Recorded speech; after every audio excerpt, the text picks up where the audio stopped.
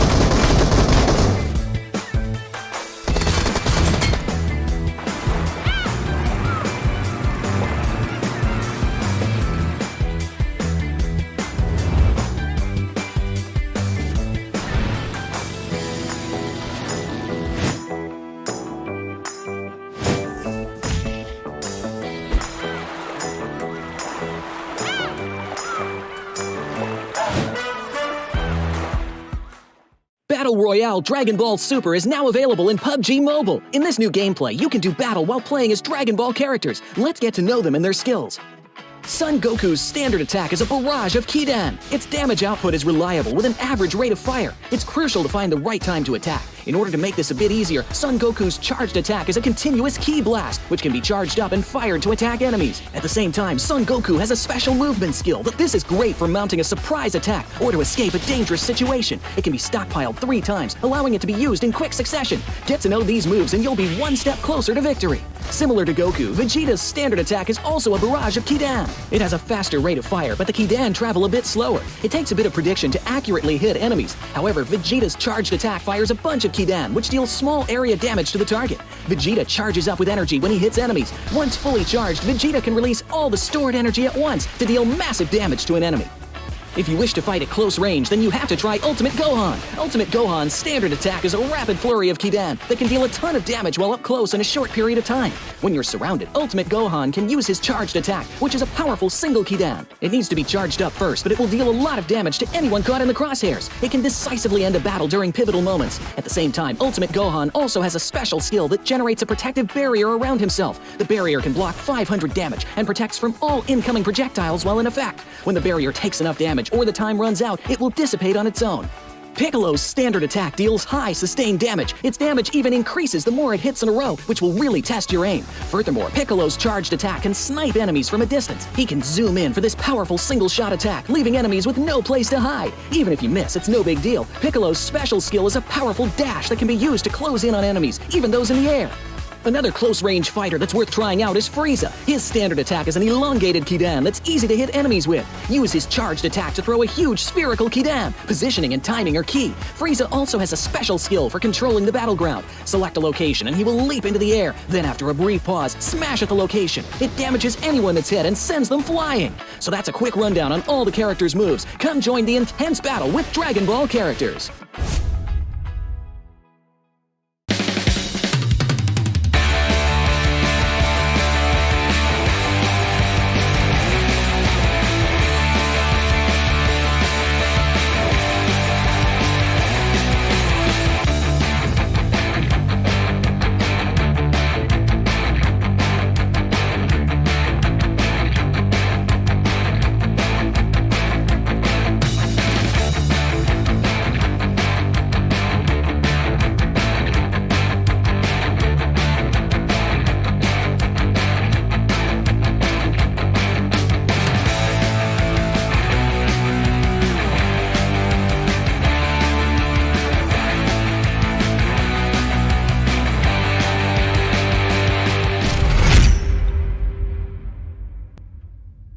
Dragon Ball Super Theme mode is here. Let's take a look at the key mechanic in this mode. In this mode, just like the characters in Dragon Ball, all players get a type of energy called ki. Ki is used to perform certain moves like Kamehameha and Bukujutsu or levitation technique. Kamehameha is the most popular and powerful technique in Dragon Ball. You can obtain it by picking it up during a match. Kamehameha equips to the pistol slot and has to be charged up in order to use it. Once charged, you'll fire a continuous high-damage beam. You won't be able to move when charging it up or firing. Players with insufficient ki are unable to unleash Kamehameha. Kamehameha possesses astonishing destructive power, so find a perfect opportunity and use it to lay waste to your enemies.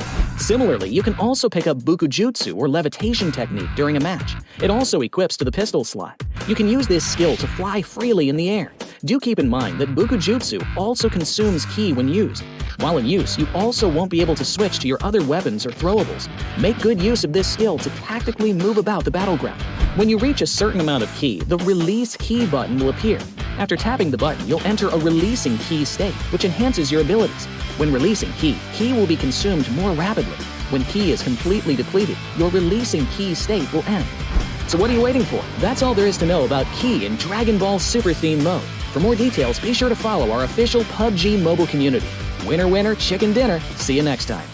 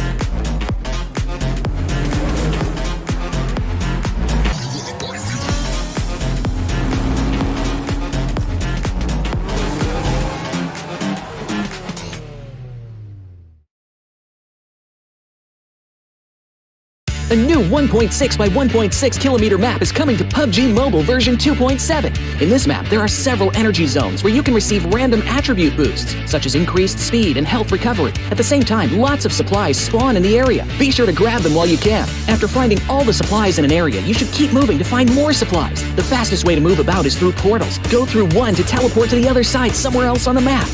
After exploring an area, it's best to teleport somewhere far. However, it's important to note that there's a cooldown after use, so it can't be used too frequently. If you want to travel across mid-distances, be sure to take note of the updrafts on the map. Get close to an updraft to get lifted into the air. After reaching a certain height, you'll descend back to the ground. During your descent, you can freely adjust your direction to head to your destination.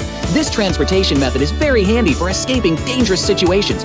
Another thing you have to watch out for are the volcanoes on the map. The lava erupting from these volcanoes can cause damage within a certain range. Be sure not to step on the lava, otherwise you'll keep taking damage and lose health. After arriving at a new area, be sure to search for exclusive crates. Approach them to get exclusive themed supplies. Apart from exclusive crates, timed airdrops are also a great way to get supplies, so make sure to keep an eye out for the countdown timer on the minimap. It indicates when an airdrop is about to appear.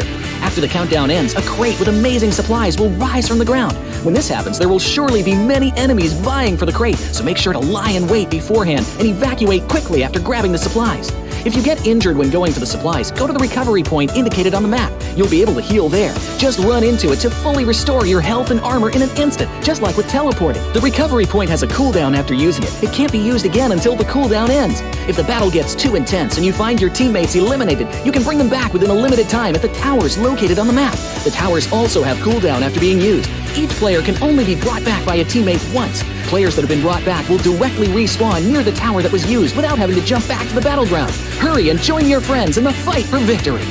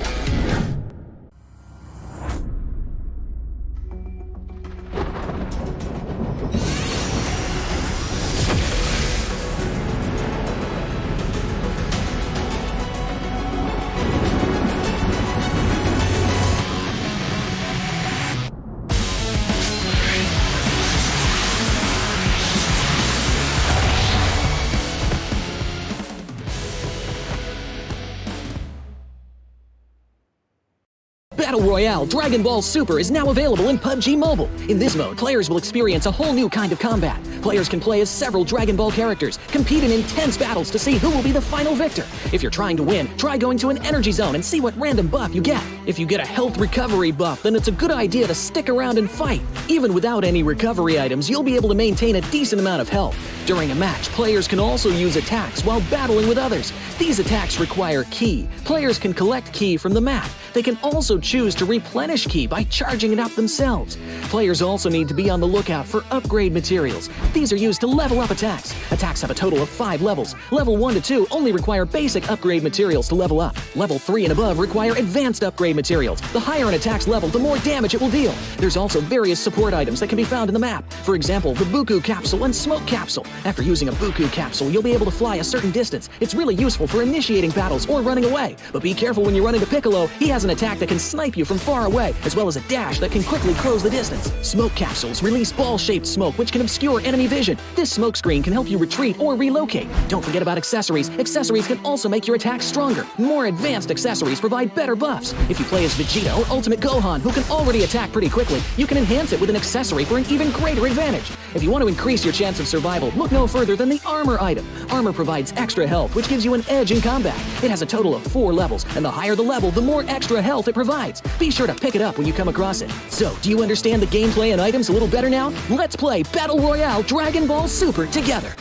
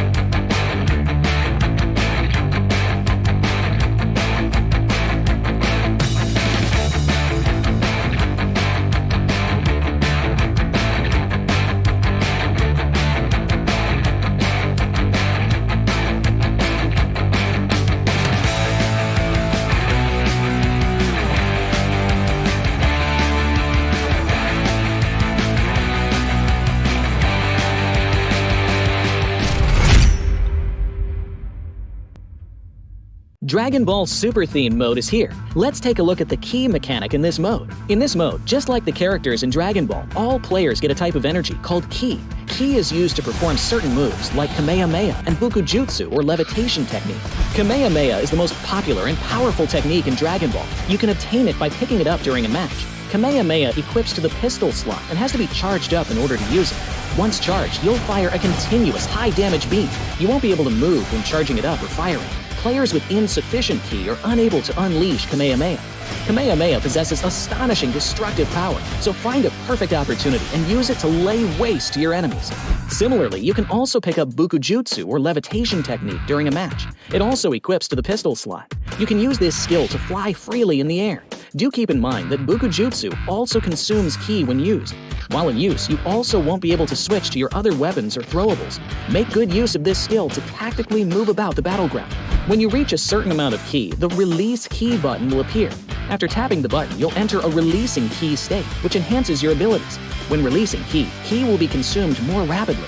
When ki is completely depleted, your releasing ki state will end. So what are you waiting for? That's all there is to know about ki in Dragon Ball Super Theme mode. For more details, be sure to follow our official PUBG mobile community. Winner, winner, chicken dinner. See you next time.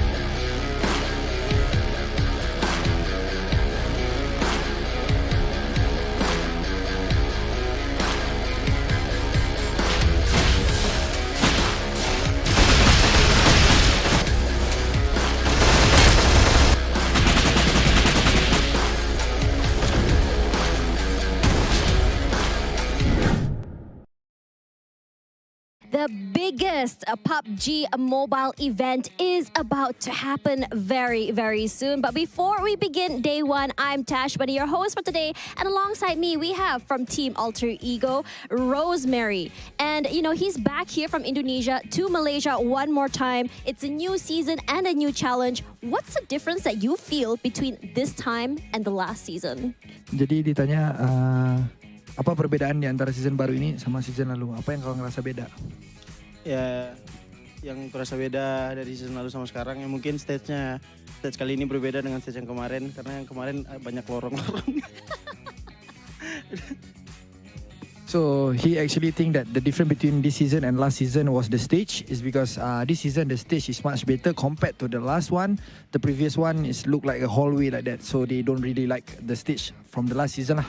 That's totally understandable. It is a new season. It's much better. But let's talk about what we expected to see from you guys this season. You guys overtook Yoodo Alliance and Shine Like Diamond in the PMSL SEA Spring champion. And a lot of teams, now are coming back a lot stronger, such as the back-to-back PMWI champions, such as VPE. What gives you the confidence to defend the title of PMSL? Jadi season lalu kau ngebalap YAL dan juga SLD. Dan kau jadi juara. Terus di season ini pasti semua tim comeback lebih bagus lagi lah. Terutama VPE 2 kali champion PMWI. Apakah yang bikin kalian ngerasa yang kalian bisa mempertahankan kejuaraan kalian? Ya kalau dilihat dari kemarin VPE juara PMWI 2 kali. Mau dibilang kenapa mereka bisa, kenapa kita nggak bisa gitu loh.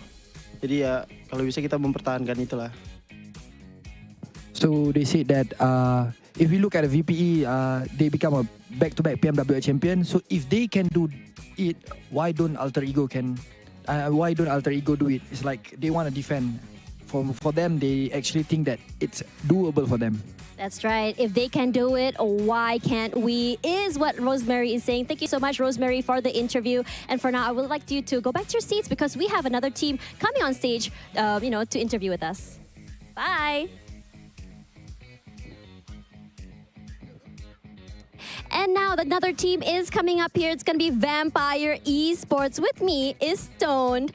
Stoned, I'm so excited to see you again. I mean, after all, you just ended PMWI recently. How are you feeling coming back to PMSL SEA today?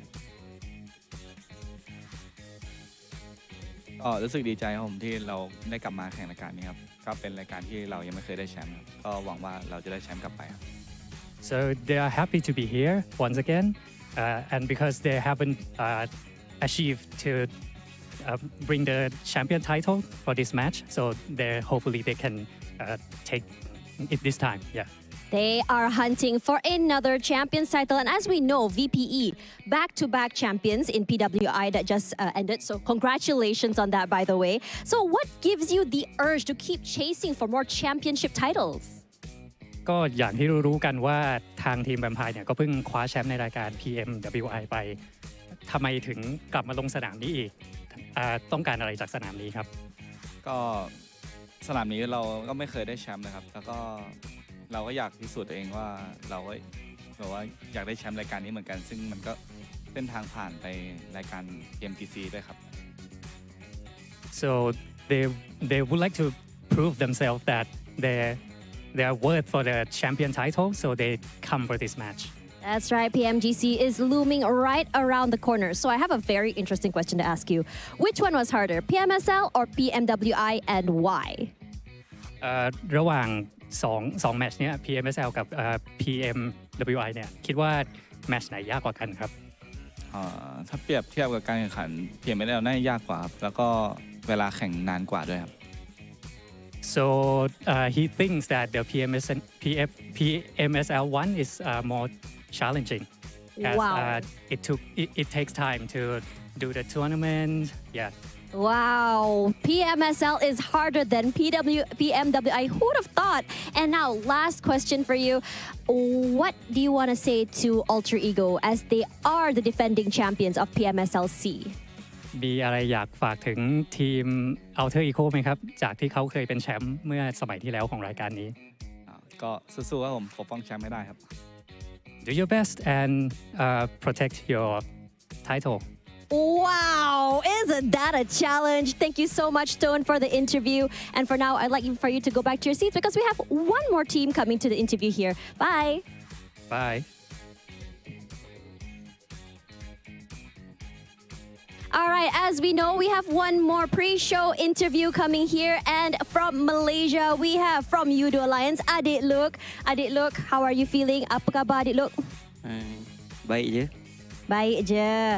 All right, so in the last season of PMSL, you guys were in third place with only just 1 point difference between the top two teams. Is there any plan for your team that has made it to improve your overall team's performance? So, dalam season yang lalu, korang third place. 1 point saja nak perbezaan dengan top 2 team tu. So, korang ada plan tak untuk korang memperbaiki apa yang kesilapan yang dilakukan season yang lalu?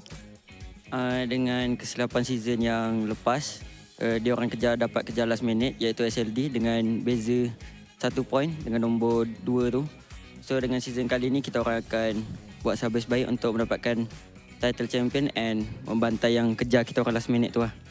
Wow, so basically he said that they have improved so much in the last season and any mistakes they have made have been fixed.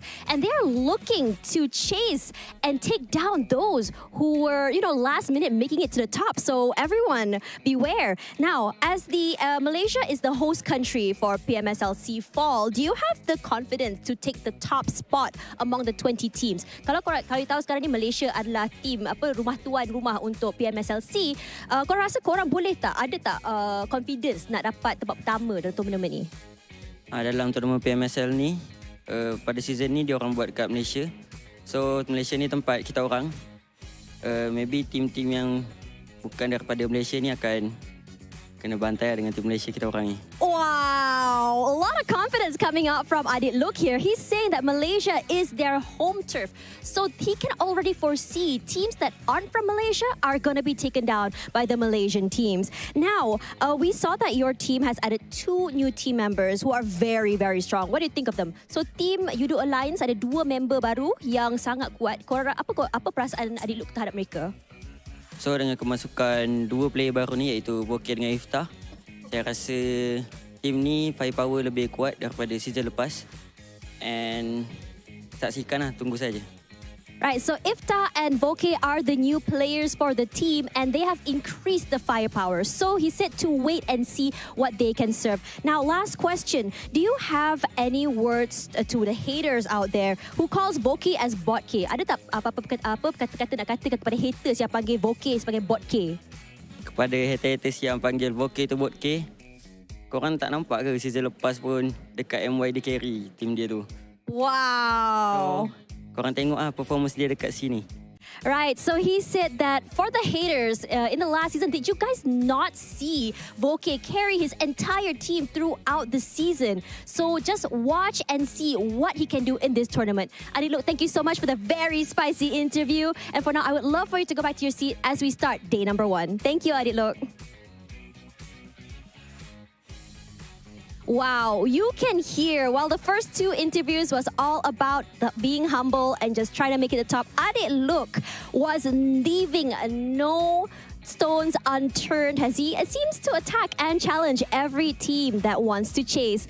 Regardless, you can see that all the stakes are high for all the teams to prove themselves as the powerhouse here in the Southeast Asia PUBG mobile scene. But only one can arise among the rest. And now, without further ado, let us begin the 2023 PMSL SEA Fall Day 1.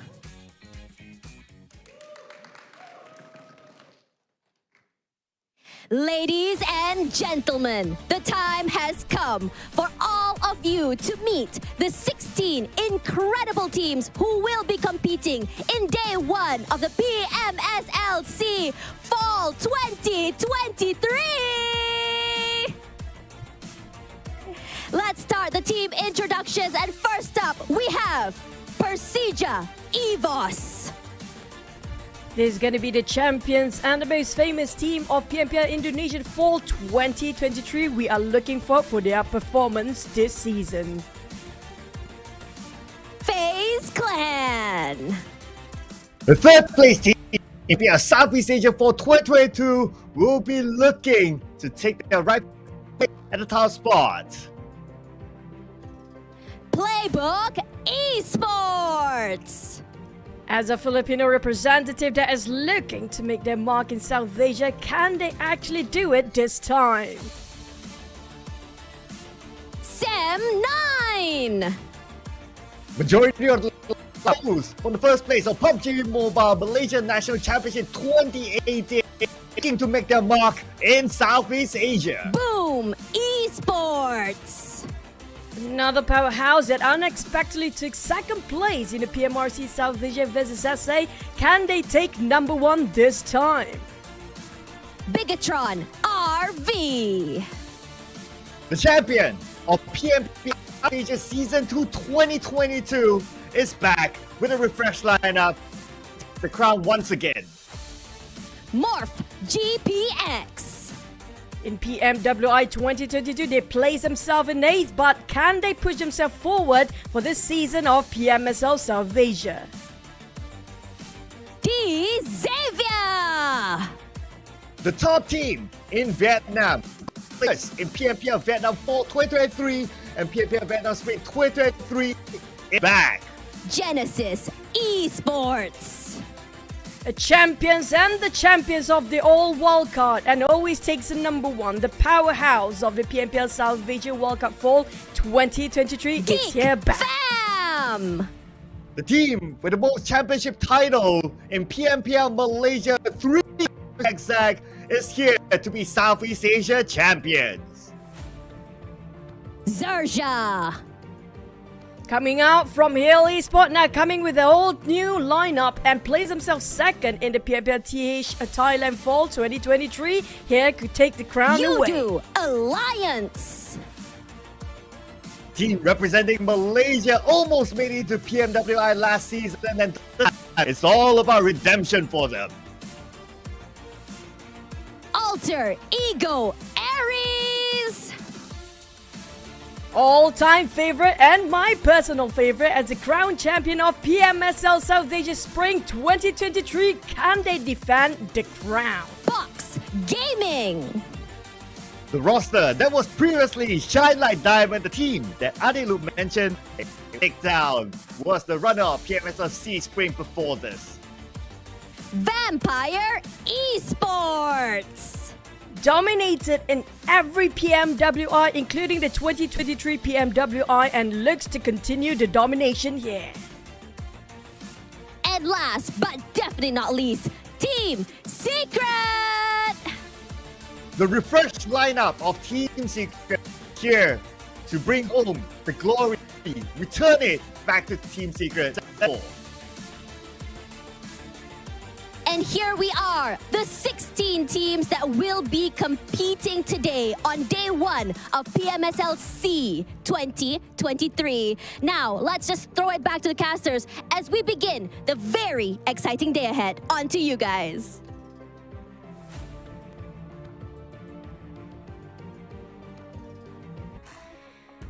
Thank you so much, Tash, and we are back here again for both of us. I'm loving how we actually synchronize our outfit as well. And with me, Chichu and FaZe Clan, how are you feeling, bro? Oh wow, I'm excited season because this time there will be much more at stake because if we get to PMGC, whereby the top 6 will move on to the global stage.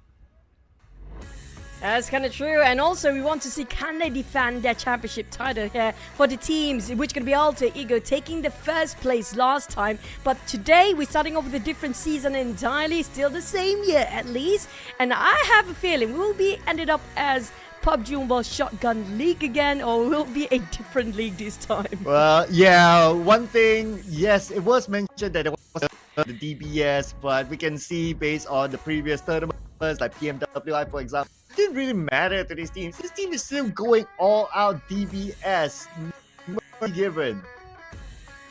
That's kind of true. And even though it's being reworked for those DBS, but I have a feeling we're still going to have to settle down with those DBS for today.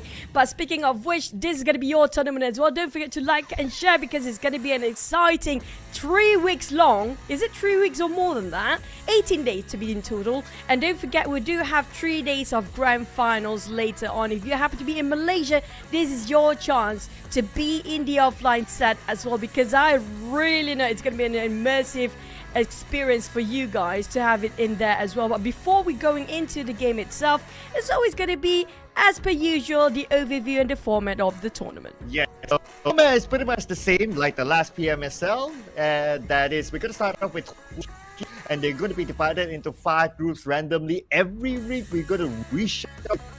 From there, it's going to be the top 16 teams that move on to the grand finals that on ground with audiences 6 matches a day by then. And our teams will be eyeing a moolah of 250,000 US.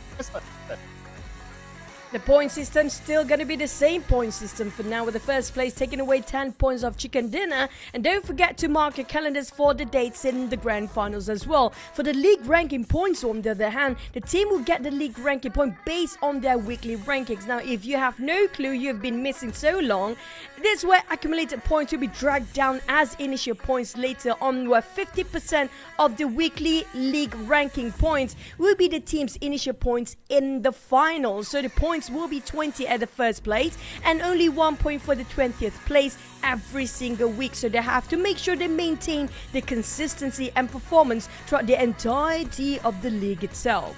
Yes, so the starting point will be very important. We did see how it affected teams who had a good starting point and those who did not have a point. But speaking about the teams, we did introduce them earlier on, the 16 teams today, but we also have the other teams that will be playing tomorrow as well, with Group B, RRQ, DBD, Dinfinity, and BN United. I must say, based out of these groups, arguably Group D might be the... I agree. I think Group D, well, it's Group D, Group of Death usually. And surprisingly, every single season, Group D is always the one that's going to be a deadly one. And I think that's going to be a very competitive team as well. But speaking of the matches, we do have 6 maps to go. It's going to be 1 Tahoe, triple Erangel. And we ended up with the close of the day, it's double Miramar. Now, definitely when it comes to the first day, Cloud, we do know every single team will want to mark their territory in the very first day. Oh yeah, absolutely. Because we still have 20 teams, right? So it can shuffle, the drop spot can be wonky, so it can be really messy, especially on day number 1, or maybe even the first week. But you kind of think about it, they will reshuffle the groups, and that's where teams will really need to figure out again on what plan, their strategy, especially when it comes to the drop spot. And also don't forget, when it comes to every single season of PMSL, there's going to be a lot of exclusive stuff going on, where we do have our first PMSL South Asia limited skin series, a Dream Chaser, where you have the suit, you have the mask, the gun skin of M16A4 has launched in the game. So don't forget to actually log into the game and grab these skins by yourself, because it's exclusively during the PMSL season only. Oh yeah, as usual, new season, new skins. But one that we've waited for the longest time. Probably some of you might have tried it. If you have not, go and try it inside the game. It is amazing. I really like this mode. It's very usual PUBG Mobile, and a Dragon Ball Super is fine here. So this is of course the collab with and it's in the Battle Royale mode, but it uses all the dress. So if you don't know what I'm talking about, just try it out yourself and you know what I mean. Yeah, we do have Piccolo, we have Gohan, we have Goku, we have Frieza in there. I love Dragon Ball so much, but also something more exciting. We do have the Dandy Groovester Exarch the battleground. Look at the hairdo. I mean, like, the Dandy Groover, it's just amazing and fun to have. And it's going to be all new upgradable firearm Cadence Maestro M24. And the ultimate set, Dandy Groovester set, already arrived for you guys. So the first draw is only at 10 UC. I love that Dandy Groover hair. It's like, Yeah, I love that nice hair as well. I mean, not it, but it does look good. You know, it feels like a throwback back like good days, but obviously that won't return anymore. But it might not return. You guys take advantage of it. So only 10 UC, guys. I mean, how much of a better promotion? So get it right now. We will be repeating that throughout this tournament until you get it. So make sure you guys do it. All right. Just to remind you guys, in case you guys kind of missed it, but before we get into more of those nitty-gritty of the game itself, we do have our predictions. Hopefully none of us jinx the teams down there. For me, well, we have to give respect for recent PMWI champions, which are going to be Vampire Esports. That's one of the reasons I put it on there. And also Alter Ego, one of my personal favorite teams. Not just that, the last season of PMSL champions, so they're deserving to be on my prediction. DX on the other hand, now we haven't seen a lot of them recently, so I do wish they can make a comeback in this season. Oh, they were recently Ruthless Esports champions. So looking good so far in their preseason build-up until this tournament here. And for me, Boom Esports, it's yummy all the way. This guy with the DBS is crazy. So looking forward to see his gameplay, especially when it comes to the DBS, which even though it's nerfed, not really affecting them. That's kind of true. I mean, like, it's all down to team chemistry, how much they gel well together as a team now. A lot of them being reformed their lineup. Some of them having a very new brand name entirely, like XERXIA. But I do want to see, can they make it when you jump into Sunhawk, the first match ever in our PMSL Fall 2023? Oh yeah, we're gonna start it hot and fast inside of Sunhawk. And I really like the new graphic. That's an improvement here. We can see the teams clearly where they are flying onto. So Sandhawk starting off with a nice flight, somewhat in the middle. So with this sort of flight path, every team can reach their regular drop off. We might not see an early clash unless, like what you say, it's the first day. Teams are calibrating where their drop spot should be. So we might see some. Okay, there you go. It's gonna be in Paradise Resort. GE gonna start it off. It's a hell's result for now as GE trying to dominate over DX. My goodness. I jinxed it entirely. The first one to be eliminated couldn't secure their first initial drop. It's gonna be coming out from the side of DX. Not doing well, but at least still the first game here, huh? So it's gonna be still okay. They still have their footings to do. Wow, it's not even like a game and GE got 4 points. Well, GE's in my prediction. Just saying. But they are back-to-back wild cards. And not only that, they managed to get the service of Mernet on loan from Yangon for the season as part of their upgrade within their lineup. Now, another team that has years is going to be PBE this time. And Range is going to be playing for PBE against MORPH.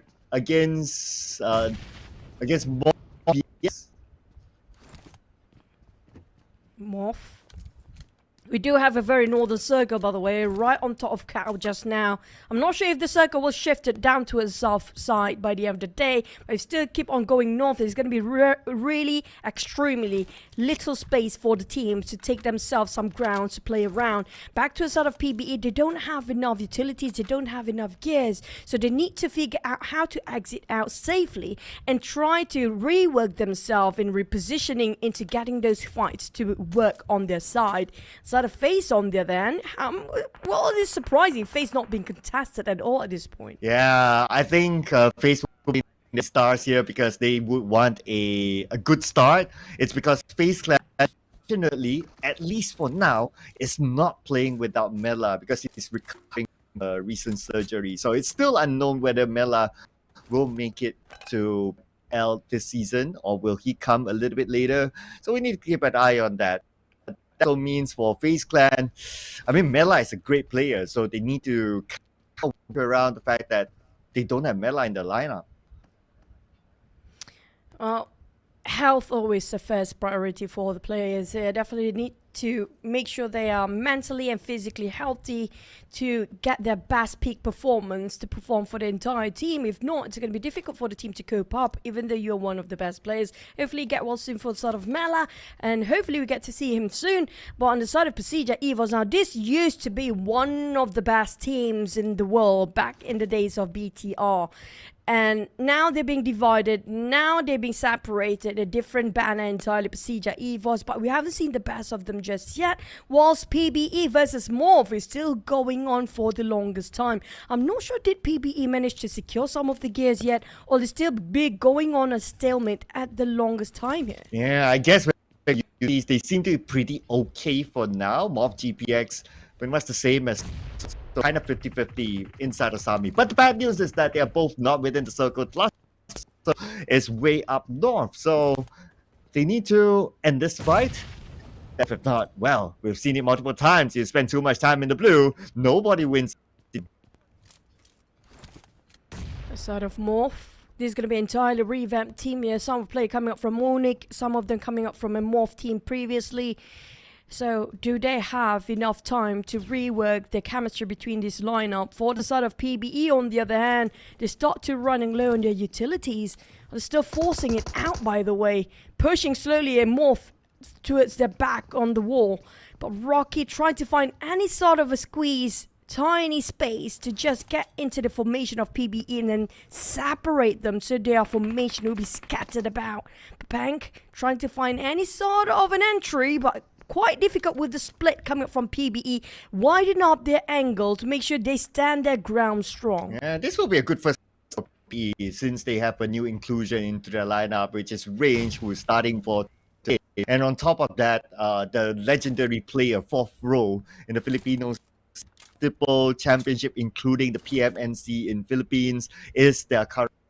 So a rather significant change for PBE. But this is the best test for them. In Ruthless, the recent pre-season tournament, they did fairly well. So I'll be looking forward to see if they can bring it on to PMSL, where we got some of the best teams in Southeast Asia up against them. They really need to bring the momentum from Ruthless here. I'm talking about even the Blues already coming in. None of them willing to give up one or the other.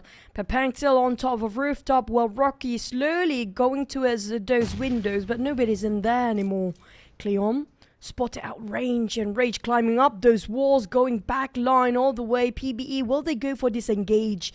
Will they try to force it out again as Boo Boo, who used to be Boom player, now going with MORPH this time? One of my favorites still, but with UMP in his hands, with the DBS on prepared, I'm not sure they want to linger here any much longer because they're just wasting their time and wasted their utilities plus the time that they can actually loot up on the different compound entirely. If they manage to squeeze out from this blue zone, it's not done yet for them because there will be another team coming up and passing by later. Yes, I can see that Raimon is really trying to go for the flank, but he can't seem to find a good angle. Really isn't helping his vision. But like what you said, spending a lot of time, and at most one of the players have like 2 first aids, maybe some of them none, like Pepang. So especially if you don't have any first aids, it'll be really tough considering that the zone is really far away, 1,300 meters. And they must consider that if they rotate in late, they could be gate capped by other teams. Over 1,000 meters. And they did not secure any sort of vehicles just yet. I'm starting to worry for both teams right now. They're going on a stalemate for the longest time. None of them willing to give it away. As Rocky still trying to find any sort of contention that possibly can make it in. And Range stuck himself in the corner. Well, we do have the circle shifted away. Look at how far PBE and MORPH right now. All the way into Sami. While the next circle will be right on top of Cow. We do have Boom waiting at the center of the circle. With PERSIJA EVOS coming up from the left side where nobody will contest them from that side. They're having a very clear pathway in. Where Alter Ego on there, they might clash with Vampires or maybe clashing into a different team entirely once they get themselves on top of Cow. Yeah, interesting. Alter Ego, Vampire, the Clash of Champions, playing by the edge of the blue. But we're back with MORPH GPX and Esports. I foresee that if there's no eliminated, it will not be done. So one team must go out. And like what you said, the zone shifted up to Cal 1,300 meters and 1,900 meters. I mean, it's bad for both teams. But anyway, Raimon is going to by taking out QEON. So that's going to be first blood for PBE. Come on, boy. Spotted out. That's going to be one knockdown. Finally breaking the tense between these two teams. The tension's been rippled. MORPH taking one away. There's going to be a bit of a trading done between these two teams. And PBE and MORPH still having a go. Will not go out from here just yet. But surprisingly, they still want to have another battle between these two teams. Regardless, they are quite low when it comes to utilities-wise. BBHU jumping down. Rocky tried to clear up those sides every single way possible. But will it be too late? I have a feeling both teams will have a hard time to survive till the end here. Oh, I noticed that GE and XERXIA also having a fight with each other. EBS at least to open it up. Megamind countering onto FaZe Clan. Range. Can he get one? No, he did. Okay, he got it. Can he get the second one? Yes! The new player for PLAYBOOK Esports. So far, a good start for him. But we could deal with now. Rocky with the DBS. Gotta be careful. Range knocked down with the DBS. It's a kind of range. Down to Rocky to make the play here. Barely got anything to work on him except for those bandages. Cool will try to finish off the last player of the MORPH. Do have Raimon to play alongside with him and spotted out Rocky, but the shotgun won't work that distance. Rocky got himself indoors, but at the same time the Blue Zone hurting and burning them quite alive. They have less than 1 minute and 30 seconds to work things out. Make it less than 1 minute now, as the stage 3 will commence very soon. Cool now realize how little time they have left, forcing himself forward. Rocky going up to the second floor. Got nothing else to work. Here comes the entirety of PBE. What's left of them. Going to go for the push, but Rocky will not make it easy. TV1 now. But at the same time, the zone is still closing. Rocky with the DBS. Okay, DBS 3-1. It's doable. But that's how they go in all together. Rocky gets into the room. He does not have utilities. I don't think he'll be able to survive this, but he'll be able to get one knockdown. But no points secured by him.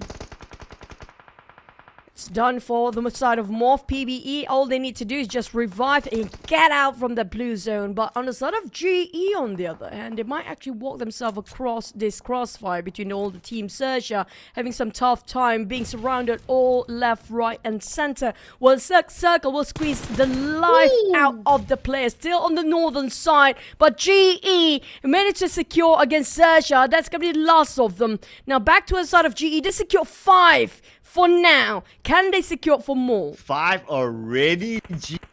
Wow, they are showing that the wildcard teams are no push. BIGETRON picking up their point. It's going to be the first point. Give it to Boysil, and they're going to come in. So they're going to try to steal it away. And Lapa managed to do it. He stole it away from the RNJ. Gets away to safety. XERXIA is just trying to go for survival with the last player, RNJ, moving away from the battlefield as far as he can. We're trying to recuperate himself and reassess the situation. Where are the teams? Where are they standing? Where they came from? Where they come from? And on the side of the other teams, on the other hand, we do still have PBE back to 2 players. They were sacrificing the other 2 due to the heavy casualty they had early on. Now have to get out from the blue zone. The only team that actually still in the blue zone is going to be PBE. Now less than 2 minutes away, they have to figure out how to get into the circle because it's too crowded already. Yeah, we're talking about stage 3 now. Telco tuck itself onto the northern side with still 50% of water. So means that whoever is in the circle now, well, I guess that's why we see a lot of engagement. 5 players left, and we're still at stage 3. RNJ somehow managed to get the member of XERXIA, but it's not going to be able to do much. Now, speaking of doing much, outcomes and surprise! Happy birthday! On the side of GEEK, Snipes seems like having some trouble by himself. We do have Team Secret trying to come back this season here, taking the entirety of GEEK in a tough spot there. But on the side of GEEK Slate, they are firing back. I'm not sure what's happening on the side of GEEK Slate right now, but Sem9, Mikhail definitely trying to ask for any help possible. But the rest of Sem9 a bit scattered about, a bit too far to actually see what's happening on the other end. Iftar coming from Yoodo Alliance, spots it out. Kenny, that's gonna be a beautiful, amazing spray straight on the ground on his knees. Can he translate it into an execution point? Ooh, okay.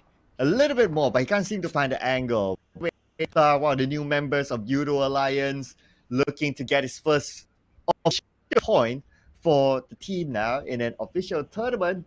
Not able to secure, but if nobody takes it away, then the point will be his. But a G covering another blow as they only have one member left. And with 6, at least they did decently well so far.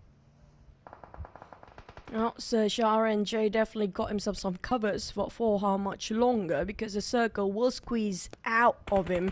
But do have GEEK Slate Audrey, which coming up from the side of Paradise. What? There still. And circle shifted all the way towards PERSIJA EVOS. Now, what are the odds that you are the only team just dominating over this circle? Man, and we're talking about the first game and we already got this kind of circle. But it's going to be even harder for PBE now. I wonder where they are.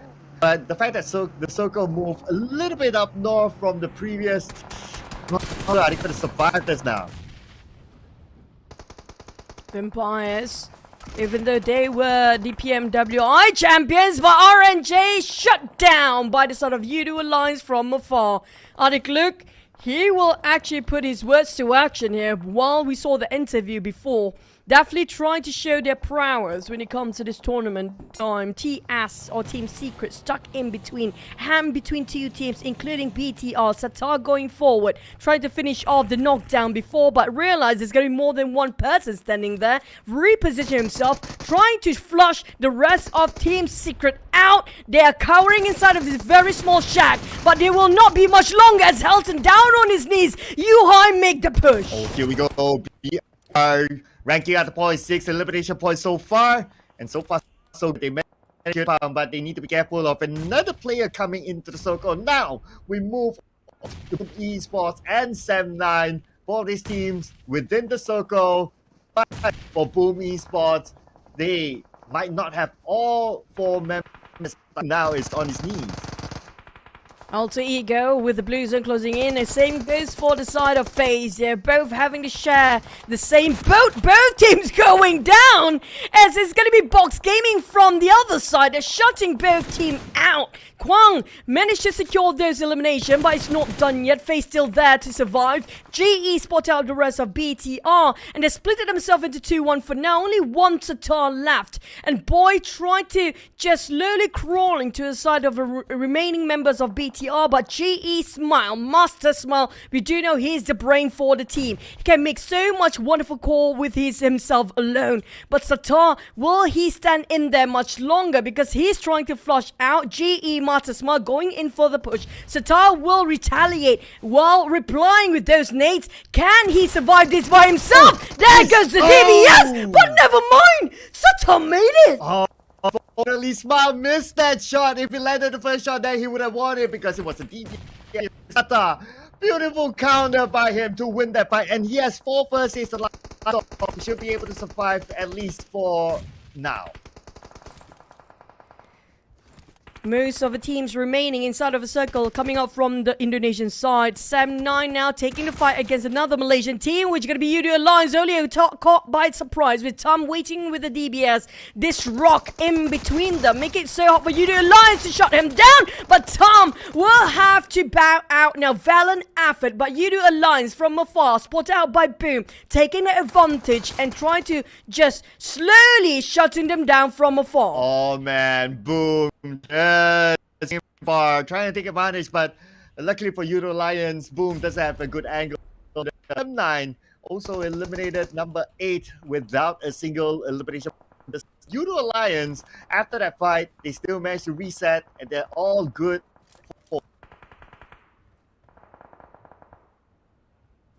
Boom, waiting for the right opportunity while Yoodo Alliance try to pick them from the sidelines. Another team eliminator, which could be Box Gaming, while Vampire is still on their momentum of that PMWI, taking the reign over those eliminations. But BTR with left only Satar secured himself 8 elimination points for now. We're left with only 6 teams there, with Yoodo Alliance and Vampires taking a full squad, including PERSIJA, EVOS, who had that circle before. But are they still inside of the circle? No one knows. FaZe Venturas from afar being shut down, taking out by Vampires, while Yoodo Alliance, Vampires showing no sign of slowing down at all. They keep raining those bullets towards the side of Yoodo Alliance. Yes. We got themselves 6 elimination points, and blink and you miss it, ladies and gentlemen. We are already down to the top in stage 5. In this kind of circle, man, it is brutal. But if the tries to finish off Raven and Claw, his teammates nowhere. And we got PERSIJA, he was on the other side, but Stone will be the one to knock down Red Face, and Ravenclaw will be taken up by Iftar. Another point in the back for Yoodo Alliance. Yoodo Alliance barely making it into the circle. Trying to get in there will be the most difficult situation for them, as Boom trying to be as aggressive as possible and in the center at the same time. They have to secure themselves 360 degrees of alertness to make sure nobody take advantage of them from the back line as well. Iftar spotted at PERSIJA, EVOS, Zaxi possibly from afar, while Chul coming up from Boom barricade themselves with those struck, but pixel shot coming up from Iftar, making them not able to barricade themselves with those vehicles. Oh, Iftar, he will take advantage every pixel he can. Oh yeah. Ooh. Speaking about pixel, that was a beautiful pixel to get the knockdown. Now it's all about securing the point. Yoodo Alliance still maintaining a full squad. PERSIJA, EVOS on the other hand, same as well. But for Boom, in these two teams now, they are in trouble as Adiluk will lead the charge out to Boom. This Snake could be the one to rule them all. Look, spraying over, taking on one down. Boom! That's gonna be the last players left, with Razy still alive. Iftar out of nowhere being taken out, as well as the Vampires still going aggressive. Even though they may not be scouted out, but they will shut down everything that moves right across them. Lint taking on Voki, while Zaxi taking on another corner. PERSIJA, EVOS do have the center, but the problem is to defend it from this stage, from this sort of perspective. Lint spotted out the rest of Empires. They tried to take one down, managed to shut down on Stone. He's crawling on his knees. But Straps, how do they respond to this? Tony K will revive Stone in the meantime. PERSIJA, EVOS eyeing out towards Yoodo Alliance, while Straps keep the side of the rest of Yoodo Alliance at bay. Oh, just look at this. Vampire Esports, no space for him to get into the circle. Miss. Get knocked down to Schweppes. Now he's down to Stone, and he's still on the outside the circle. There's doesn't onto him. At the same time, PERSIJA EVOS really holding onto his guard, strong knock onto Yoodo Alliance Iftar. Red Face, what else? Oh no! What a nice nade by Misery just now! And that's gonna be the last of Vampires with 6 eliminations. We're left with Yoodo Alliance 2 versus 4. The entirety of PERSIJA EVOS still breathing. And now they want to take the chicken away. Slowly closing the distance. Lynx trying to push to a side of Adit. Look, Olio standing up to his feet, trying to see across those hills. It's difficult for them from this perspective. There's no way for them to see across that rock what is happening on the other side. Lynx on there then, taking the advantage. Scotter out, Olio will try to wrap around it. They want to go for the push. And this is the circle. Touching on the Olio, we have a DBS in hand. Zaxi will finish him off. And one is going to be PERSIJA EVOS opening up the chicken dinner for the PMSL this season. What a solid performance coming up from PERSIJA EVOS. The first chicken is theirs to take. The first map of Sunhawk is theirs to dominate. And they've shown their prowess just now, how well they just move around the entirety of the Sunhawk map, taking the center of a circle, defending it till they lost themselves as a winner-winner chicken dinner team. Full squad alive, taking that chicken dinner. This is going to be a huge start for PERSIJA EVOS. This is huge. PERSIJA, EVOS, and plus they are in Group D, the group of teams like BTR, Red Villains in there. So yes, it's a good start for them, but it's still going to be tough. They need to remain. Now Lynx, one elimination is all he needs to be the MVP. 7 damage, 76 damage. I guess it's just like the ROI of that one elimination versus the amount of damage. So it's all gets done for the team. Well, you have to give it to Lynx because of him himself only just now. He managed to break the formation of Vampires. He managed to take out one of the most crucial player of Vampires that managed to secure this entirety of Chicken Dinner.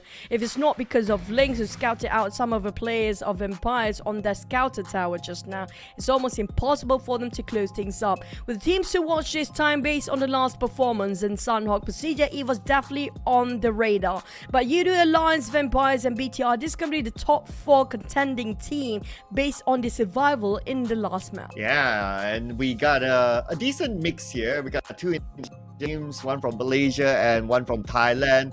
And looking at the... So, looks like the least used utilities happen to be BTR, right? Or gunfight for them this time. But that's also perhaps that they don't have a full squad for most of the time as compared to the others. So their chances of using the utilities are a little bit lesser than the rest.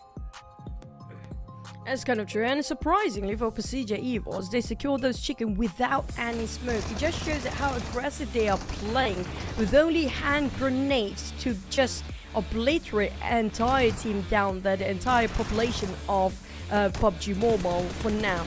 But we saw an early on a bit too extended fight between in Sami between a MORPH and also PBE did not fare well for both teams. Yeah, only PBE got the 4 points out of taking out MORPH. That's pretty much about it. The rest of it was really tough for them. We kind of expected that. It was like way up north, and by the time they started moving, it's like 30 circles. So it was hard anyway to gain any more. It's kind of true. Yoodo Alliance close enough to make the call just because of the terrain itself. They are in the worst possible place ever just now due to the slopes of the hill with the structures in between. It's just so hard for them to visualize what's on the other side. And because of that, PERSIJA EVOS taking advantage of them and pushing out from afar and just wrap around the entirety of Yoodo Alliance. But so far, PERSIJA EVOS, even though they have been very quiet early on, they still managed to secure 7 elimination points with a total of 17 as a kickstart for the entirety of PMSL. Oh yeah, this is gonna be... You can't complain about the chicken dinner, right? But look at Yoodo Alliance. They 15 points as a start, only 2 points behind PERSIJA EVOS. So most of the other teams, they at least go out of this map with sad to say for the Vietnamese champions, the Xerxia, 0 points. And they lost at the start to Genesis Esports. I mean, is this the rise of Genesis Esports that we're talking about?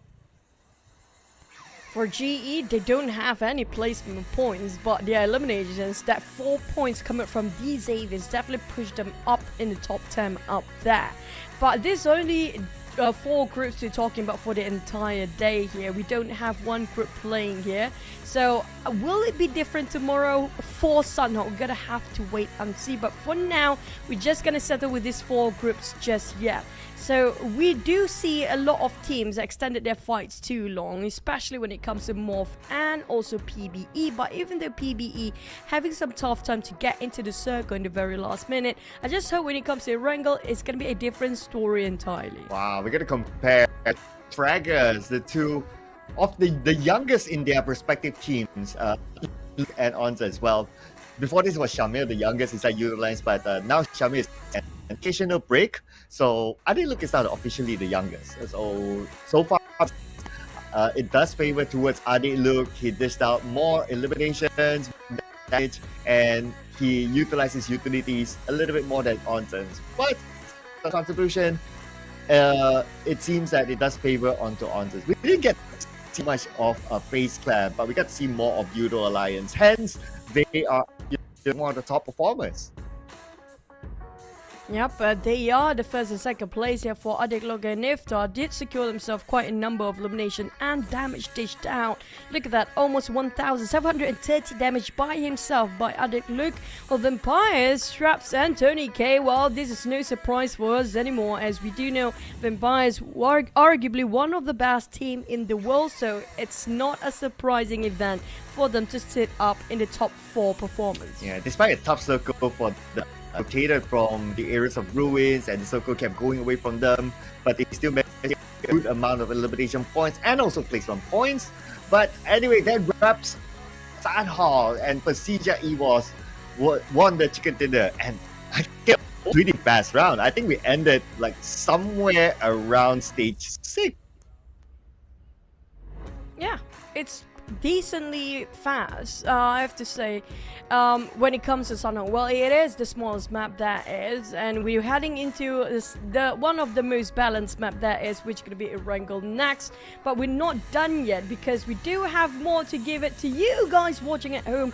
Don't forget to log in your game now, because it's going to be exclusively this time to get yourself the first PMSL Southeast Asia Limited Skin Series, the Dream Chaser. If you lose this, if you snooze, you lose, you won't get it anymore, because it's only during this time. Yeah, I must say I'm loving this one. This one has the light effect, and I'm also attracted to that bot sort of thing, bot tiger, bot lion. I don't know what you're gonna call it, right? On top of the building. I think that's pretty sweet. So do get it, guys. Don't miss out. But this is as well. Yep, the new beach and pool party team Royal Pass available for you guys. This is summertime, boys and girls, a new time for you to get yourself in-game the beach and pool party for the team. And don't forget, it's only available until the 13th of September, starting from the 18th of July until September. There's going to be new custom color outfit, the Serene Rapture set, also the new upgradable firearm Marine Evolution. Everything is all about the beach and the water. So the UMP45, make sure you get yourself your hands on the exclusiveness of the beach party team. Wow, and we got a new card. Collaboration with Aston Martin, PUBG Mobile exclusive color.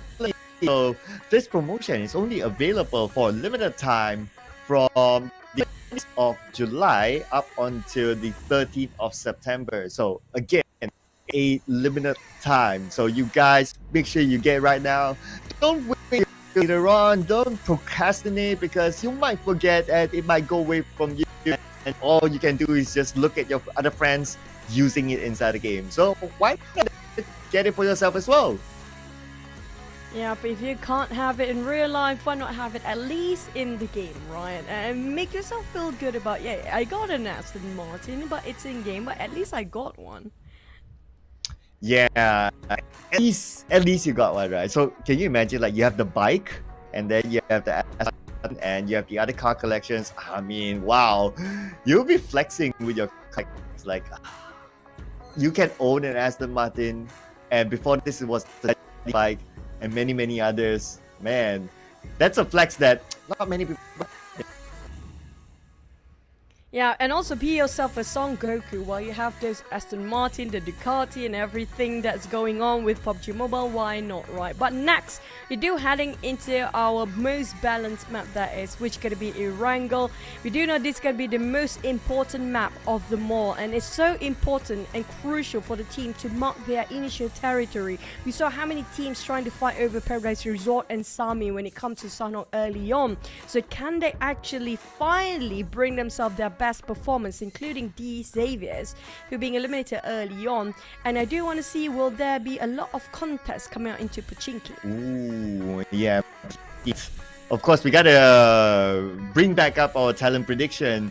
So first, he was getting the first chicken dinner, so none of us got it right just yet. Yoodo Alliance, almost there. Right? And for you, of course, Vampire, I mean, who can doubt? They won PMWI handsomely. So I think it will be about time that teams like Vampire Esports will get. So prediction is pretty nice there. Well, I don't know if you're gonna say nice or not. Xavier is definitely being eliminated early on. But speaking of vampires, right? Surprisingly, they always dominate over the PMWI. I want to see for them to actually take the champions or the crown when it comes to a different tournament other than PMWI. Yeah, I mean, like in the interview after they lifted the trophy at PNWI, I mentioned that the two trophies they have not gotten is the PMS and also the PMGC trophy. So this is the one that they're really hungry for right now. Speaking about hungry, looks like one of the players might be hungry, subbed out for a break, and as in usual boom trend from last season, they like to substitute their players. But what are your thoughts when it comes to Team Secret right now? I mean, like, we do know Team Secret once upon a time is one of the most fearsome team out there. Singers for the side of VTR, what happened to them? Will they be back? We do have Manette coming in, or Mane. I love this because we kind of love this guy for a long time. But when it comes to performance-wise, what are your thoughts, Cloud? Wow, that's so many. One. But Mernet coming from Young Galacticos before this, of course they are a very good team. It's just that when it comes to the wildcard region, they are very lots, right? So for him to join up with such a good team from the wildcard region, Esports, I think it's an amazing move for him and it's an amazing move for Genesis Esports. They did off really, really well. Speaking about starting, I'm going to go into this game. So it's going to be Erangel here. And for Team Secret, okay, Team Secret, a lot of people might already know this, but they are only playing with 4 players, not at all. No subs, nothing in between, and it's quite a risky move, honestly. If something were to happen, hopefully nothing will happen for them. But it's just, will the players do have enough stamina for the entirety of the league? Because it will be a very long time. Yeah, that is the risk that Team Secret is taking, to play with only 4 players throughout the entire league. Hopefully up until the because it's definitely going to be a very tiring tournament for them. No sub player, no 6 player obviously, no coach. It's just down to really rely on themselves to go as far as possible. Speaking about going as far as possible, at least for the first flight path inside Erangel, they don't need to go far. They normally drop around the areas of Garka, and the fact that DBD is not playing, so they have extra space for them to play with, which is the areas of Quarry. That's why they can open a little bit bigger than how they would normally open. Yeah, but speaking of how would they open here, definitely some teams will have to share certain compound as a start. And do you have the circle? What a start for our PMSL. Straight into SMB, and the first blood already have its first contact. Boom, shutting out on one of the GE players. Oh man, you know, this, right, has been happening since the Ruthless tournament, the pre-tournament, up until now. I thought that Ruthless was like, okay, maybe they're like experimenting, but they're bringing it on to PMSL. So this is crazy right now. Unfortunately, GE had to suffer the first blow, and Boom Esports definitely happy.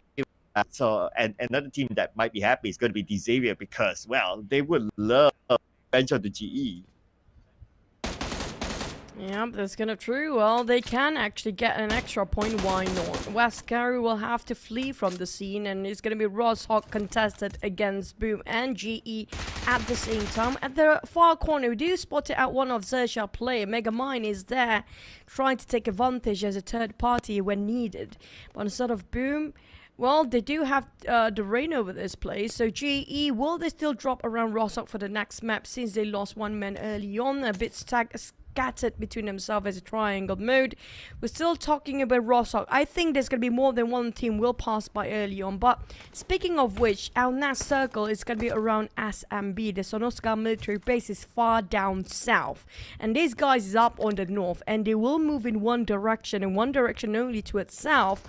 Well, we'll have to pass by a lot of teams in between. Okay, we're talking about the debut of that now with the first knockdown to Grammary. So nice debut so far. It just needs that Asian point, but they are outnumbered by Boom. Mernat, he wants to in here to his new organization, so he's moving in with the AK in hand. still down. Yummy with the nade. Okay, Yummy with that nade. Bernard. Luckily, still. Yummy cooking up the nade. Dropping a perfect one. What a Kobe from Yummy. That was absolutely yummy to watch. Wow, beautiful nade. 2 nades onto the same area. Bernard for too long, and he was punished by it. And now that means GE only has 2. But look who has arrived. Another team on the high ground. That's Esports. Shopper is there scouting out, and they'll probably be prepared to be the third party.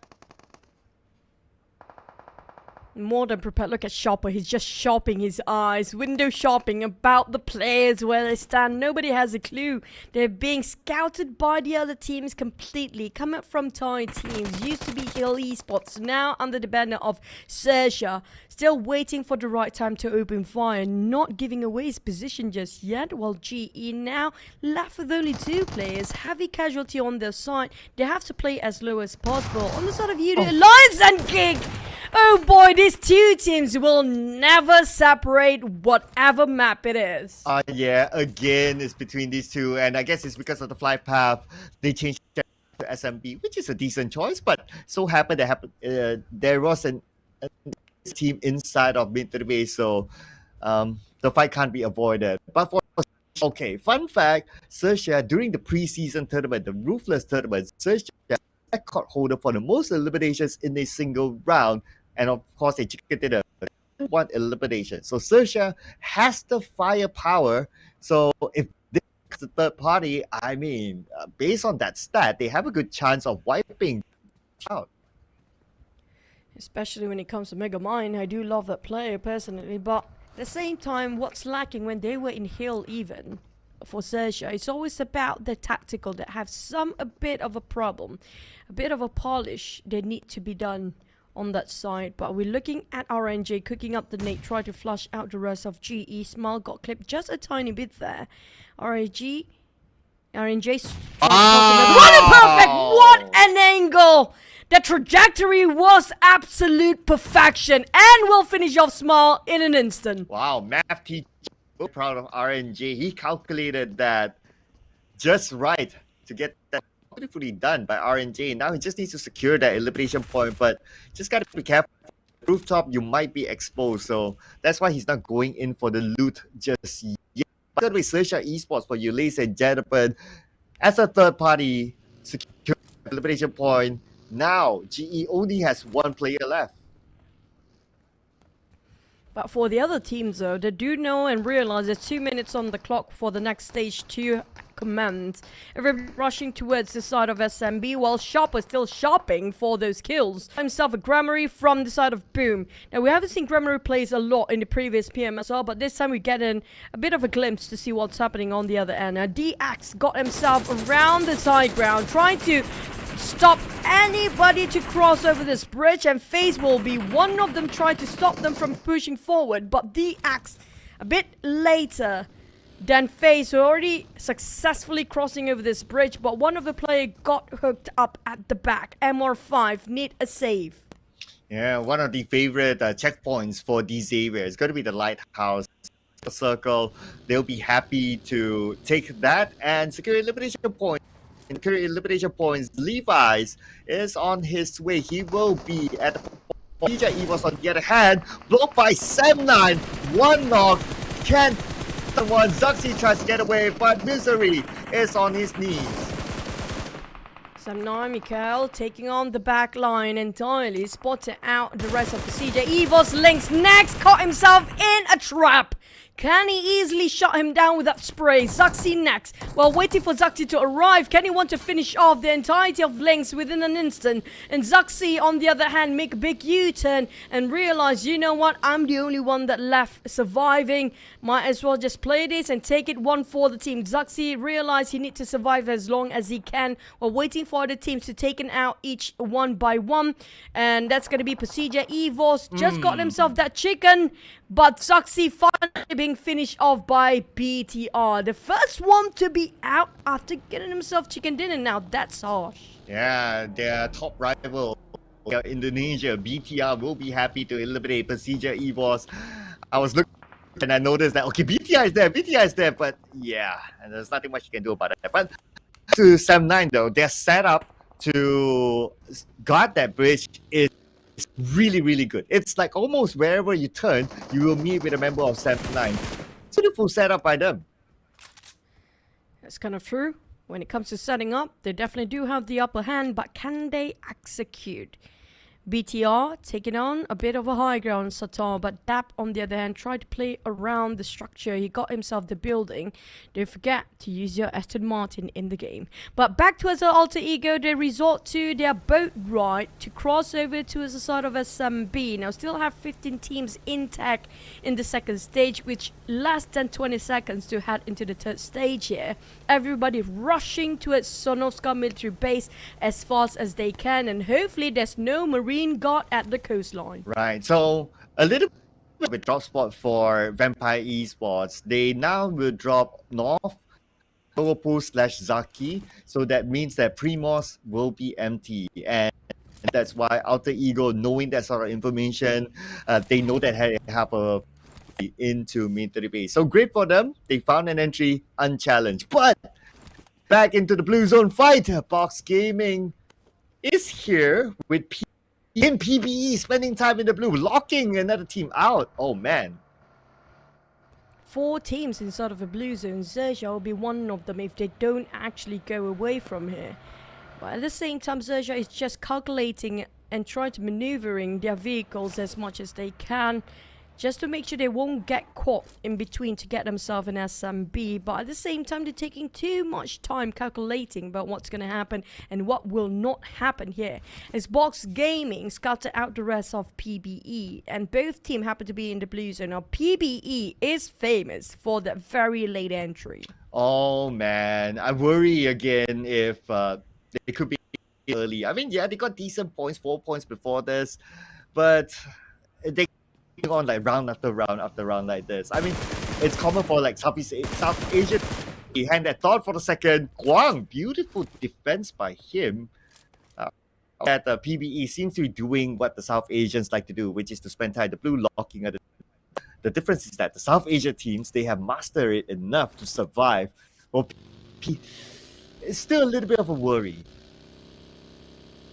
Yes, hopefully it's not too detrimental for them to overstay themselves in the blue zone. How do they rectify the situation here, including for Box, hoping to get a very safe crossover, but XERXIA on the other hand, Sharper was shopping before and not shopping anymore. Earth Z were running away from this gunfire, has been given by the side of Box. Kwang managed to take down on Ev, and now the rest of the teams already inside of SMB will survive, but those who are not in yet, it's going to be a difficult task for them to take on, because the journey towards the bridge is going to be a super difficult one. Yeah, you can see that there's a good number of teams still by so it's going to be big. There's going to be big fights at both sides, I must say.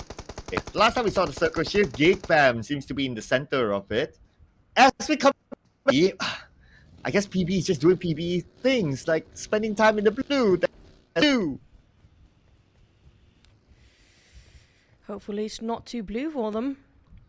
No more Monday blues. We're not on Monday anymore. But Mon Boy definitely do have the Mon Boy blues here, as Rocky shot him down from afar.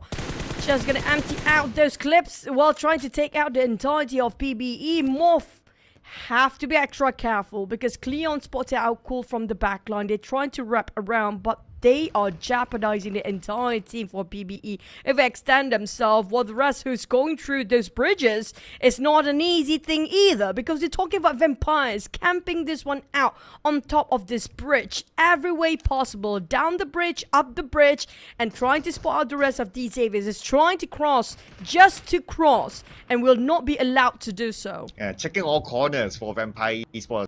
So good for them with the first knockdown to Levi, but that will alert the rest of the Xavier to cross the bridge. Now, look at the elimination feed. Monboy will be taken out by his own. Back to the fight between Xavier and Vampire Esports. Xavier outnumbered by Vampire, seem to be retreating, not interested to continue on the fight. And they already lost one man early on. It's not worth for them to invest so much when it's still on the stage 3 here. Less than a minute in a couple more seconds. They have to figure out how to park themselves in the most comfortable way possible for the entire team to have their peak performance. On the side of Empires, they're not showing any sign of leaving this compound just yet. They want to gatekeep as long as they can, try to farm up all those eliminations while waiting for another team to pass by. We do have FaZe taking on Alter Ego on the other side, where Alter Ego, well, lucky enough for them, they do have those high grounds, but MR5 is pushing it. Here we go. FaZe Clan without Mela now suffering the fight against Alter Ego. Octa almost knocked down though, but he's okay. Now both Mormon and MR5 already eliminated onto the most OG player in FaZe Clan, Vin Torres, and the youngest player in FaZe Clan, Onzens, to be the duo to do it. Now playing as a duo at this stage, they're just going to be as passive as possible. FaZe playing around the corners just to make sure everything is clear before making their entrance into the circle, which already taken by 4 teams for this inside of the circle. Boom, Sam9, XERXIA and GEEK Slate, while the rest of them have to fight for the survival to get into the safe zone. Vampires will leave those bridges and now focusing on towards entering the circle. Well, Shopper spot out FaZe players. We do have Sam9 actually dominating across the board here. The only team got themselves 5 eliminations by far. And Chopper, while the rest of XERXIA got themselves each a very small compound to work with. FaZe got themselves a small shack. While MORPH, well, they caught themselves in a very naughty space. Wow, speaking about nasty, 7-9 now being nasty. Already 6 elimination points in the back of them. The team with the most eliminations so far. And they still maintain a full squad, so looking good. But the next challenge is about to arrive. It's going to be Box Gaming. Drongzin at the front. Namkyu or Namzin has joined into the fray. Kenny is back on his 2 feet. But they still need to win the fight against Box Gaming. Box forcing it out, playing around the corners, playing around the smoke, and just blindly shoot with the DBS. Dab is doing all the work. Oh boy, just blind shoot and spray, and that works for the side of 7-9. Blind shot with the DBS will make you win in the very small CQC. Man, again, it's gonna be the DBS PUBG Shotgun League. Oh man. I will still be waiting for the day that the DBS gets back into the airdrop, not gonna lie. Based on all this track record, even though it's been nerfed. What a spray. Yoodo Alliance, BTR. Taking those hills at work. Voki now coming up from the sidelines. Olio taking on Yuhai from afar. Voki now pushing with those hand grenades. Lapar will return the fire with another nade toss over, but quite chip a number by his backline. XERXIA, where did that shot come from? Entirely unaware. We can't even see on the map. BTR and Yoodo Alliance both losing to XERXIA. RNJ, what a perfect line of sight. Caught themselves in a trap. 2 teams now scattered. The formation broken due to the surprise attack coming up from XERXIA. Oh, that's clear below Voki. It's either he's baiting out Satar or he doesn't know. Anyway, Satar now, the Starman for BIGETRON Red Villains, is the only player standing for TR. Looks like he'll stay put for now. As we move over to our Ego, nicely in the circle with a high ground advantage. But unfortunately for MORPH, another early elimination for them. Alter Ego, that's gonna be smoke up buggy. They want to leave, but they don't have any other options. GEEK Slate tried to shut them down and pushing the limits to a side of Team Secret, who barely got a hike on these small hills.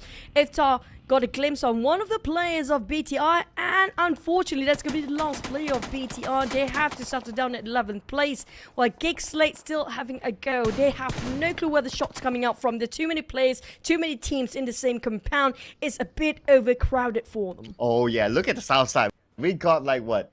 2 teams? And then you got Alter Ego. The circle favors Alter Ego to try to gatekeep Team Secret and utilize, and maybe GEEK Fam as well. Man, what a good place that Alter Ego has at this moment. Up north, we got 7-9 going up against Boom Esports. And we see Boom has one. Yummy. That was a nice grenade early on, but Yummy couldn't hold on his breath much longer. Being eliminated at 10th place, even though they got themselves quite secure on the center of the circle before, but they cannot defend. And that's Sam9 taking the triumph over that win. We're looking at Yoodo Alliance trying to take down Team Secret from those high hills. Adiglook pushing from the other side, but Zai coming out from Team Secret. Rizai just spotted all the flank side. They have no clue. That was a blind spot for Yoodo Alliance. A perfect spray for Team Secret to take down the entirety of Yoodo Alliance. Wow, the new member for Team Secret from Dota now is putting a lot of pressure onto Yoodo Alliance. At the same time, there's zone wipe onto these two teams. Rise still has Yoodo Alliance pinned down. And the rest of them, they still have high ground against Yoodo Alliance. Not looking good for them, but Rizai doesn't have enough space away. He'll be knocked out by Olio. A little bit of a revenge there. Yoodo Alliance, they still have players active. Iftar going up to the high ground now. Where were the follow-up that we were waiting for the side of Team Secret? It was a perfect view coming up from Team Secret before. But now the rest of Yoodo Alliance start to wrap around Team Secret, choking them to their own death with Zral. Just last health remaining, 1 HP % at that, and being finished off by the rest of Yoodo Alliance. Voki. A lot of haters saying that he's a bot, but he's definitely showing he got himself the fierceness that we've been waiting for. The X, on the other hand, they lost 2 men early on. Now they're playing it very low key, not being, outshining towards all the other teams, playing a bit low profile to wait till the end to get themselves in the top 5. Yeah, I guess because they know that the Vampire Esports was near them and they don't have the manpower against the PN champion, so they're playing a little bit passive this time. But I would expect more action to happen southern side as Yoodo Alliance needs to climb the hill against Alter Ego, the previous PMSL champion. It's going to be 2v4, 2v3 now against Alter Ego. Alter Ego playing without Octa. So we're going to see a interesting fight here between the two teams. At the same time, I noticed that Vampire Esports Raven knocked down. Alter Ego gatekeeping to a side of Yoodo Alliance for now in the southern side of the map. While Sam9 still focused on the side of Vampires, Ravenclaw being knocked down and finished off. Yoodo Alliance left with only 2 players there. They have to open up their angles, but it's quite difficult task for them because there's too many teams for them to deal with 2 at the same time. With Alter Ego have more man advantage. They have to get themselves on the vehicle and get away from here. And Voki decided to do so and leaving Iftar behind, being burnt out alive with that Molly. But Rosemary being fished out by Sam9 Canny. Alter Ego in a trouble. They got themselves a high ground and upper advantage before, but not so much anymore as Potato with a micro Uzi trying to have a mid-range fight here. Potato finish off with the remaining of knockdown players, while Alter Ego, will they reposition himself since they're being pushed in by all the other teams surrounding them? Wow, we don't often see Rosie at this stage of the tournament when it comes to Southeast Asian teams, but hey, this could be the run as Potato knocked out by Audrey from GEEK Fam as they come in as the third party, as the MORPH crew to secure elimination points. Now back to the 2 Thai teams that they have a skirmish between each other as well. Iftar is going to be the last man for Yoodo Alliance with 10 elimination points in hand, but Alter Ego sandwich between these teams got eliminated. For the side of Yoodo Alliance and GEEK Slate, both teams are not in the blues and still got themselves not in the circle. The blues are closing in. Iftar will finish them. Oh, what a spray! But Iftar, this sees XERXIA on the side. This is a big, dangerous gameplay by Iftar of Yoodo Alliance as the last player on the team. Trying to finish off GEEK Slate. Audrey, hop onto the vehicle. No time to waste. Let's go! Get out of here! But Audrey forced to jump down and Iftar, last tick of help! He will be finished by Audrey in the very last minute. Wow, nice U-turn by Audrey. But now, speaking of turns, we're going to turn our attention to XERXIA FaZe Clan as the DBS is in effect. Ventores knocked down RNG. Shopper versus Ventores. Let's see who will win this. Both of them have their own DBSs. As a Shopper will reset. Ventores doing the same. It's going back as a 50-50 fight now between the two. Sharper got himself on and out, play himself in the bathroom. Very small space here. Dangerous situation for Sharper. Here comes the Molly. Will try to fish and flush him out. Sharper burning out and barbecued himself. Still gonna open fire, but 7-9. No way. What a long range tap from Dap to finish off. We're down to only 3 teams remaining. Babe, we're only like what, stage 6. Even though there's a big map. Of course it's a tough circle, but hey, this is fast from all these teams. Now, at least this time we have Xavier in the top 3. They're looking for redemption, especially from the whatever happened in the previous round. But we have Vampire Esports as the top 3 team as well. Oh boy, Vampires. They definitely won this title. They won this championship. They won this so bad, it shows. They are the PMWI champions, yes, but it doesn't feel complete for them if they cannot get the PMSL title under their belt. For the side of 7-9, they still have a full squad. They do have the man advantage, a bit separated between the teams. It's going to be 1-3 formation. A very risky game for that for now. DX in between with only 7-9 stopping and Vampires on the other end. They are clustered for the side of Vampires for now. 7-9 trying to take advantage of this clusterness coming up from Vampires, but they're a bit separated between themselves. So it's not going to be an easy thing to do for Dap to jump over to the other side of the map. Yeah, speaking about 7-9, I'm impressed with their current performance as well. After whatever happened in PMWI, look very good so far with a lot of elimination points. Still a full squad against the big teams in PMSL. I mean, this is a new and renewed 7-9 that we're talking about. And with the manpower advantage, they seem to have a good chance of chicken dinner. But of course, the other 2 opponents, no pushover teams. We're talking about the PMWI champion and also the Vietnamese champion, Xavier. So 7-9, if they can beat these 2 to get the chicken dinner, my oh my, what a return it is for them. They do have the numbers. They can actually do that. They can deliver. But the problem is, can they know exactly where all the enemies stand? Well, we do have some of the players of DX a bit segregated between themselves. PERSIJA got himself a very small shack. This will actually try to attract the rest of 7-9 to focus on him. Lamborghini, the one that actually on inside of this very small shack, while the rest of them trying to do all the work as well. And 7-9, on the other hand, due to the small shacks in between them, making it so hard for them to flush them out. Do they have enough utilities? The hand grenade, those mollies to flush them out. Now, I don't think they have enough since they're taking their own time to secure their position and be aware and alert about the other positions like Vampires at the same time. While the side of Vampires, they're not willing to leave their compound just yet because the circle have not shrink. Within 40 seconds, we get to know who will be favored or who will be unfortunate enough to leave their compound first. Yeah, at this moment, all these teams, they're just praying that they get the next phase of the circle.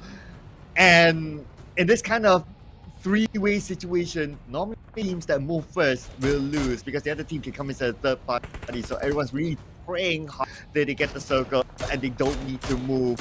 Now, speaking about the circle, only about 4 seconds left, and every team is pretty much just sending out warning shots to each other just to kind of secure their perimeter in this current stage. But 3 more seconds, ladies and gentlemen, and the circle is going to be big, going to be huge. It seems to favor Xavier a bit more. Yep, the Vampires have to move first. The moment they jump out from this compound, they'll be open and exposed to us DX and 7-9 at the same time. They have to figure out which structure they want to hop on first. Is it going to be those vegetations, the trees in between they will take covers from? The moment the blue zone starts to shrink, and they don't have that much space either, and not even the highest ground there is. 7-9 have a very clear view on top of Vampires. Same goes for DX. Look at how Lamborghini is slowly closing the distance between Vampires and DX at the same time. They've been cornered all the way for Vampires. If they can secure the chicken in this time, in this situation, it's gonna be a miraculous chicken dinner for the side of Vampires.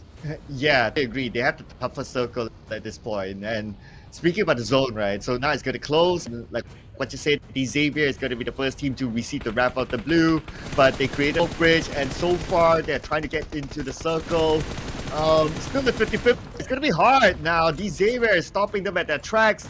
Same time, 7-9 doing the same. So Vampire Esports, this could be their end. It's so difficult, and that's gonna be 1-8 finish off the entirety of Empires. DX managed to secure that one out with 4 eliminations in their pocket, and all they need to do is secure another 4 to get themselves 8 eliminations by the end of the day. Can they make it after they being eliminated the first one in Sunhawk? Can they rectify their mistake in the last map by taking and redeem themselves in this first Wrangle map in the entire day, in the first day of the league itself? Tom already boosted himself up. This shows that they want to go for the rush, they want to go for the push for Sam9. Unfortunately, Dev got eliminated by 2. Now, it's even ground between the two teams. Not literally ground, but in terms of power, it's going to be 3v3. And this is definitely going to be the final fight. Stage 9, the zone will close entirely. So both teams somewhat need to move. But Xavier make first move, so they have better control of the current ground.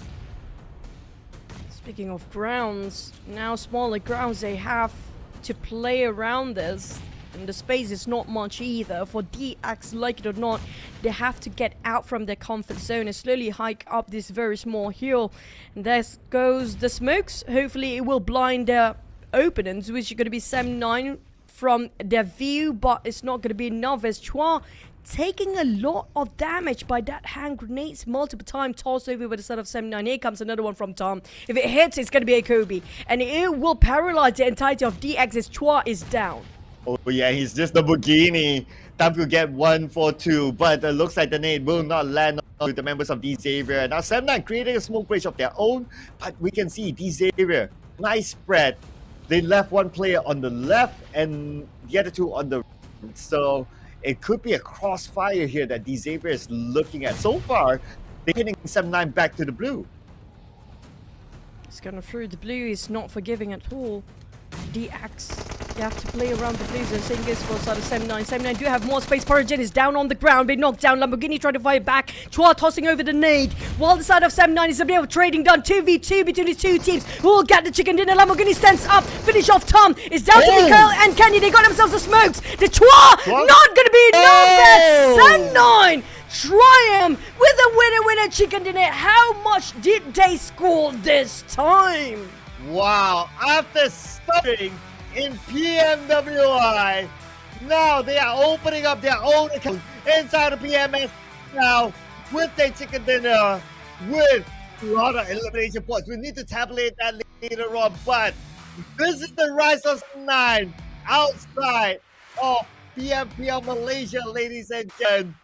Sam9, what an aggressive gameplay for them, and it worked so well. Once upon a time, they used to be one of the best teams, arguably in the world as well. But after they lost their spark, now they polish and shine back with this league of PMSL Fall 2023. With this chicken dinner, definitely will push the momentum in the next couple of matches and maps for today. Coming up from Sam9, that was a beautiful ending, and what a solid performance as the team play commenced as its best. With Kenny got himself this MVP.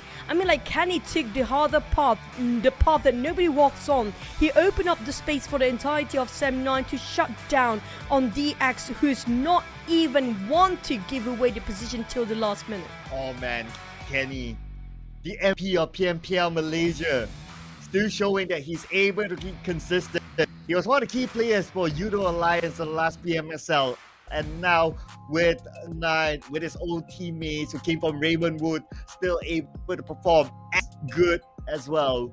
Now looking over at the team stats, the lowest damage taken is going to be Mikael.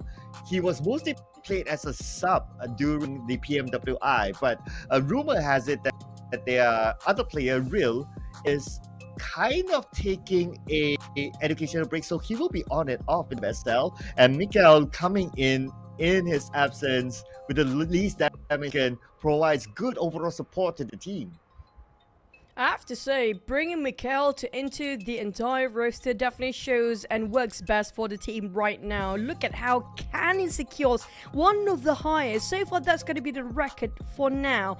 8 elimination by one individual player. That's going to be 8 and 1,000 over damage just by himself.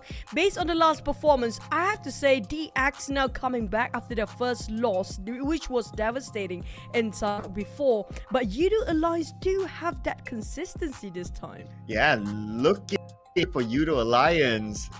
Another, I believe it was a top 3 finish, but they gave themselves a good amount of elimination points. So Yoodo Alliance so far, but we need to tabulate the scores later on as we check out the highlights from the previous round. And we look at the highlights, Boom versus GE inside of Rosa. This has been happening since the pre-season tournament. They don't seem to be interested in letting each other go. I don't know if that will change later on, because if these two teams fight, PERSIJA, who's just next door at school, easily comes by and pick up points. Yeah, speaking of XERXIA, I just love how they play this round in this map. They've been played it so intelligently well. They're playing it so smart. They took advantage of every single way possible. We hardly can spot them out their exact position because they have been third-partying all day long. And the best thing is their position is not visible for all the other players. They have no clue where the shots came from. Yeah, I mean, the positioning is amazing, I must say. The setup, great, and that's how they collected the early elimination points, and that just like kind of snowballed their confidence towards the end and got more elimination process. So looking good so far, especially for Sem9. I mean, this is a team that a lot of people doubted when they came to the PML stage because of whatever happened in PMWI, but they're proving all the haters. But for the side of Sem9, I feel like 27 is the magical number for today. We just got ourselves 27 points in the previous map for the team that got themselves that chicken, which was PERSIJA EVOS. But unfortunately, PERSIJA EVOS didn't land any point at all when it comes to this map. And that's going to be detrimental when it comes to the overall ranking. But the side of Sem9, definitely they're already taken over PERSIJA EVOS at number 1 spot due to their performance for the entire 2 maps now. Yeah, for PERSIJA EVOS, he started off in Milta, and theoretically it shouldn't take long for them to get into the circle, which it didn't, but Sem9 was faster, and Sem9 was faster. They had a good setup, so it's all about the timing of who moves first and which team decides to gatekeep each other. So with that said, Sem9 with the chicken dinner against Yoodo Alliance, tiebreaker. I know when we say tiebreaker, it's a nightmare for Yoodo Alliance. Now they're at number 1, but of course we're just in 2 rounds, so the points are close enough for a team to catch up to that number 1 spot. It's all about stamina here for the players, as Yoodo Alliance so far is the most aggressive team. If you compared all the numbers out there, they got themselves 21 elimination across the board. The only team that actually got themselves 20 edge within 2 maps. Now that's huge. If you compared with only 2 maps, you secure 20-ish points. That's average of 10 points for each of those maps. Yeah, okay, I was just looking over at the previous round stats, right? So Yoodo Alliance didn't, Sem9 didn't get single elimination point from the previous round, but let's hear it from the player. Sound to interview. Tash, take it away. Matches of the day were nothing short of exciting, which is exactly what we expected here at the PMSL SEA Fall 2023. Tash Bunny here, your host for today. Alongside me, I have PERSIJA EVOS's coach, which is Sinyo. Sinyo, how are you feeling? I'm good, thank you. Right, so you guys started really, really strong today. You guys got a winner chicken dinner. And on the first match of the day, it was huge for you guys. What was the game plan? Sebenarnya kalau dari kita nggak terlalu ngerubah banyak hal sih, karena kan kita juga nge-adjust dari perpindahan drop zone dari Boom Esports yang awalnya mereka kontes sama kita di Hatin, tapi mereka pindah ke Tatmoka Macau. Jadi ya kita melakukan sedikit adjustment, dan kebetulan tadi di game pertama waktu aku brief Nana, aku punya feeling yang kayak kuat lah bahwa circle-nya itu akan ke arah atas kanan. Jadi ya kita membuat strategi yang berdasarkan dari data yang ada dan juga dari feeling yang tadi aku dapatkan. So basically, they adjusting from the drop zone because Boom Esport like changed their drop spot, and then the coach also have a strong feeling that the circle is gonna go there, and they already told the player to play in how the coach want to play. Right, what a twist of fate. Boom Esports changing the drop spot and the plan going to just as planned. Now, you guys noticed that just now, Yoodo Alliance in the first game managed to get 12 eliminations. And also in the second game as well. And they are so close to you guys in terms of points. Are you guys worried about them? To be honest, kalau dari kita sendiri kita nggak terlalu peduli sama pikirin sih, karena kan ini liganya masih panjang, turnamennya masih panjang, jadi ya apapun bisa terjadi. Cuman kalau dari aku pribadi sama Nana, ya kita jujur nggak ngerasa takut dengan siapapun yang ada di sini, tapi kita tetap bakal full respect ke semua tim dan semua player yang ada di sini. So basically, they don't actually care about the point, and they still thinking that this one is a long run, and they don't care about other teams. They don't care about other teams. They just gonna respect them and play on their own game. Playing their own game and respecting the teams is going to be the recipe for success for, I would say, a more stamina run. Now, for my last question for you guys is, what is your target for today? Kalau dari target sih, jujur pasti kurang lebih sama kayak semua tim yang ada di sini. Ya intinya kita berharap dan kita bakal coba kasih yang terbaik. Semoga hari ini kita bisa dapat poin semaksimal mungkin. So basically, the target is pretty similar like every team that coming to here. So basically, he trying to get a lot of points for today so that they can perform really, really well on the next day as well. That's right. Putting a gap ahead of the other teams is what they are looking for as they move forward. Thank you so much, Sinyo, for the interview just now. And for now, we are going to toss it back to the casters to see a recap of what happened in the games.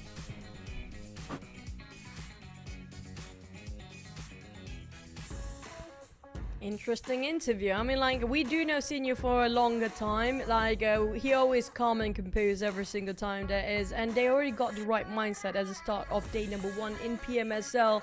Since, you know, the target is always about get themselves the gap so that they won't be under pressure for the entirety of the league. Yeah, and MC Senior has recovered from his very bad eye rash from the last time I saw him. So, good for him. I mean, medical team doing well.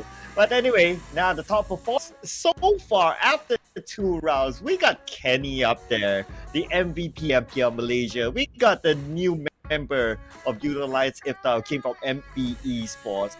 And well, the guy with the full package, Lamborghini, has there, good looks, good skills, you name it. And Tam, the IGL for Sem2.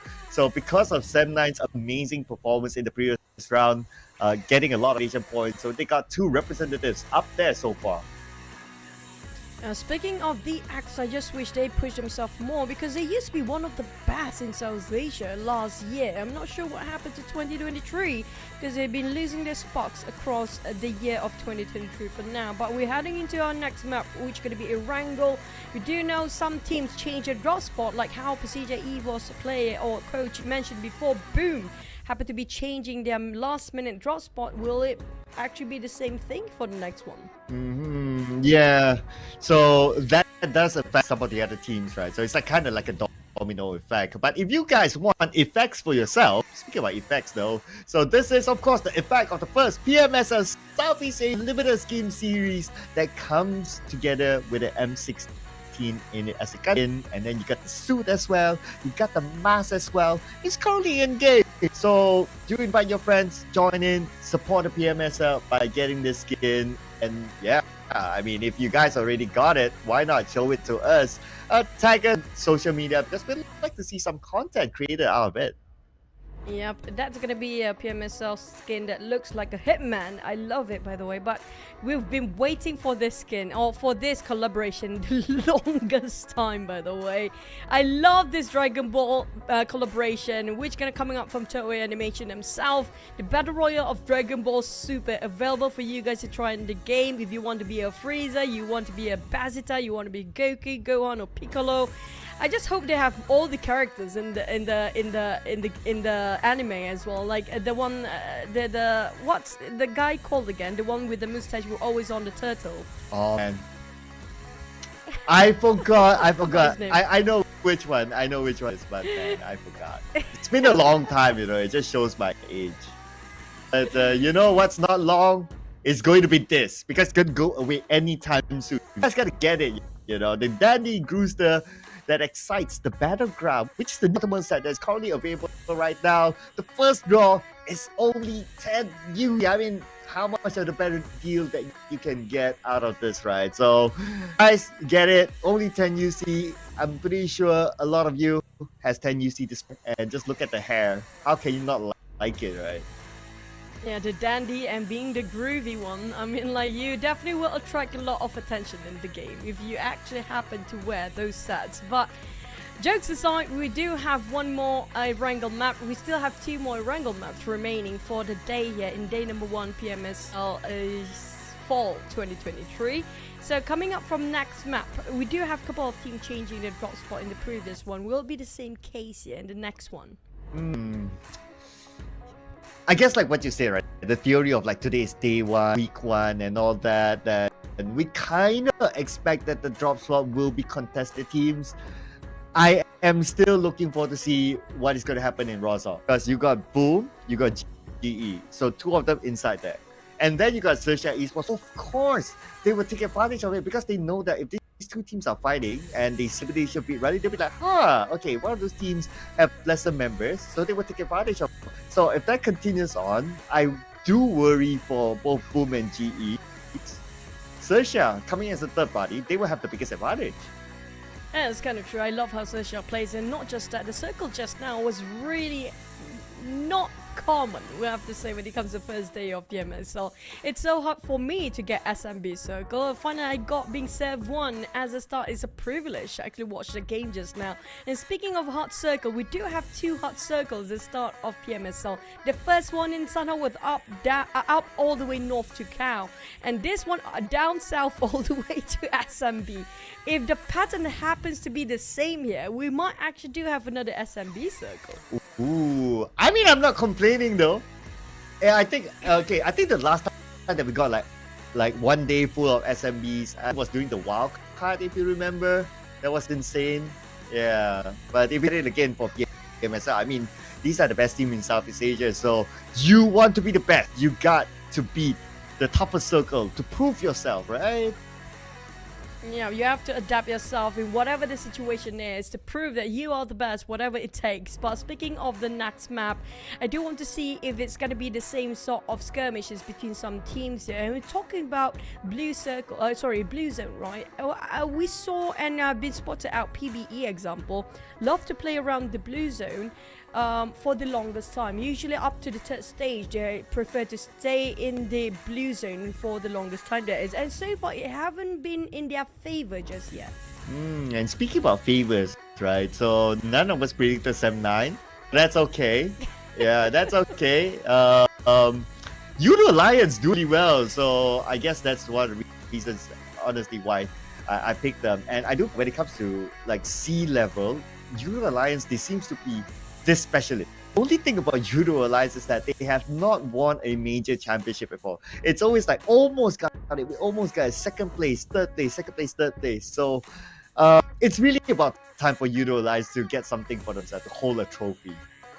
That's kind of true. I mean, like a lot of teams, you know, the thing I really worry for the teams here, it's going to be they have been performing very well the first day, but do they have the stamina? Especially what we concern most coming up from Team Secret, because they don't have the sub.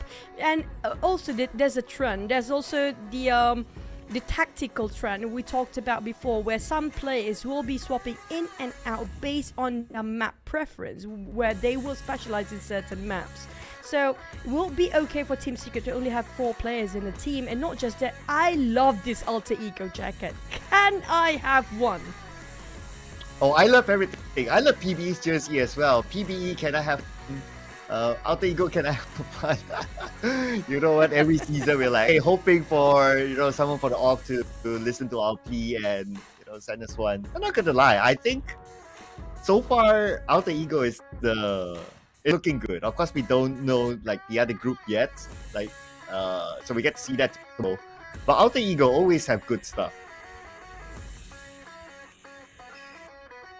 Speaking of good stuff, we do have Stone, who were in the interview in the pre-show before Tony K, just looking at his hands, but the rest of them still having fun with the camera. But we're talking about Box now. DX and Box used to be one of the top team in Vietnam, but Box not very consistent if you compare with DX. Even though like 2 years back, or I think it was 2 years precisely, that they were one of the best teams. A lot of teams lose or lost their spark or lost their sharpness or the edge of a team throughout the course of the PUBG Mobile tournaments. It's just so hard to maintain yourself up there for the longest time. Yeah, that's why it's like it's kind of like a cycle for these teams, right? So if you remember like the branding of BIGETRON, like back in the day, like big powerhouses, but nowadays there are other teams starting to take them. Even teams like Alter Ego obviously has been performing better than them. So it's kind of like this cycle that the teams will need to find and maintain if you want to be the best of the best for the longest time, and that sometimes means that roster swap is very much well needed. Just like what boxing is doing right now, they're trying with the new roster by bringing in SC's roster into their lineup. But unfortunately, they are not able to retire Jin. And even like the community in Vietnam saying for box gaming, without Parajin, it's quite detrimental for them. And for Xavier to pick up Parajin, well, he's the last piece to complete them. And with that, at least based on game number 2, they've been doing well. I'll just hope that they will work their chemistry for teams down there, especially with the new roster coming up. With Team Secret example here, we do have some of the old players or veteran players playing alongside. Well, on the side of PvE, a lot of blues and plays coming from this team. They love to extend themselves so much, putting themselves in unnecessary pressure in the very last minute. I'm not sure I will be a big fan of that. Yeah, I mean, 2 rounds, pretty much the same out. And it was unfortunate that their star player, Born Boy, was one of the first ones to be needed as well. So that didn't help the situation overall. Hopefully they would see them change their play style in the next round and try to play a little bit different as compared to like the previous round, whereby they spent a lot of time in the blue, trying to play like how the South Asian teams like to play. I guess it's more about the mastery of trying to play that style that they have yet to sharpen. So if they have not, I would say it's time to change. If you're wasting precious points. It's kind of true. And especially we talked about changing a playstyle, including, when you're being... I get the sentiment, the fact that they cannot get out certain compound due to the pressure by the other team, but at the same time you talked about precious time being wasted. That's going to be their time wasted not able to gear up and loot up all those utilities, which a lot of teams have some troubles, especially in the first day here when they're being stopped by another team.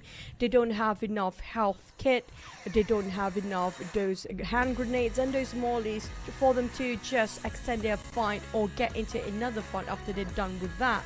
So a lot of case when it comes to the first day, it's always about marking the territory, fighting over their dominance in a certain compound, and just to make sure they can stand and defend there as long as they can. Yeah, speaking about defense, Xavier, since they went out early in the first round, so still need to do that comeback. But speaking about comebacks, in the recent preseason, when Xavier played, they made a huge comeback to get the championship in the pre-tournament of Ruthless Esports.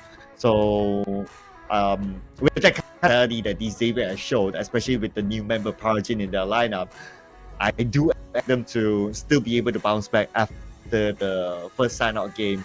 Second game showed that they are able to do so, and potentially they can continue on even in the next rounds. Now, speaking of the next, it's going to be Wrangle once more for the team. We're heading over to map number 3 after this. We're waiting for the players to get themselves in the lobby. I love this new set this time for this season. Everything just super on edge, and not just that, I love even the graphic bio production too. So thank you so much, production crews. You guys have been awesome. And speaking of Sem9, I love these new revamps at Sem9. Really, they are more aggressive, more confident about their play, and they do not hesitate to make the call to push. Yeah, totally agree. Yeah, I mean, this was the play style of Raymond Wood that I believe all the fans and observers of PUBG Mobile know of they've shown inside of the PMPL Malaysia, and even when they were Ravenwood before, when they third place, when they first started their professional scene, and seeing them able to still pull it off in PMSL, it's great because that was gameplay that they were missing inside of PMWI. But I guess the PMWI was also like kind of like an exposure for them to feel like how to play against some of the best teams in the world, and that is kind of like a ceiling for them to be able to find that confidence inside PMSL. Looking good so far, and can continue on coming up next. I mean, this could be a really big comeback. But of course, it's also about how they finish at the end of the day. I hope that it's like, okay, just that one off and that's it. I love seeing them playing that way. So hopefully we can see the best of Sem9 as we go through the rounds today. Yeah, speaking of Sem9 and Yoodo Alliance, there are a lot at stake here, including PMGC points. So these guys really have to push it all out because there's a limited space, a limited slot for PMGC later. And there's going to be Boom Yummy playing alongside with the teammate. Everybody look happy and jolly before the start of the map, before the start of the match. But the moment the plane just fly over the map, you can see everything is just tense for the players. If you're actually here in Malaysia, don't forget to mark your calendars during the grand finals in Sunway Velocity Mall on the, I think it was 25th to 27th of August, which gonna be 3 days of grand finals. If you happen to be far from Malaysia and you can fly, why not? Because it's been a while. We do have on-ground tournament, Cloud. Oh yeah, it's going to be happening at the Sunway Velocity in Cheras in Malaysia. So if you can make it, why not? It's going to be free entry, by the way. So do come, and of course, first come, first serve if you want to get the seat. So do come early as well to the venue in case you're close by, or in case you have any plans to fly into Malaysia to enjoy the best of best from the top 16 teams that will move on from this league stage to the finals. Probably even GEEK fan will be there as well. I mean, they're a team that people expect they'll be able to get on to the finals. But I happen to notice that Snipes has a new hair look. I love it. Very unusual. It's really cool, by the way. I used to have that hair. I mean, like, you guys can't even see it, but I love that hair. Seriously. Coming up from the side of PERSIJA, EVOS, the twins do look a bit sleepy. This is going to be XERXIA. So far, we haven't seen both twins playing at the same time, right? Yeah, no. Even during the preseason, it was XERXIA playing all the games, and there's no sight of Luxy. Which, of course, the question of like, okay, where is he? You know, should he be playing? But looking at EVOS, how they played like the first round, great. Maybe they should maintain. Second round was a really tough circle, so it's very hard to say that, oh, it's because of this lineup and so on. So I think that there's no like big reason for them to make that change. But at least if they do make the change, it is still a very, very good player. So their options are pretty nice. Can't say the same for Team Secret though. They really have to conserve their stamina throughout this whole tournament. True, I worry for this team right now because it's a marathon. We know for a fact you need more than 4 players, and a lot of teams already prepared their subs and even prepared their tactical, where some players will specialize in certain map, and that's where the swapping happens if we change to Miramar or even Sunhawk in this case. But at the same time, to have Erangel, to master Erangel, because that's going to be the most map we'll be playing around all the tournaments globally. With only 4 players, they actually do cook up a good synergy between them. So there's pros and cons if you have only 4 players on the roster. To a certain extent, I feel that it's more cons than pros, honestly. Yes, you have the fact that, you know, you're going to stick and you're going to definitely build that chemistry. But if anything happens to the 4, let's not even talk about it now, right? That is definitely a risk. What if one of them isn't feeling well? We saw some of that happen in the last PMSL. Remember, Tony K wasn't feeling well, so he skipped a few matches. So it happens to be the same case for Team Secret. then I mean it's very worrying for team to only view 4 players. Okay, they do have a sub player, but the sub player is the manager basically, and I'm not sure putting in the manager to play. So yeah, that's another thing to consider, but they are still running with the risk of having 4 proper players. So you don't know. It's really scary for Team Secret. It's kind of true. I mean, like, usually, worst case scenario, if you only have 4 players, usually the coach will step in the spot to play alongside with all the other teammates. But in the case, they don't even have a coach coming up from Team Secret. They have to figure that one out. If things really happen stuff, they have to take care of themselves really well now, because it's going to be a 4 weeks, almost 4 weeks long of tournament, and they have to make sure everything is on the peak, at the peak every single time. For Alter Ego, well, they definitely chilling with their swagging shirt, by the way. I love it so much. I really want to have it.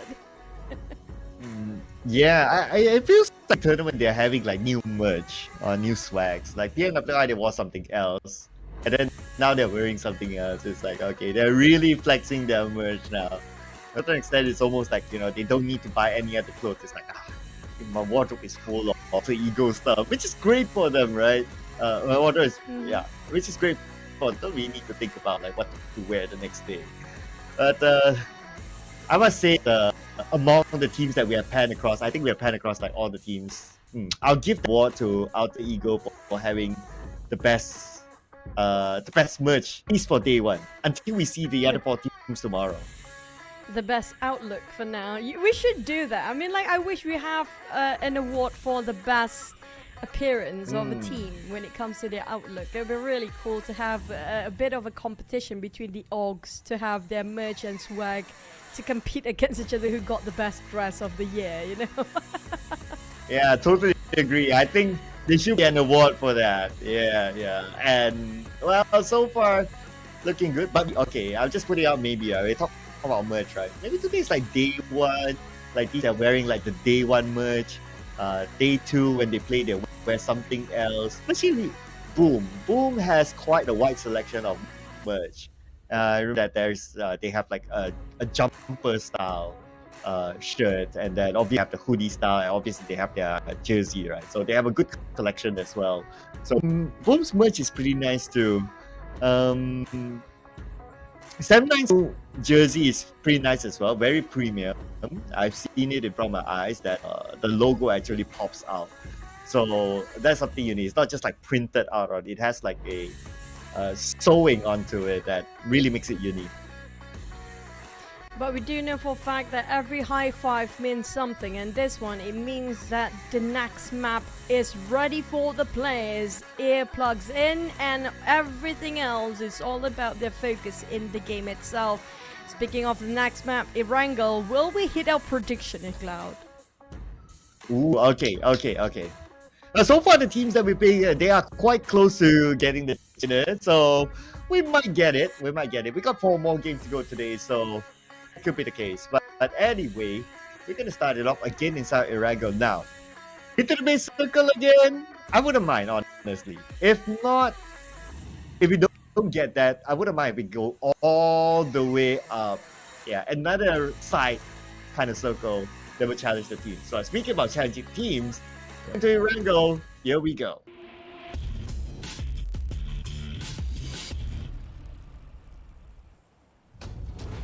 Finally back into our most comfortable map, there is an OG map, there is, which is going to be a Erangel. This time the flight path coming out from the side of east to west. Previously was west to east. Milta power up to shooting range, but it's all about the bigger question: where will the circle be? Yes, that will be one of the biggest factors here in this kind of map, with very tricky islands to play with. Speaking about islands, of course, don't need me to the base island. But anyway, besides the circle, I'm a little bit more interested to see what's going to happen inside Rozor. The flight path is far from Rozor, so that means it can be a direct drop for the teams. Boom, Esports heading there, and also maybe GEEK. keeping an eye on where GE is. Still a lot of overlaps among the teams. Don't see GE just yet. Team Secret, because of the flight path on the right side, they changed that to Novo. Before this, they've been practicing inside of military base, but I guess again dropping straight into military base might be a little bit far for them. So Novo will be choice. So it's nice to see like a team like Team Secret. They're being versatile with their drop slot based on path. Hopefully it works out for them and they get used to that. Yeah, that's kind of true. In the previous one, they actually drop around on top of Primorsk. So this time they're taking Novo, but the circle just happened to be generous this time, with MORPH taking on Severny, which already inside of a circle. Whoever drop in the center will get themselves less trouble to deal with, but a bit more defending in that state. And on the side of GE, they're sharing Roadhog, like you mentioned before, against another team. But will they open fire? No first contact just yet, when we're already less than 2 minutes into the map, and XERXIA will be one of the team will be untouched for now. And I have to give it to XERXIA. They have been very smart into picking their positions, not being noticed by all the other teams down there, but have a clear view towards their opponents. Yeah, into power. So tuck in the corner, not going to be challenged by other teams. But that also means that since they drop into Milta Power, they won't be able to be the third party of the fight between GE as well as Boom Esports, unless they still stay there, which would sort of make sense because the circle is like 50-50 the north side and 50-50 on the main peninsula. So they actually would stay there a little bit longer. But by the time XERXIA Esports arrive, then it's either the fight is done or maybe another team would take advantage of it. So based on this draw, so I don't expect XERXIA to be doing the third party like they did before. So I guess it will be between just Boom and GE it out. And it's going to be a nice spot though of whoever wins with this kind of circle. Yeah, but the sort of Team Secret, they have to cut across this bridge, which taking over Milta, BTR is there, XERXIA is there, Yoodo Alliance on around there somewhere. But if they happen to be moving early on, there's going to be clear path for Team Secret to get into the main peninsula later on. But the rest of them, do we have a lot of major changes between the teams? Except for Team Secret, I guess. The rest of them mostly taking their previous map drop spot still. So I assume that Team Secret is playing alongside with the flight path instead of have sort of a special initial drop spot that they want to take themselves early on. It's all about flexibility for the side of Team Secret. Hopefully it will fare well for them for the entirety of the league itself. It's great, right? Team that is versatile in terms of the drop spot, because sometimes the path might not favor you and you won't get the advantage. So it's nice being able to flex it out. And the entire military base island happened to be theirs. No other team is inside for this round. So they can even loot inside military base before going up if they really want to. And the chances of being gate capped is kind of low because the circle is like way up north. And speaking about circles, Boom Esports moving straight into the middle of the circle, leaving G behind. So I guess, yeah, they realize that it's not worth it to take that early fight against GE after considering whatever happened in the previous round. Worry that XERXIA might come to them, although from our view, we know that the possibility is low. One thing I noticed most is going to be the same region do have sort of similarity of rotation between them. Like you mentioned about PERSIJA, EVOS. They always next to Boom Esports at the same time. Same goes for Yoodo Alliance and Sem9. Because of the familiarity, they've been fighting in scrims against each other. Maybe one of the biggest reason that they do so. But in this case, if it happen to be having those comfortable rotation you used to have with another rival team based on the same region, another region, like example the Thai teams or even GE or XERXIA and Thai teams, will take advantage of that from the sidelines. This is where it gets scary, right? So taking advantage of the sidelines, I think that's going to be a good with this current point system that teams will want to pick up points. And like even like in previous round, like we see a lot of gatekeeping at the edge of the zone. So if that will be the trend for the onwards, then we might see the same again as well this time around. Team that potentially might be able to do that is like one of those that we can see on screen right now, like Esports, the team that dropped on North Jogo Pool. North Jogo Pool has choke points for teams who like to enter into the northern side, especially with this sort of bridge and maybe the other bridge further down. So they're normally not the team that likes to gatekeep, but it could be an option for them if they want points in case the circle does shift up north. That's kind of true, especially in the case of Vampires and FaZe. They love around Jogo Pool area, and North Jogo Pool specifically coming up from Vampires. And FaZe, it depends on the circle really, but you guys are witnessing only 16 teams. We do have 20 teams. Group B is not playing it today, so I'm looking for tomorrow, which we do have Group B, C, D, E playing. Today is going to be A, C, D, E. Group B comprises of DBD, BN, RRQ, and Infinity. Now, that's another team that we all have our attention to when it comes to their gameplay. But back towards the game, Sam9 spotted out some of the players of Alter Ego, happened to be passing by, greeted them warmly with those sprays, clipped quite a number of bullets halfway through to his Alter Ego players. But Kenny, look at how relentless he is. A bit reckless, yes, but he will do whatever he wants, and he's doing it well. Yeah, warning shots onto Alter Ego, so that made Alter Ego stop and stare. And Kenny left because he's alone anyway, so I guess it's more like shots towards Alter Ego. And if he can somehow land a knock, then great. He can get that one elimination and just get out of there, because of course the numbers doesn't pin. But you mentioned something interesting about Group B. You mentioned about that you want Infinity, the new partner team coming from PMPL Thailand. I personally would like to see DBD, the new crown champion of PMPL Malaysia. Because Southeast Asia has always been like a kryptonite for DBD, but maybe they can bring something different this time, considering that they are the news of PMPL Malaysia, and plus they have Aisin in the lineup, so that's also another change for them. DBD will be one of the teams that you guys at home might want to keep an eye on how they will perform in PMSL tomorrow as well. That's kind of true. I love the addition of Aisin into it, because that's what they're lacking, a bit of a push with a bit of recklessness in that fray. But BTR taking on GE. I'm not sure what is happening on the other side, but GE seems to be losing another man early on. Team Secret taking the blue zone all the way, coming in very late.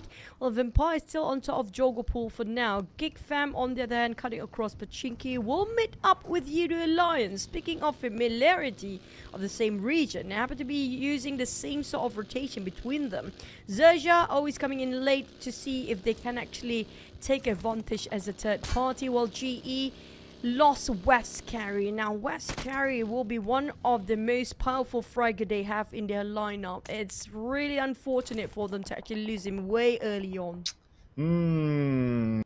Yeah, GE started off really well inside the Sound Hall, but the second game, not so for them, got eliminated early, and this time third game, they could have started off as a trio. Not the kind of situation that teams would like to start off with. So we have seen teams getting considered as a trio, but hey, you never want to start off with that.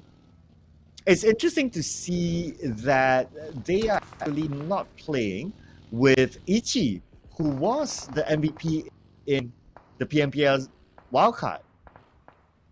And we're saving the best for the last in that case. I do agree, I do miss Master Ichi in that lineup for now, but for GE, 2 times in a row in the same map of Rango, they lost man early on, and it's quite difficult for them to go aggressive if they don't have a full firepower in that lineup. Outside of PERSIJA, EVOS being spotted up by Sam9. So far, Sam9 do love to tail up PERSIJA EVOS quite a number of times here.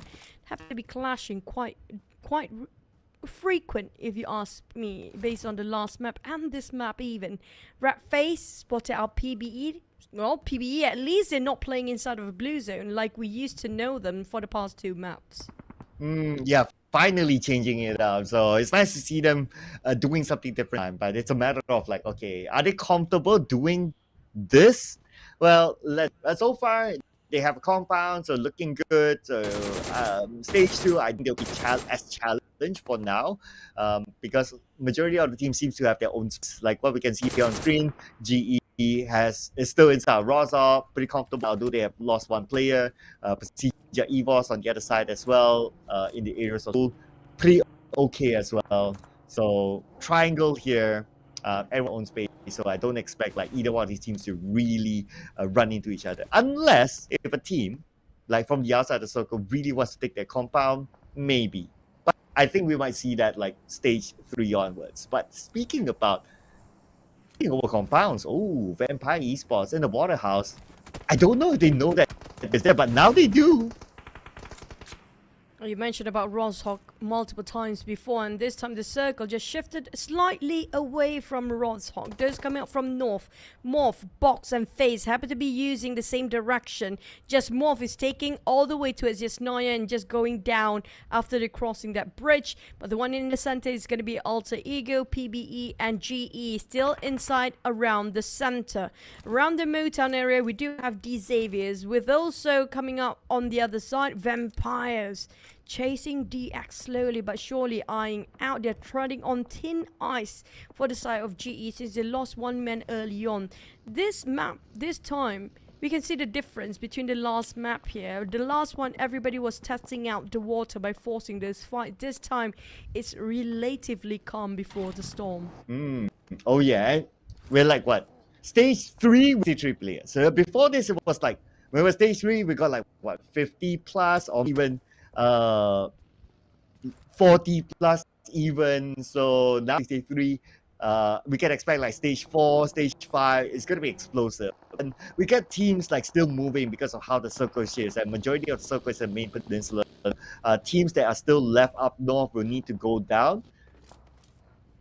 There was some opportunity to like kind of gatekeep those bridges, but like now the teams really want to take the opportunity. But hey, Potato Hill will be our first fight. Rizai already down on the ground, being knocked down. It's going to be 1-to-1 trade between the two teams. A huge nade being dropped by the side of Yoodo Alliance, decapitating on the side of Team Secret. It's not great for Team Secret. Down to last man running. No weapon. Why are you running? And Zeral trying to find a place to be safe, a place to call home, but there's none for him. As the moment he leaves those vicinity, he will have to head over to another team, which could be Alter Ego Rosemary, right on top of his crosshair even. This is from the pan to the fire, ladies and gentlemen. Poison, either Yoodo Alliance or Alter Ego. Both teams so far have a very good track record as well. But you know what? For Team Secret, like the 3rd time, they clashed into Yoodo Alliance. And out of the 3 times, Yoodo Alliance won all their fights against Team Secret. So, I don't know. They really go back to the drawing board on their rotations, their timing, at least to avoid a team that has been there tonight. If not, they have no choice but to really find a way to win the fight against them. And, I mean, they're running out games if they continue to do this. It's kind of true, and they're running out of space for Vampires as they overstay themselves in the blue zone, just trying to find an entry on the west side of this circle. But DX gatekeeping them. Boom is waiting on the other end, and the circle happen to be shifting far away from these teams that we're witnessing here right now. On the northern side, MORPH is gatekeeping, not really gatekeeping, they are shushing away all the rest of FaZe, who happen to be moving towards this center and almost nearby towards the side of PBE, who got himself quite comfortable before and now aware that it's going to be a contender. Try to take the compound away from their hands. School taking the back line while Raimon and Range trying to hold the front line as much as they can. But the side of FaZe, coming with full blast, coming with those nades tossing towards this front line of PBE. Oh yeah, FaZe Clan, PBE. Both teams with quite a significant change in their lineup. FaZe Clan without Mela, PBE with a new member Range. But as we speak about them, we move over to the Xavier versus Vampire Esports. This could be round 2 between these two teams in the last 2 rounds. Lamborghini trying to push to the side of Vampires as much as he can. Stone taking the baton in the front line, pushing it towards the side. for the side of Vampires. DX, on the other hand, caught Vampires in a trap. They're being surrounded. There's nowhere to run nor hide, even though the smoke's being popped up. But Ravenclaw, a bit too late with the AUG, trying to spot out the rest of DX. But DX is just so smart, playing alongside with the terrain, just hiding himself and only pick out when it's needed. But Stone make the impossible happen with a nade, getting on one. He tried to toss for a second, but it's not just one teammate, it's more than that. Oh, Leo was lucky to evade that, but Stone not so lucky. 40% of health left.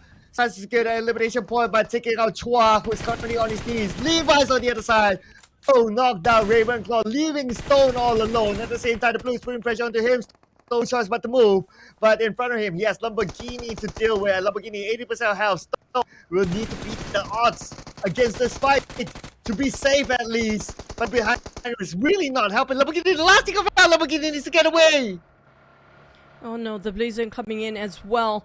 PERSIJA on the side of DX realized that he needs to make a move. We do have MORPH being finished off. The first one to be eliminated on the northern side. But back towards PBE versus FaZe, who's just done with MORPH before. And now PBE, Momboy, will try to flush them out with his nades. But Ventora's already prepped up his grenade as well. Vampires, this is not doing well at all for them. They're being eliminated quite early on with only one elimination point. Same case for Box Gaming with 0 points again this time. It will hurt them when it comes to overall rankings later. But PBE, how do they respond to this? There's going to be two teams trying to squeeze into their compound at the same time. And keep your eye on the team behind them. There's another team, the color team, just on the outside of the circle, who can be a third party. And they have intention to do that because they're on the outside of the circle. This compound is closest, and it's the third party. It could be a right timing for them. So PBE, FaZe Clan, gotta be really, really careful. But speaking about being careful, school apartment, very, very popular. But hey, look, you know what? We're back to the PBE and FaZe Clan, and it happened to be Boom Esports. So big names here in the compound north. Being hammed between two teams, their face kind of being cluttered by Boom and PBE, while the one coming out from Southwest, we have 4 to 5 teams down there. And Yoodo Alliance coming all the way down south all the way will be bulldozing people from behind. Boom, on the other hand, tried to squeeze into the compound of where FaZe standing. And MORPH just taking one corner. Same goes for side of Ventoris, not giving away any sort of information towards the hands of Boom, who's slowly trying to gain any sort of intel where they stand. They're just staying this quietly for the side of FaZe, waiting for them to pick into this vicinity or this particular building. They're sharing the same place here. It's gonna be 3 teams overcrowding this one particular compound. Oh man, Boom is gonna execute this. Let's go, and yay, knocks down MR5. Momo, that's gonna be a double knockdown. Ventoris with the DBS fly, countering onto Boom Esports. They weren't prepared for the DB. They got the knockdown, but not the knockdown onto Ventoris, who was holding his position. But you know what? That's a signal for PBE if they want to come in as the third party. This is the moment that PBE can take. It's PBE. This is the right time for them to take advantage of what's happening to the side of Boom and FaZe here. Gremory tried to pick up his teammates, popping up all those smokes while he tried to revive. PBE keep the pressure on their side, just across that wall. Master Smile taking on BTR at the same time for GE. PBE on the other hand, they have the upper hand, they have the advantage, they have a full squad. All they need to do is just make a push. Monet coming up from the side of GE, fighting Alter Ego inside around the stairs. But look at the nades being prepped by Alter Ego. Everybody tossing in the same angle. Monet still trying to push out Alter Ego, but they're not taking clue from that. They're still going in, but they got clipped by one knock by the side of GE for now. I gotta say that I noticed that Zai naded himself, so not too sure what happened there for GE. And because of the unfortunate situation, now it leaves Mernet all alone against Alter Ego. Octa as well as Edo. Alva has been picked up, so it's going to be 3v1. Team Secret number 12 won the elimination point. Again, not a good round for Team Secret. The last we saw them, they only had a player anyway. And now Merna, okay, 1v3. Let's go! Jump shot to Merna. And that is for Genesis Esports. Let's go, and it's done. It's just within a few seconds, and it's decimated for the entirety of GE. We're down to 10 teams. With XERXIA being founded by the side of Yoodo Alliance. RNJ in a predicament. Adik Look tried to finish him off straight away with those pixel shot. You can see through the bear, and it's going to be them finishing on one player. GE being eliminated at 11th. At the same time, Yoodo Alliance, they need to save their friends, but they need to open fire too. Mega Mine and the rest of XERXIA will be closed out by the blue zone. In the meantime, taking whatever fight they can. Chopper moving up the vehicles, trying to push towards the side of Yoodo Alliance. While doing that, they have to be aware of GEEK fam on across the side of the hill. Same goes for Sam9. Chopper and Earth try to guard over this particular angle, a different angle entirely with their teammates, while Yoodo Alliance try to open up their space as much as they can. Oh, because Sam9 on the other side as well. So Sam9 can be the third party, but we're back to the fight against FaZe Clan versus PBE. One boy knocked down, Vintorus knocked down the two OG players from their respective teams currently on their knees. And PBE still has 3 other players with Raimon finishing up Vintorus. That leaves FaZe Clan with only 2 players left. Raimon change over to FPP to see if he can precisely pin one down. Now left with range inside here by himself. Raimon on the first floor, he's on the upper floor. Range hop onto those rooftop, try to find any sort of way to finish off the rest of the players, but they're not making easy for FaZe. They're just playing inside of the building, knowing there's somebody on the rooftop. Onzas with the DBS, down to 1% of health. It's not going to be enough. FaZe in trouble, and FaZe is gone. Oh, drop shot from range to finish him off. And it's going to be winning it against FaZe Clan. Now moving over to XERXIA versus the other team in front of them. And that is going to be Yoodo Alliance. Volky gets out the Chopper. XERXIA now still on the outside of the circle. Yoodo Alliance has some players inside of it, so the pressure to XERXIA instead. XERXIA, we need to find a way. One of their member currently down. It's only Mega Man as well as Earth going up against the entire Yoodo Alliance squad. For the side of FaZe, even though they won themselves against the side of that last wall we saw before, it won't be lasting that long. But PBE still survive here, are they? Still having a true player. Well, Boom trying to pin down the rest of PBE. Yoodo Alliance, Olio, trying to make sure he's not being discovered by the rest of XERXIA. We're down to only 8 teams here, with Alter Ego taking almost in the center of all the fights that's going on towards GEEK fam, Yoodo Alliance, and another team on across their map. But Alva just randomly spray their vehicle, noted that will not allow them to move in the next circle. Sam9, can he keep the pressure onto the side of Yoodo Alliance? XERXIA in trouble. Mega Mine on the ground. Tom just finished off Chopper with a nade as well. And Lin's got a clear view to the side of Pombit, who's not aware of the shots just now. Ooh, but Slide coming in. Down with the slide onto XERXIA, eliminating them. Have Yoodo Alliance to deal with. And the Sam9, they have the elevation against Yoodo, but that is going to take the close quarters combat with the DBS in hand. Blink and you miss it, gentlemen. Sam9 eliminating the 2 teams back to back. Side of PERSIJA EVOS, they won themselves against Alter Ego, but Boom being eliminated next by the hands of Sam9, if I'm not mistaken, with the grenade elimination. XERXIA is gone as well. We're down to only 4 teams within a blink of an eye. And Zaxi trying to scout anybody coming up from behind. They definitely spotted out core of PBE there. They have to be extra careful because they have no clue what's happening across these hills. They can't see because they're on high grounds, but GEEK fam being shut down by Sam9. They can't even push forward, being denied their entry entirely to be in the center. We're down to only 4 teams with PBE equal left for the side of PBE, while the rest of them still having a full squad, which is going to be PERSIJA, EVOS, and GEEK fam. Okay, this is going to be interesting. So Sam9 putting a lot of focus onto GEEK, and obviously GEEK will put Sam9, leaving PERSIJA, EVOS alone. So PERSIJA, EVOS could be the third party among these 2 teams. Now, looking at the current circle, PERSIJA, EVOS, they have a compound with the so they're in the most comfortable spot. Probably the one that's most comfortable is going to be Cool, because anyway he has to cross the road, and the moment he does that, PERSIJA, EVOS are waiting for him, and they know he's there. That's the worst part, being known at this state, and you're alone in the side of Cool. It's definitely going to lose his cool anytime now. Well, GEEK fam taking a fight against Sam9 first. PERSIJA EVOS can actually score another chicken if this keeps going. Oh yeah, I mean, looking far for PERSIJA EVOS, they even got themselves a decent amount of elimination points, 5 so far. And they could pick up the 6th one the moment Cool is forced to move. Now, back onto the focus between a GEEK fam as well as Sam9, a stalemate between them. It's definitely not going to be a stalemate for Cool. Here we go, Cool needs to go. It's checkmate for Cool, not even a stalemate okay. here. Oh, no, he does know nothing. He denied his points to his side of player, not willing to easily give it up to PERSIJA EVOS, who's happened to be, might be the first team to get themselves a double chicken in a day in this PMSL.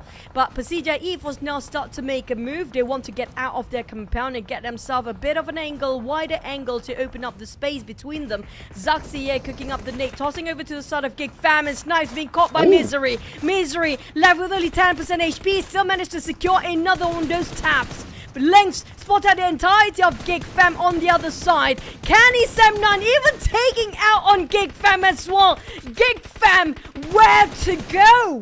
Yeah, GEEK fam now, they are pinned down by teams, leaving Damroot alone.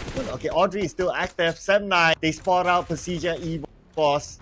But I guess Sam9, it's better for them to put focus on now. PERSIJA was going to do the same too. Misery not letting them go. Another knockdown and going to be Damroot. And Damroot quite far away from his teammates. So there's nothing much that Mika can do, right? 50% health left. The last man for GEEK. But look at the circle. The circle actually favoring Sam9. Side of PERSIJA EVOS, even though not being favored by the circle, but they're reading all the opponent's movement like a book, unfolding one by one, noticing all the loopholes they can actually take. They will squeeze into those freeway they're being offered by all the teams. They're giving away the position easily. Misery spotted out Mika. He spotted out Dap as well for Sam9, and they got themselves the compound to work things over. Dap spraying randomly inside of a smoke, knowing for the fact there's going to be somebody in the smoke somehow. Misery just keep the pressure to the side of Micah, but at the same time PERSIJA EVOS, they're barely at the edge of the circle. They have to be in the center, and the circle will squeeze their life out of them. And FaZe taking the front line for PERSIJA EVOS, taking 2v1 by himself against Sam9. Ooh, speaking of Mika now coming in, trying to find his way to the circle. No space. There's not much more he can do. Dab will pick up that point. It's going to be more in the back for Sam9. Now 9 elimination points for them, with Dab getting himself far. Now it's between Sam9 and PERSIJA EVOS. The team, either one of these teams is going to get the chicken dinner. And that also means that we're definitely going to see in game number 3, a team gets a double. Yeah, this might be it. PERSIJA EVOS got everything, their conditions all well for them to get themselves this chicken secured. They do have the upper hand, they do have the numbers, they do have the full squad man advantage and firepower, you name it. All they need to do is just close up the deal. But can they spot every single player without making a mistake? Almost make a mistake here. Red Face, 1 HP left, and Dab is just being closed up by the blue zone. First, he almost got the entirety of Red Face just now. Lace giving away his position as well.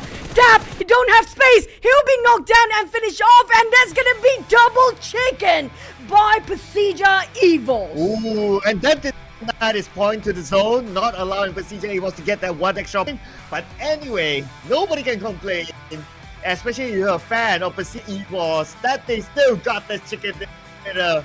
And we're only game number 3. We're already team that gets 2 chicken dinners. This is insane. PERSIJA EVOS, the champions of PMPR Indonesia, continuing their momentum into this tournament. My goodness, PERSIJA EVOS. This is now definitely the team to watch out for. Such composure coming up from Red Face, even though his HP down to only 1%, but he bought so much time for the rest of the team to note where are the others of the opponent and their rivalry team. And that just shows what a great team play by this team themselves for today. I'm talking about PERSIJA EVOS scored double chicken in the very first day of PMSL. Such a strong start and a good momentum. Yeah, and you asked about like, oh, is Luxy gonna play? But look at how they're performing right now. I mean, Luxy, he can kind of chill out. So far, looking nice for PERSIJA EVOS. Let's check out the MVP this time. It's got Zuri, 3 eliminations, 877 damage. A lot of work for PERSIJA EVOS, despite only getting 3 eliminations. But at the end of the day, it is about teamwork here for PERSIJA EVOS. And I believe overall points collected, it will be higher as compared to their Sandhawk round. But for me personally, I have to give it to FaZe. He's been holding that angle by himself against 2 players of 7-9 just by himself.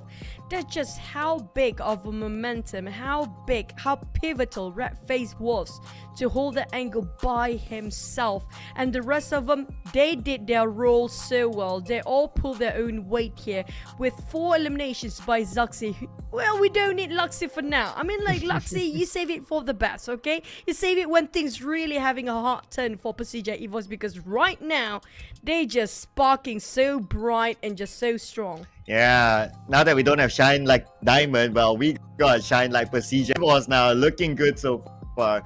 But in this round, not gonna lie, look at the travel distance. They didn't need to travel as much as the other teams. And I kind of noticed that from stage 2 or stage 3, they actually got the circle without. So it was a prime position, and well, the circle gods kind of favored them. Still, a chicken's a chicken, right? You can't really complain about that. And also it's about defending their compound, shooing away teams from actually crashing into their compound. So they had good control of their compound with the circle, so everything falls in line for them to get this chicken dinner.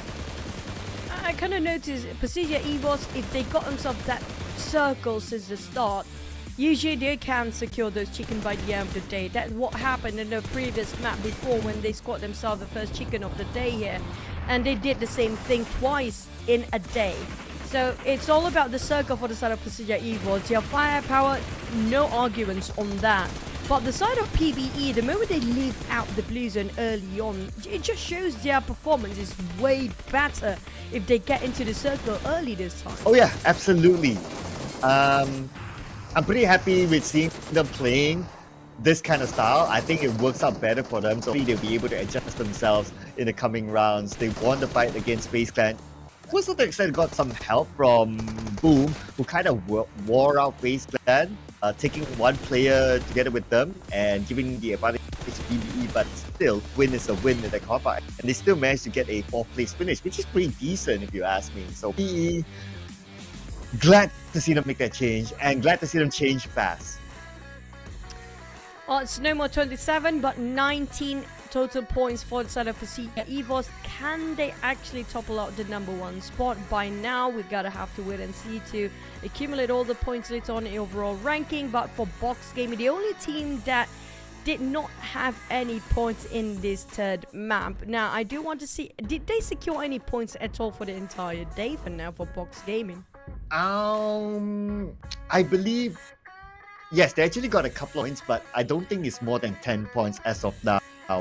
So they are quite in the, I wouldn't say a dire position yet, because you still got many games more to play, but they're definitely not in a good position. And I think if I were to kind of theorize it, it's coming back to the fact that they have not found a good system for Paragin, and that kind of have affected their performance dearly, putting them into 0 points in this round. But let's get a confirmation. Number 14 for Box, 6 points, definitely not looking good. But for the side of the Malaysian team, we're talking about being aggressive. They definitely show their fangs here at 26 points for both 7-9 and Yoodo Alliance, despite Yoodo Alliance didn't score any chicken just yet.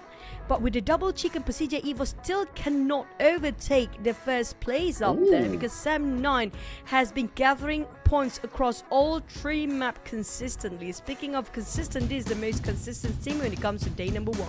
Oh yeah, very consistent for 7-9, not gonna lie. Although PERSIJA EVOS, they got the 2 chicken dinners, but also because like the second game, 7-9 eliminated PERSIJA EVOS. So they got 0 points in that round. So that allowed Sam9 to still on top of PERSIJA. It was because of their level of consistency. And they got the most elimination points so far. But anyway, ladies and gentlemen, looks like we're going to take a short break here. And we'll allow our players to take a breather as well. So we'll come back to this break. Not yet. Not yet. Oh.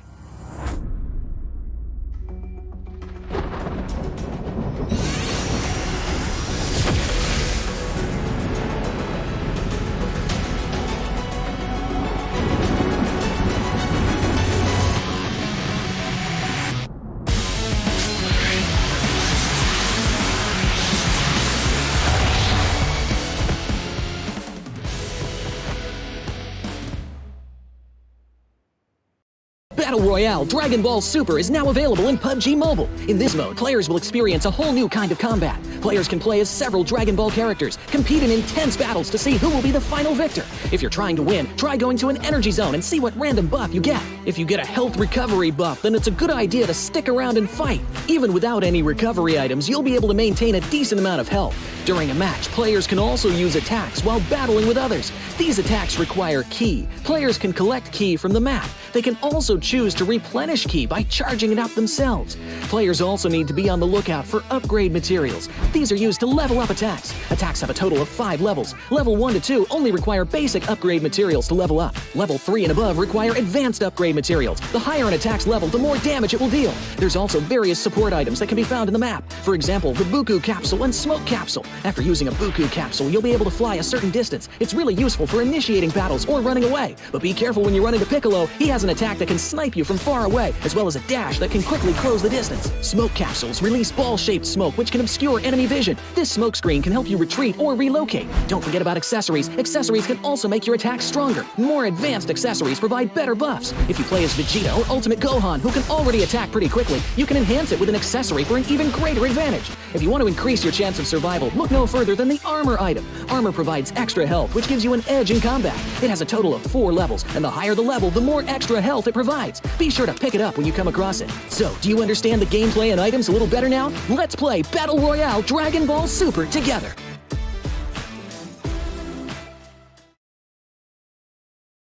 Battle Royale Dragon Ball Super is now available in PUBG Mobile. In this new gameplay, you can do battle while playing as Dragon Ball characters. Let's get to know them and their skills.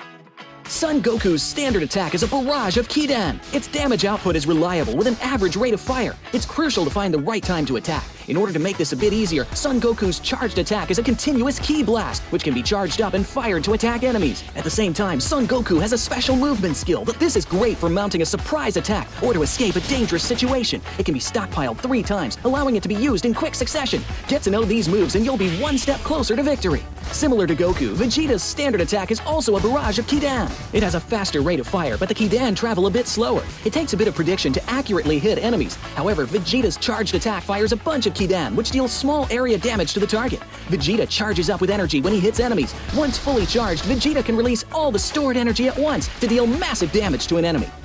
If you wish to fight at close range, then you have to try Ultimate Gohan. Ultimate Gohan's standard attack is a rapid flurry of Kidan that can deal a ton of damage while up close in a short period of time. When you're surrounded, Ultimate Gohan can use his charged attack, which is a powerful single Kidan. It needs to be charged up first, but it will deal a lot of damage to anyone caught in the crosshairs. It can decisively end a battle during pivotal moments. At the same time, Ultimate Gohan also has a special skill that generates a protective barrier around himself. The barrier can block 500 damage and protects from all incoming projectiles while in effect. When the barrier takes enough damage or the time runs out, it will dissipate on its own. Piccolo's standard attack deals high sustained damage. Its damage even increases the more it hits in a row, which will really test your aim. Furthermore, Piccolo's charged attack can snipe enemies from a distance. He can zoom in for this powerful single-shot attack, leaving enemies with no place to hide. Even if you miss, it's no big deal. Piccolo's special skill is a powerful dash that can be used to close in on enemies, even those in the air. Another close-range fighter that's worth trying out is Frieza. His standard attack is an elongated Kidan that's easy to hit enemies with. Use his charged attack to throw a huge spherical Kidan. Positioning and timing are key. Frieza also has a special skill for controlling the battleground. Select a location and he will leap into the air. Then after a brief pause, smash at the location. It damages anyone that's hit and sends them flying. So that's a quick rundown on all the characters' moves. Come join the intense battle with Dragon Ball characters.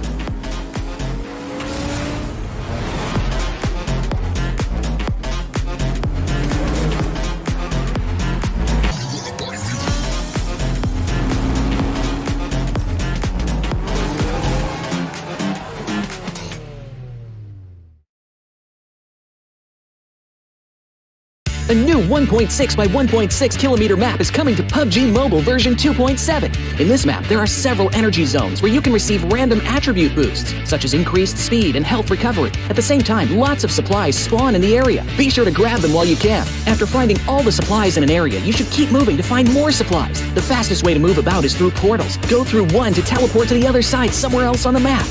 After exploring an area, it's best to teleport somewhere far. However, it's important to note that there's a cooldown after use, so it can't be used too frequently. If you want to travel across mid-distances, be sure to take note of the updrafts on the map. Get close to an updraft to get lifted into the air. After reaching a certain height, you'll descend back to the ground. During your descent, you can freely adjust your direction to head to your destination. This transportation method is very handy for escaping dangerous situations. Another thing you have to watch out for are the volcanoes on the map. The lava erupting from these volcanoes can cause damage within a certain range. Be sure not to step on the lava. Otherwise, you'll keep taking damage and lose health. After arriving at a new area, be sure to search for exclusive crates. Approach them to get exclusive themed supplies. Apart from exclusive crates, timed airdrops are also a great way to get supplies, so make sure to keep an eye out for the countdown timer on the minimap. It indicates when an airdrop is about to appear. After the countdown ends, a crate with amazing supplies will rise from the ground.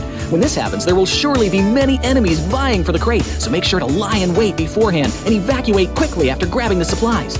If you get injured when going for the supplies, go to the recovery point indicated on the map. You'll be able to heal there. Just run into it to fully restore your health and armor in an instant, just like with teleporting. The recovery point has a cooldown after using it. It can't be used again until the cooldown ends. If the battle gets too intense and you find your teammates eliminated, you can bring them back within a limited time at the towers located on the map. The towers also have cooldown after being used. Each player can only be brought back by a teammate once. Players that have been brought back will directly respawn near the tower that was used without having to jump back to the battleground. Hurry and join your friends in the fight for victory.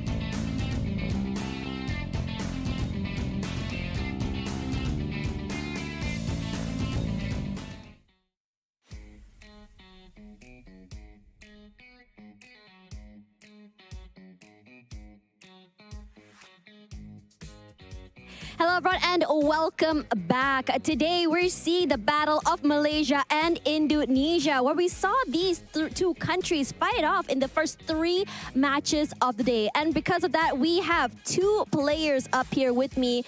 I have XERXIA as well as Kenny from Sem9 as well as PERSIJA Esports up here to talk a little bit about what to expect on the second half. Starting off with PERSIJA Esports, XERXIA.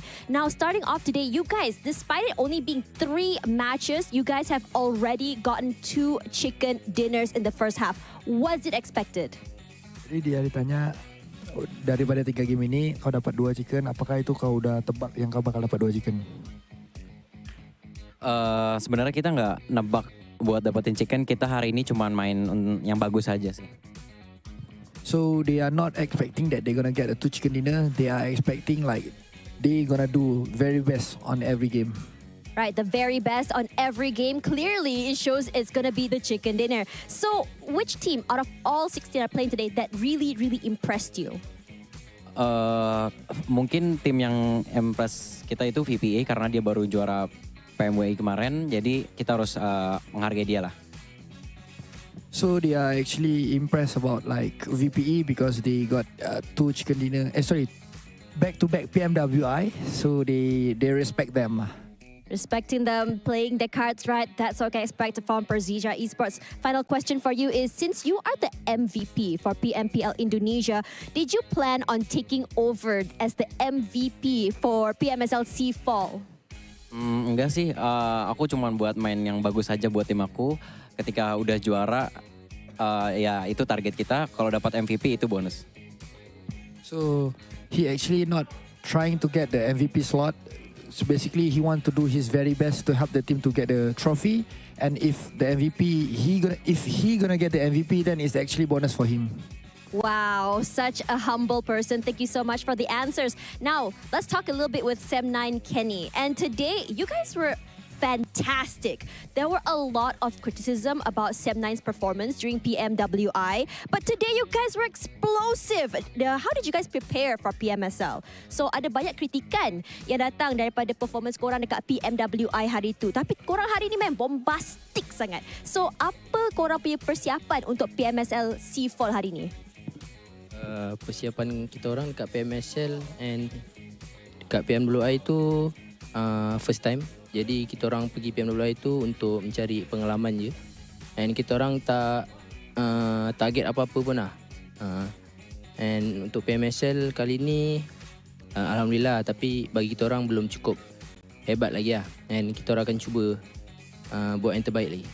Alright, so Kenny says that in PMWI, they were just mostly going there to gain experience and not really going for that win. And I think that it's been such an invaluable experience for them.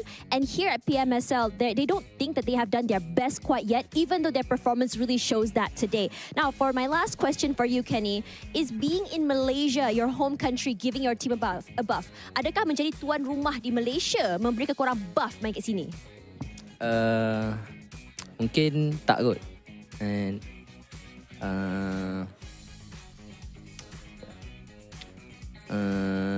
tak. Tu je. So he says no, there is no buff. Whatever you guys are seeing are coming from them in general. And for now, Kenny, Luxy, thank you so much for the interview. And for now, we're going to toss it back to the casters as we start the 4th match of the day. See you guys in a little while.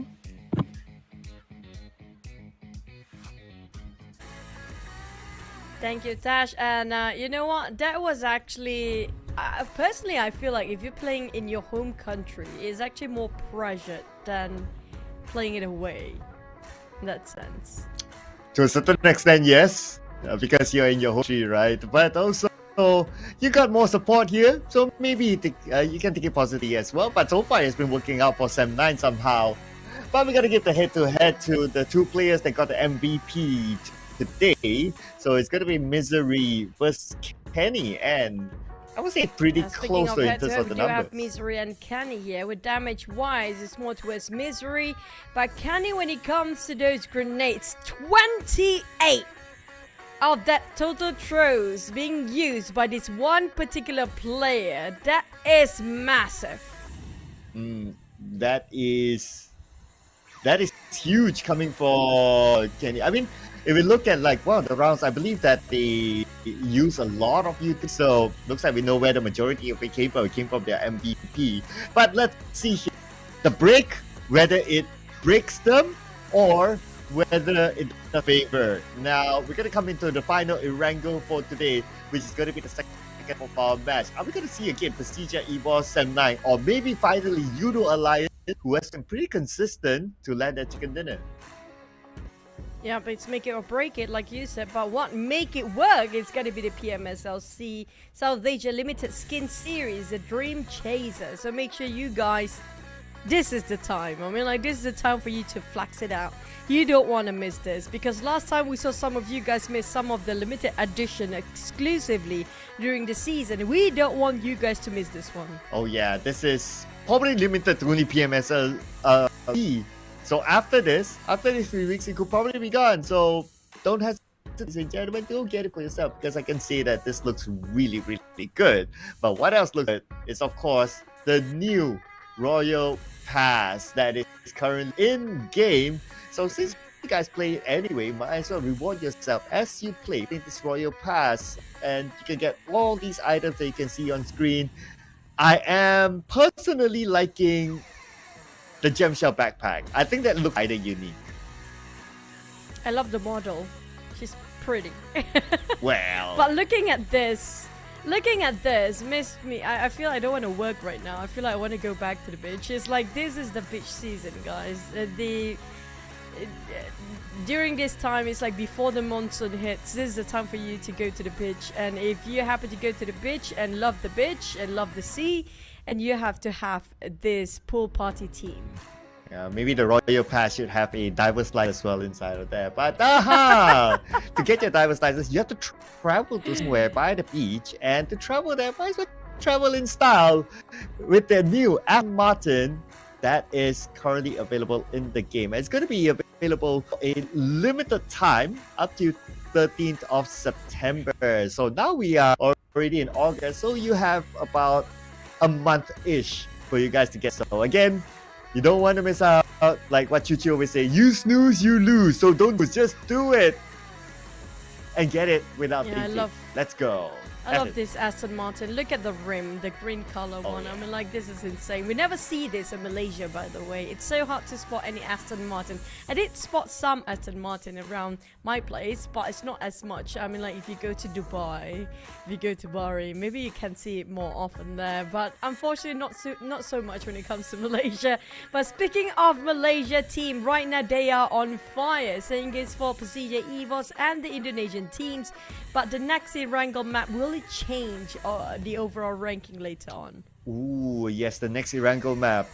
I mean, because it's a break, right? So sometimes it breaks momentum of some of the team. Sometimes it's beneficial to them, and maybe we might see like the teams at the bottom doing very well. I mean, teams like Box Gaming, teams like MORPH GPS, teams themselves currently at the bottom 3. So it's a place that nobody wants to be in. At the end of the day, the bottom 4 will be eliminated. I know we're still very early and it's easy for us to talk about the elimination, but you don't want to be anywhere there, because it's a ticket to the grand finals that will be played with the audience, guys. And speaking of stake, right, there's also the PMGC slot for this guy. So too much at stake, personally, I have to say, when it comes to this season only.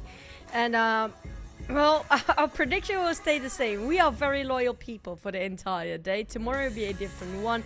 But GE so far haven't scored so much. At least I have a feeling GE, if you compare with the last season of PMSL, they do have an improvement here. Yes, we can see them like confident when it comes to take fights. And if we remember the last season of PMSL, they didn't make it into the grand final. So if they can make it this time, it's a definite improvement for them. So looking forward to see them really pushing it. And I must say, Marne from being on loan from Yahoo Galacticos into GE and working out for them so far.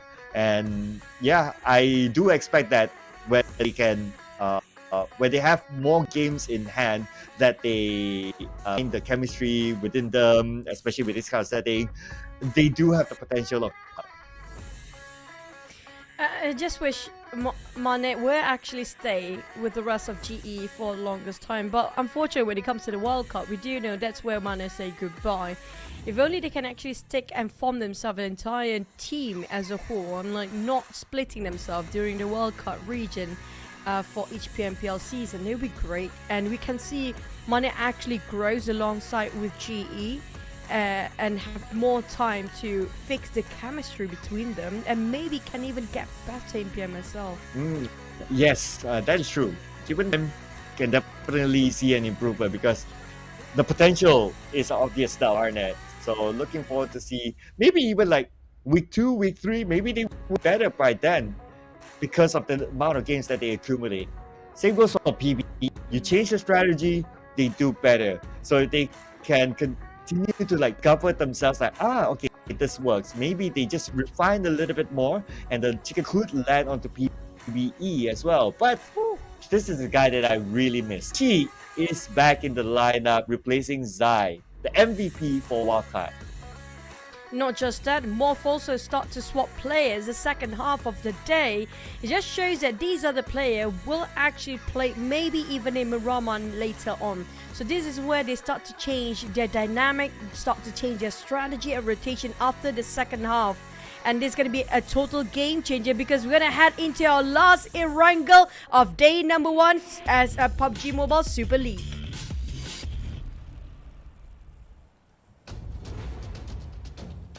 You hear the war drums, ladies and gentlemen. This is going to be the final Erangel for day number 1. And the flight path this time is going to be on the right side to like how the flight path was for the previous round. So we're going to see direct drops again into Rosshawk. Out of the 2 rounds in Erangel, we don't see Boom and GE letting go of Rosshawk just yet. So we can expect to continue on this time. And Team Secret to be back in Novo, PERSIJA to be at Milta Powers, so they will not be the third party in Ross, at least at the as a start. But I really want to see like third time Rosshawk, how it's gonna be.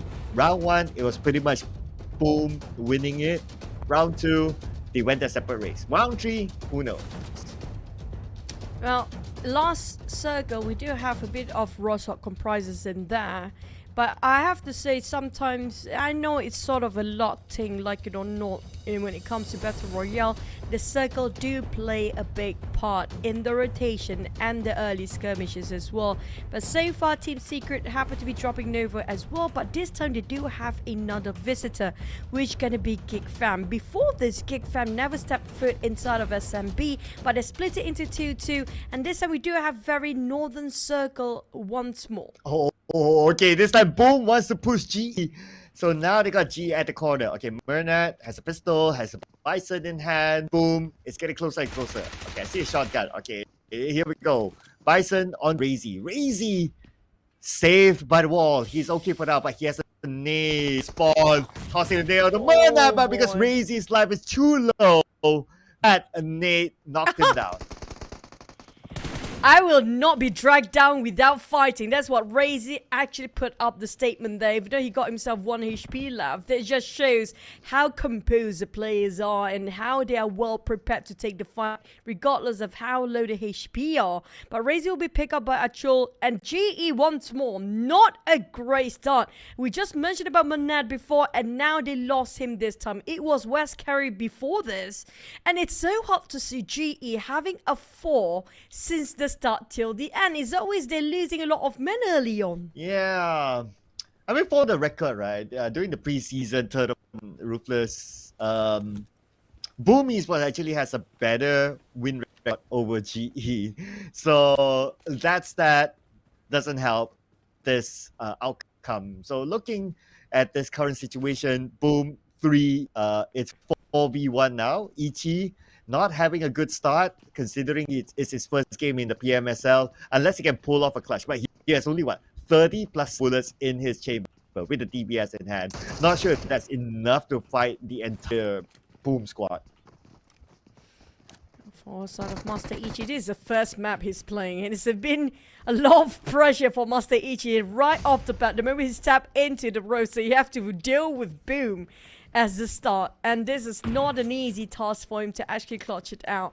With the DBS already prepared, he's running around in circles, playing around the corners, waiting for Boom to take the bait and try to step out. But this is the circle, if you guys don't have a glimpse at it, and not many teams actually taking the northern side just yet. West Carry spotted out a leeway, he got himself a loophole, he tried to give the pressure on, but Boom, Achul now on the ground. Can they equalize their playground between these two teams? Okay, West is kind of low on ammunition as well. 20 plus 13 bullets UMP. He's going into the building, hoping to get another knockdown. And yes, he will get each other Achul. So there's a confirm point for GE at least. Ichi with the DBS in hand, 12 bullets. Man, we're counting down the bullets because it's very, very early for these teams. Crazy. That 1 HP moment, now back on his feet with a shotgun. It's going to be 3v3 between the two teams. GE not buying out either, but I'm kind of curious what the main concern here is. How much utilities and resources do they have to last long? Well, as we are hovering over the players, definitely not much. I mean, he has level 1 vest and helmet, but nothing else. Yummy, okay, he only has 1 first aid. He has a level 2 helmet at least, but his level 2 vest is kind of shredded. So, I mean, okay, I'm just wondering, like, how long are we going to see this dance? Okay, buggy here. Wes, come on. Are you still going to do this? You have a buggy. No, they want to fight. They want to be the king of Rosshawk. Rosshawk it is. It's all about who's got themselves the alpha team here when it comes to Rosshawk. Master Ichi. I'm not sure where is Carey. Where is West Carey? We can't see him anywhere nearby. Master Ichi want to shot through. He shot through those small windows, but it's quite a difficult angle to get it done. Smile taking a bit of an angle at the back, widening up their space to play. But Boom not willing to give any sort of intel. No information given at all inside. So GE, if they want to make it happen, they have to force push in. But the problem is, they don't have hand grenade. They don't have those smallies to work. Now, how to bait these guys out from the compound? Well, at least the good news is that as compared to the PB fights, they have the circle, so they can kind of spend time. If they spend too much time, that means it's an advantage to the other team to get a good position and get better loot at the time. So still a slight disadvantage. But if any of these teams get all the points in the back, all 4 points, then it's still going to be worth it. And they don't seem to be interested to let each other go. Ichi sees his opponent behind the window. He can't find a good angle. I heard a buggy sound. I'm not sure if anyone's coming by. Okay, look at the minimap. Another team is passing. They are seeing what is happening. You know, what I love about Master Ichi is he's not willing to give up. He's trying the same angle once more, but BTR, you know he's the man that will not step down from any sort of opportunity. Speaking of GE, they already have a tough start, and not enough, they already have another tough angle here. And the side of Master Ichi staring at those small's window will do nothing for him for now, except for dying in this case. They need to leave. GE down to 2 men. This is not giving any sort of benefit for them. Honestly, I thought BTR crashed into this compound, but looks like no. They went for positioning instead. So, they're going to let these two teams fight each other. But unfortunately for GE, he gave 1 point away to BTR. But hey, XERXIA and set out 7-9 early action for them. That playing ring around Rosie. XERXIA got it anyway. Sharper down to 17 bullets as reserve. RNJ taking the high ground at the back line. Megamind on his knees. This is not great. Samna Mikael is pretty low. Where is Kenny? Kenny is cooking up the net around the stairs. Chopper now trying to toss over inside. But can he see that through? He dodged it back towards the stairs. Kenny, he needs to clutch it up for the entirety. Mikael is just tough to save him when he comes to the ground floor. Mikael picking up DAP, while the rest of XERXIA trying to reset themselves, but they are in a turmoil as well. RNJ is playing on the outskirts and the blue zone closing in. This is not great for both teams. Yeah, hello stage 1's blue. And now XERXIA, again, the knock this time is Kenny knocking out us. Megamind knocked down as well. Looking at the circle, a lot of teams in there, but Depp is not letting go of XERXIA yet, but XERXIA counters on the Depp. Chopper is the one. And now Chopper has at least 2 more to deal with. Kenny on the outside with the nade, and Kenny will toss it into the building, but Chopper gets another knockdown. Now RJ is going to move in.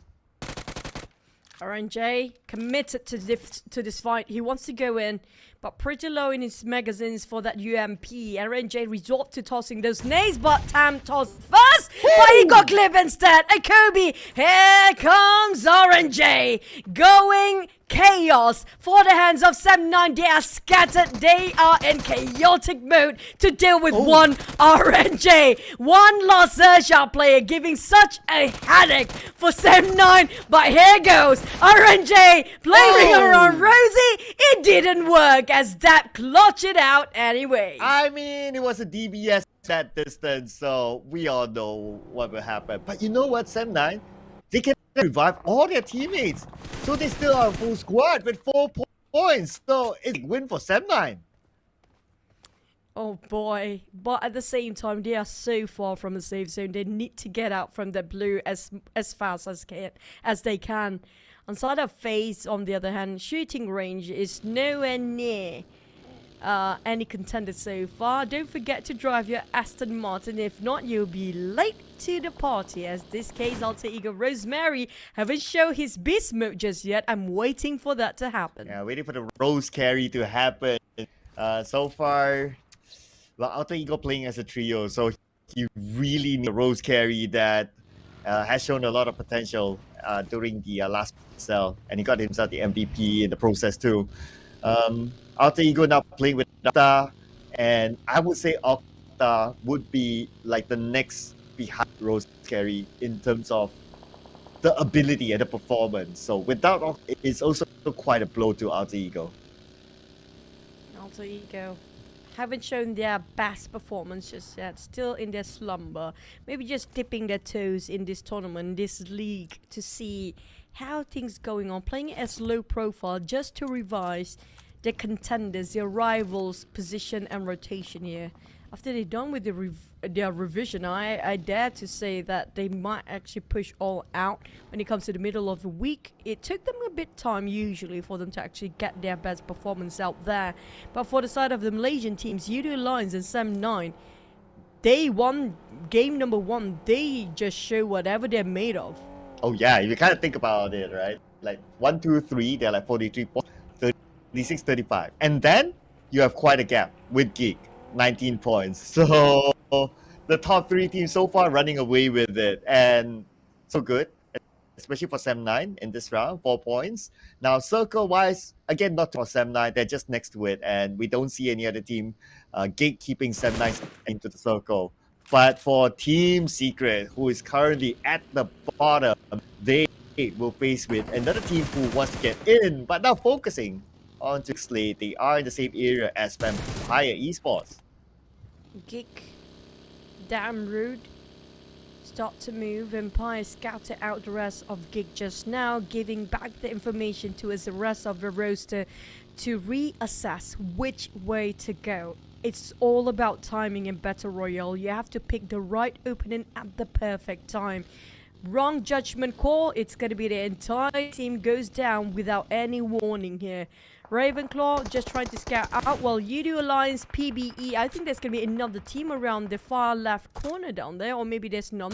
It's going to be PBE fighting against Yoodo Alliance. PBE is one of the teams that love to fight so much. They will try to butt head every single team they can, but it might cost them dearly. Oh, and plus they're still on the outside, so let's not forget about that. I mean, this is PBE probably doing PBE things again, but we lost one boy. Looks like they're abandoning the fight and making their rotation into the circle, which is a smart move, I must say, because based on the track record, they play better in the gold rather than spending their time in the blue. So far, no teams in the blue zone this time. That's a good sign for us. But not so much for the players. It means that so many teams already got themselves in the center of a circle here. It's going to be overcrowding in the center of the safe zone. But Boy Chill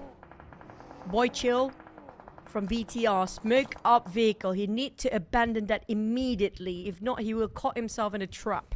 Cool, just pop up all the smokes, but Boy, he knows for a fact, you know what, I don't want to fight you in the CQC or mid-range. Might as well just toss a nade from afar and just pray, fingers crossed, that it will hit somebody there. But it hit no one, and now he's forcing himself up front. It's a risky, dangerous game he's playing here for BTR.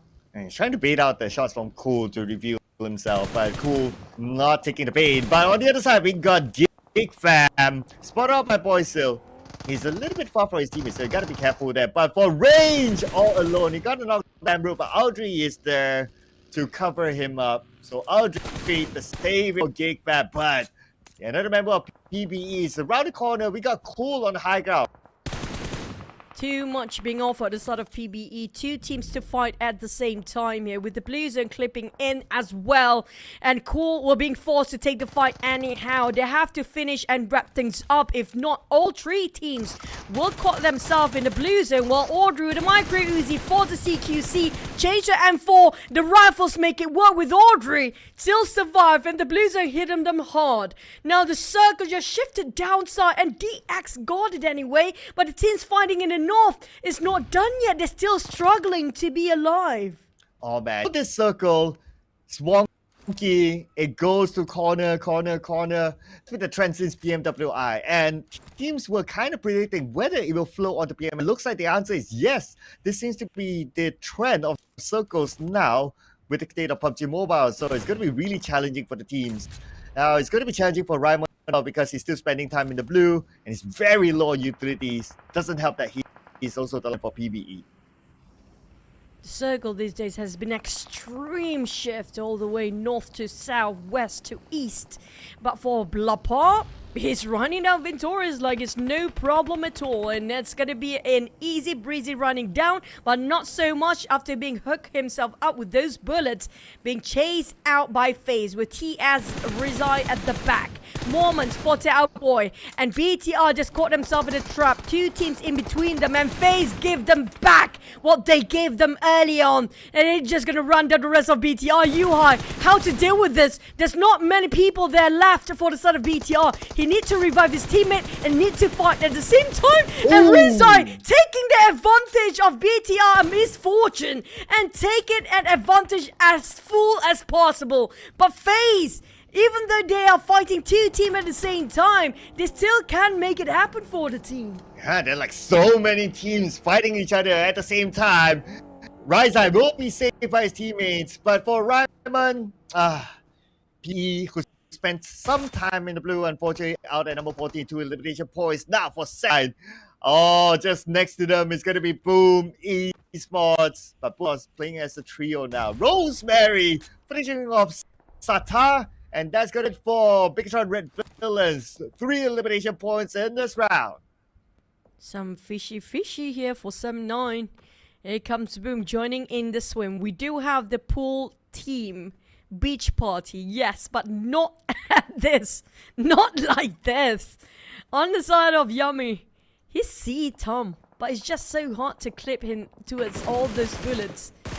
But found it out, Kenny, the top fragger for Sem 9. Razy badly hanging on to those ledges, but here comes FaZe. The same goes for Vampires versus FaZe here. Surprisingly, both bridges are quite crowded with a similar situation. Tony K spotted out the sliding MR5. No, you're sliding to your death, MR5. Not like this. Not even a fight. And Onzen's like, why did you drive all these people here and try to hide? Oh boy. Exactly. Onsen is like, no, don't come here. But he's going there. But now, speaking about bombing, going wild against PERSIJA EVOS, goes to circling around, and he has a run to the compound where PERSIJA EVOS is San Zuxi. Next down Kwa, but goes to trace it back to misery. PERSIJA EVOS and Boss Gaming now still fighting as Zux go down. Red Face together with Legs, they need to win this fight on behalf of PERSIJA EVOS. Oh, Gosu, there was just a nick of time when he actually hit prone down, but never mind. Box, what is happening with PERSIJA, Box, and also DX at the same place at the same time, fighting each other out? A lot of a three-way war here, and DX taking on Vampires. FaZe being finished off after that sliding. tragedy of MR5. Vampires now scattered to 2-1-1 formation. Have to deal with DX, happen to be passing by here. We boom around the other side of the corner, and DX got himself compound. Now all they need to do for DX is just gatekeep towards Vampires and they'll be fine. But Vampires, how to make a breakthrough? Box Gaming on the other end, they have to deal one team or the other by the end of the day. Oh, at least they took out the team with the chicken dinner, so at least a good start here for Box Gaming, and they're in a full squad. And they only got 3 points in the bag. But now it's going to be the next challenge. Xavier knows exactly where Box Gaming is with the smoke being popped up. Aldo, on the other hand, still on the outside of the circle, has MORPH GPX in front of them. Rosemary, already 2 eliminations in his hand. Getting to the circle, getting by with his other teammates so they can support each other. But he wants to end the fight. He wants to take out the member of GPX. You wanna do it, Rosemary. Just go for it. He's going for it. He's going through the smoke. Didn't find anybody. He just missed it in the last minute.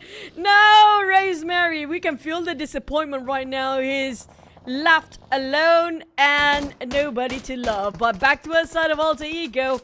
TS taking the love from Alva with Box Gaming Gosu along the process. Why not? But Potato hitting off with Gosu there. While Team Secret caught themselves in a trap. Rosemary found another victim next and going around in circles trying to fit off his prey. And Rosemary trying to find for more, and it's not showing any sign of slowing down. Yeah, he's turned into the beast now. Raizai. Oh man, look at this. Raizai is between two teams. Even though he has a buggy, not sure how he's going to get out of this. Plus, buggy's punctured, so that's not helping the situation. Rosemary has a rush. He's toying with Raizai now. And here goes. Raizai made it! Close enough! Last minute it almost What? the buggy. Valiant effort, nice try, but Rosemary, a very naughty play out there, having so much fun. But we're not done with Box Gaming yet. Only cover themselves with a couple of smokes left here. And they do have another team behind them somewhere. It's going to be Vampires breathing down their necks. They have to be extra cautious for Box Gaming. What their main concern is how to deal with Alter Ego and Vampire at the same time. I must say, Rosemary, he eliminated Raizai at that distance with a mini bean. Okay, that is naughty. That is humiliating to Raizai. And for Box Gaming now, against Alter Ego, next challenge. But Alter Ego, they have elevation against Box Gaming, so a little bit of an advantage there. Quad tries to get a nade onto the other side, but he's been shot at by Vampire Esports. Oh no, Box Gaming! That's almost 200 meters shot from a long-range fight. They're taken over by the side of Vampires, taking advantage of Box in between. Box really been boxed up by so many teams at the same time. Nom cute, not so cute now because he's bleeding out. Left with only Truongzin left in the center for Box Gaming. And how can he respond to this? How would he actually act towards this? Because Alter Ego and Vampires both pinning down on Box Gaming. They have no room to breathe at all. Another wonky circle goes to the edge on the left side. So another tough one for some of the teams, especially on the right now. It's going to be tough as well for Box Gaming. Rosemary is in the house. He will get his 4th elimination now. My, oh my. We just talked about Rosemary changing into Rose, and he's doing it now for Alter Ego. But for the side of MORPH, they just docked themselves, and it's not going to be enough. The river is heated up with Vampires. Cleanse out these guys one by one. And down to last player of MORPH. Ravenclaw is hungry for more. He's tossing out the nade. It's going to be Yuri swimming for his life this time. Backstroking, hoping he will not be scouted out or founded out by Ravenclaw. But it's just a matter of seconds, a matter of time for Vampire to shut down on MORPH. He had nowhere to run nor hide. He got himself a vehicle, trying to reset himself inside. But Yoru, he just wants to deny the points by drowning out himself. Yeah, so sorry, Ravenclaw. No fun for him. But anyway, the IGL is doing really well with already 4 elimination points in his hand. And we're back onto Alter Ego versus a Box Gaming. And it's going to be Truongzin, the last Box Gaming. Luckily enough, he's in the circle. But he's really close with the other team. But I guess because he's all alone, he won't be taking the shot. So other teams will be putting onto each other for now. Especially Yoodo Alliance. and Alter Ego just at each other. You have to give it to Trongzin the credit that he deserved. He's been lasted so long by himself in the center just now, across the war zone between so many teams at the same time. Tony K spotted out Yummy May. Boom. Where are they? They just docked themselves here with DX Lamborghini eyeing them out at the same time. Two teams pinning down on Boom. So many teams been pinned down, two teams at the same time. Straps will try to finish things off with that nade, hoping it would land right on top of all the four players of Boom. Ravenclaw making the push, but you have to give all the space for the nades being dropped down first. If not, he caught himself in a trap. But here comes Ravenclaw, spray over that smoke while avoiding the team trying to steal them away from MORPH. Boss Gaming eliminated. That's going to be Trongzin left done. But Boom left with only Yummy May here. With DX and Vampires trying to pressure them so hard. Hopefully Yummy do have enough resources to cover himself a bit more longer. The key man Yummy for Boom is still alive, but what can he do? Oh, Leo from behind. Oh no, Yummy. Sandwich. I mean, everyone's hungry tonight. Everyone wants to make a sandwich. What's happening here? Yummy is probably going to be the next salami now. It's beyond salami. It's being slammed down. But for the side of Vampires, they open up their angle in a parallel move. They're all moving in a straight line here with Boom Yummy barely make it in. He's still not inside of a safe zone. Now, this is going to be a difficult task for Yummy May. They only got vegetations, those trees in between, and nothing much to cover himself. I'm not sure how many smoke bombs he got himself with, but hopefully it's going to be enough for him to slowly make way into the center or even touching the rim of a circle. But Stone will deny that by pressuring him back and forth. And Ravenclaw is doing the same thing here. DX, on the other hand, will be the most comfortable team. Got himself quite a solid compound to work with. Yeah, but never. Boom unfortunately got eliminated, and I think that was kind of something expected to happen because there's nowhere for him to go. For Yoodo Alliance, on the other, this hard circle shift was tough to them, and now Rosemary. Oh no, fourth elimination point for him, but Rosemary countered upon by Xavier, and now looks like he might be eliminated. He's really the good news is that his teammates are not too far away. Lucky enough, those terrain will cover himself temporarily while they try to resuscitate side of Rosemary. But the rest of the other team, the full squad team, is going to be D-Xavier. This is the moment for D-Xaviers to actually clutch the chicken dinner. They got everything that mattered for them, especially the compound, the four walls. They do have the barricade. They do have those covers. All they need to do is just pick out at the right time. For the side of Vampires, they're just playing alongside the slopes of the hill. Was spotted out in a very small pixel shot of Yoodo Alliance. They tried to stop them from pushing forward. Voki has no clue where the shot's coming up from because they've been blinded by those trees.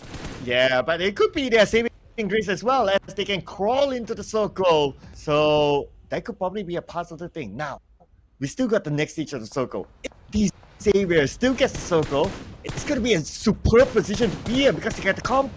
So it's obviously going to be hard for the other teams, but other teams, you're talking about names here. Vampire Esports, full squad. We got Alter Ego as well. Adelu unfortunately knocked far. Rosemary gets knocked down for the second time. But at least he has his teams to pick him up. But look at the circle! D-Xavier has it! That's the take. They got the only compound that is in the circle. Not just that, the rest of the other teams though will have a bit of a problem to squeeze in. It's quite pincering for them. They've been pinched at the side of a circle, including Alter Ego and Yoodo Alliance in this case. Vampires still got themselves a bit of a touch of that rim of a circle. Stone spotted out the rest of Yoodo Alliance. Rosemary back up on his feet, still fighting.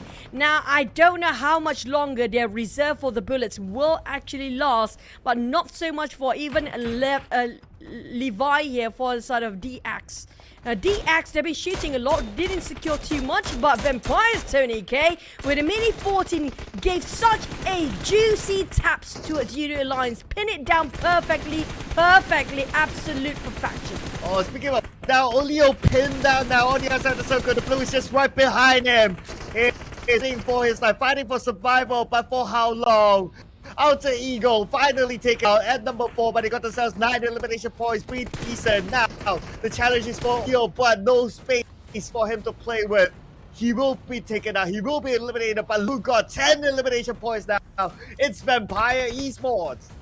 Down to 2 with 8 eliminations on the side of Vampires. Each of them score at least 2 for each of the players. DX, on the other hand, how much did they secure since they got themselves this compound? They have been staying here for the longest. They didn't actually have to travel that much. The circle always favored them all this while. On the side of Vampires, they have to claw themselves up, trying to get into the compound here every way possible. They're trying to surround all the corners with Ravenclaw taking the front line, trying to find the blind spot that the side of these Xaviers didn't actually notice at first. Nobody actually sees Ravenclaw coming on that side. They all focus on what's in front. Parjin taking the corner, small shack right across, with Tony K taking the sniper tower. Stone and Schweppes try to move the attention of these Xaviers. Surprisingly, Ravenclaw moved back towards the rest of the roster and reunite once more, trying to just re-strategize how to push towards this compound. Well, 2 things that's for sure. They're going to see a new team getting the chicken dinner. And the second thing is that Choo with her prediction correct. But it's either between these 2 teams now. Vampire East, Xavier, both a full squad. So it's going to be a 50-50. Vampire Esports, Smoke Bridge. They want to siege down this compound. They're going to close in the gap between them and these Xavier. Now for me, this is going to be a win-win for me. Both teams are predicted, and it's going to be a win-win still for both teams here, especially coming up from these Xaviers. This is more at stake for them because they need the push for their overall rankings. They are not performing that well the entire day. They got one. Chuan Len, a nade on Schweppes. This is the time for them to fan out and go for the push. Levi tried to actually push from the side flanks, but Ravenclaw already prepared himself. But here comes Tony K, slowly pushing forward, but the blue zone will wipe out slowly. Vampires driving. Schweppes down on the ground again. This is it. These Xaviers, can they do it? Oh, only one more to go. They will wrap things up with the chicken dinner. The final wrangle for day 1. These Xavier, the champion of Vietnam, is here. The champion of the preseason Ruthless Esports tournament. Here, these Xavier with that compound. Despite them having, but they had a big challenge from Vampire Esports, who put them to the corner, but they still able to get the chicken dinner. This is Xavier, ladies and gentlemen. Welcome back for these Xaviers. After such a long, quiet day, they are back in the last map of Wrangle. Hopefully, they will keep this consistently going strong, but you have to give it up to this MVP. Levi have been doing so much work at the flank. He's been trying to open up so much space. Same goes for Schweppes. But at this, for the side of these Xaviers, you have all conditions take for their side. But I'm not sure how much elimination they actually did secure, because Vampires being stolen away all their eliminations and their knockdowns early on. I agree. Vampire got at least 10 eliminations. 10 plus second place as well. I do agree that I'm not sure if these Xavier got a lot of eliminations because they were kind of comfortable in their compound and a lot of hiding around the side. So they probably didn't get that many. Okay, let's see here. They got themselves 8 eliminations. Pretty okay. It's similar to how PERSIJA is during the side-out game. They got the circle from pretty much the start to the end. 8 eliminations, pretty decent. But chicken's a chicken. Can't take it away from them. So great Xavier. They needed this push. I mean, like, these Xaviers have been quietly being shut down for the entire day. And we saw how fast, when it comes to compared to the last Wrangle map, this map is way faster and just way more chaotic than the last one. Everybody feels like rushing towards something. A lot of the teams caught themselves in a triangle battle, and that's where a lot of teams been going down early on. But when it comes to, we saw that the fact these Xaviers don't have to travel as much due to the last few circles. But if you compare with Vampires, they have been using a lot more vehicle time compared to Vampires there. Yeah, Yoodo Alliance from Farm, and then you got Xavier from Pochinki and Vampire from North Jogopur. So kind of near with this circle. So that's why their travel distance is not as much. Still gotta give it to them. They defended their ground really well, especially for Vampire though, because they didn't have like the comfort of having a compound just like Xavier, but they still defend their area with all the incoming teams onto wherever they were. Now back to as a highlight, I have a feeling that GE and PBE feels like they are sharing the same boat here. Both teams extended their fight way too long until a third party come by and just finish them off from the sidelines. That's what happened between PBE and GE most of the time, especially GE where BTR steps in the last minute. For BTR on the other hand, they almost got themselves that momentum. We can see their aggressiveness shown and their performance were really high up there, but it's just they got stuck in between 4 to 5 teams and they happen to be in the center. It's just really unfortunate. A lot of teams caught them. Just look at this, using a mini 14 at that distance. Come on, Rosemary. That is sad, man. I know but that just shows something. That just shows that he is the confidence level of the Rosemary that we know of. So, guys gotta be careful of the ego now. Rosemary is on the rise. Yep, it's gonna be scary, but even though DX got themselves 18 points, Vampire just 2 points shy from them because of their elimination, scored themselves 10, so it's just 2 different points of placement that make a difference between these 2 teams. But so far we have PERSIJA EVOS. They were on the high before, they were in a roller coaster ride, which is really good before, but now they're just going down with 0 points, and this will hurt them when it comes to overall rankings later on. But I'm not sure who's standing at number 1. Is it still the same team or is it not? XERXIA didn't score any point this time around as well, even though they have been brilliantly playing third party the first few maps of the day. Yeah, if we draw a graph for PERSIJA EVOS, they would have the most extreme, like from chicken dinner to 0, and then chicken dinner again, and then 0.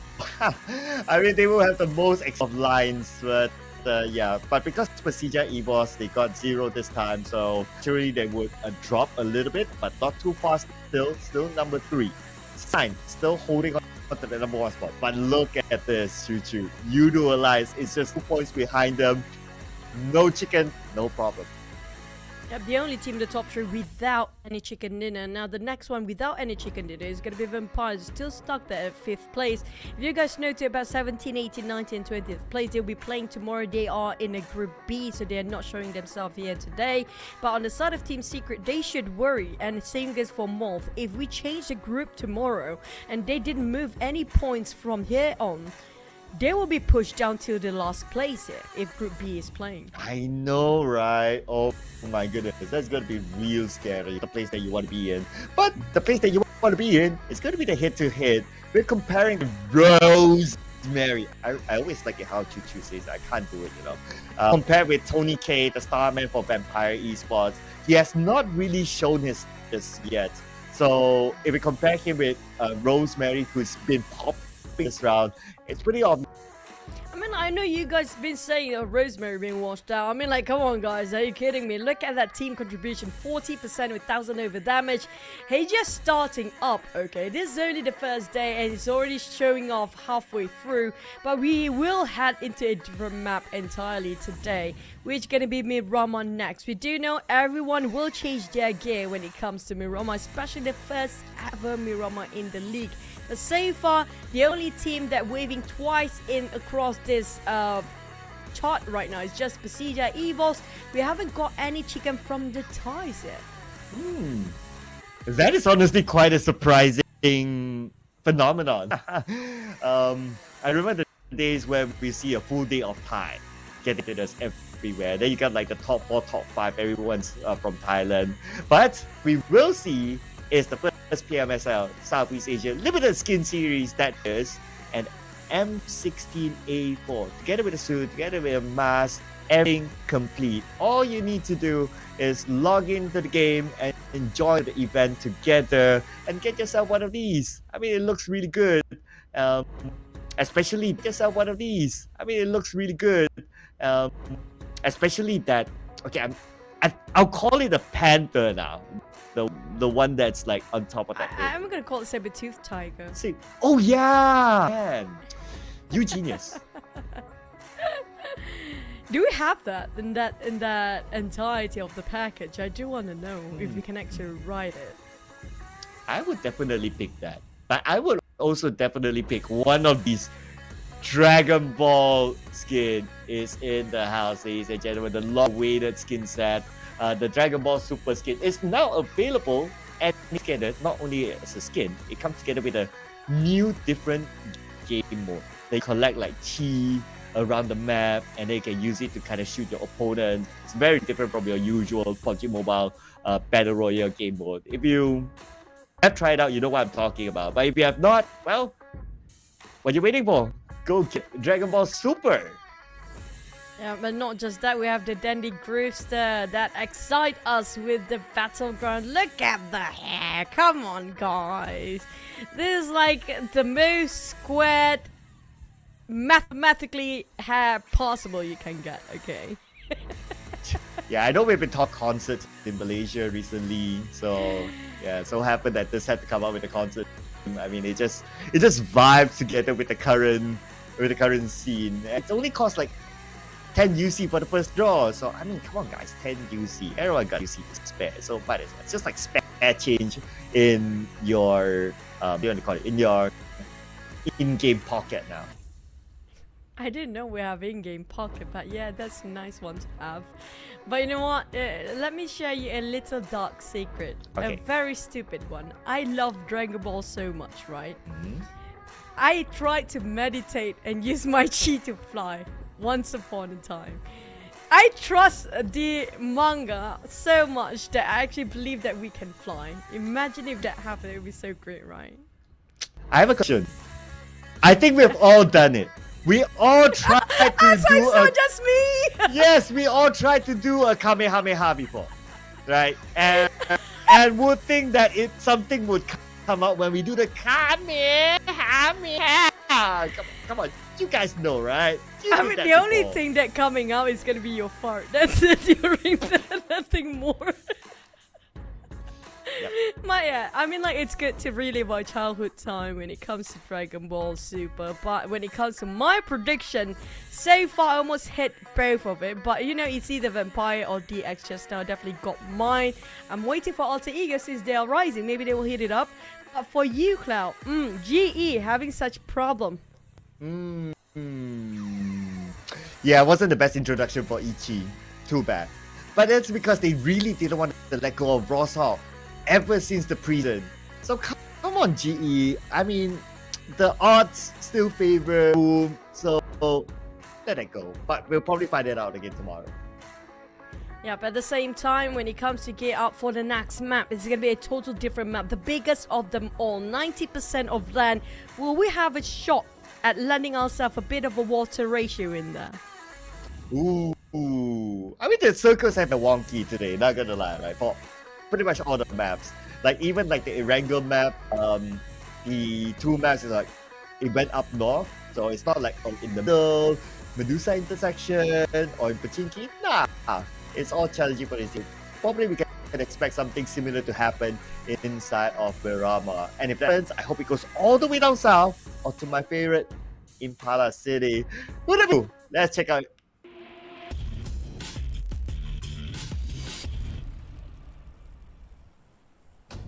Back to Miramar, and the teams that love those long fights will actually brilliantly perform here. And so far, when it comes to the flight path, coming out from the side of Campo Militar down to Los Higos, still waiting for that circle. Now, which place or the high place contentment we're looking at? Is it going to be Picado? Because we do know Picado is also sort of a hot spot there. So, good thing United isn't playing, because based on the preseason, it's FaZe Clan and BN United not letting go of Picado. Okay, there's another one. So we have Team and GE playing, right? And then we have Fox. During the preseason, in starting, these three teams don't want to let go of San Martin. So I'm looking over at GE. They are floating there. Team Secret going a little bit up north, so maybe they're gonna let go of San Martin.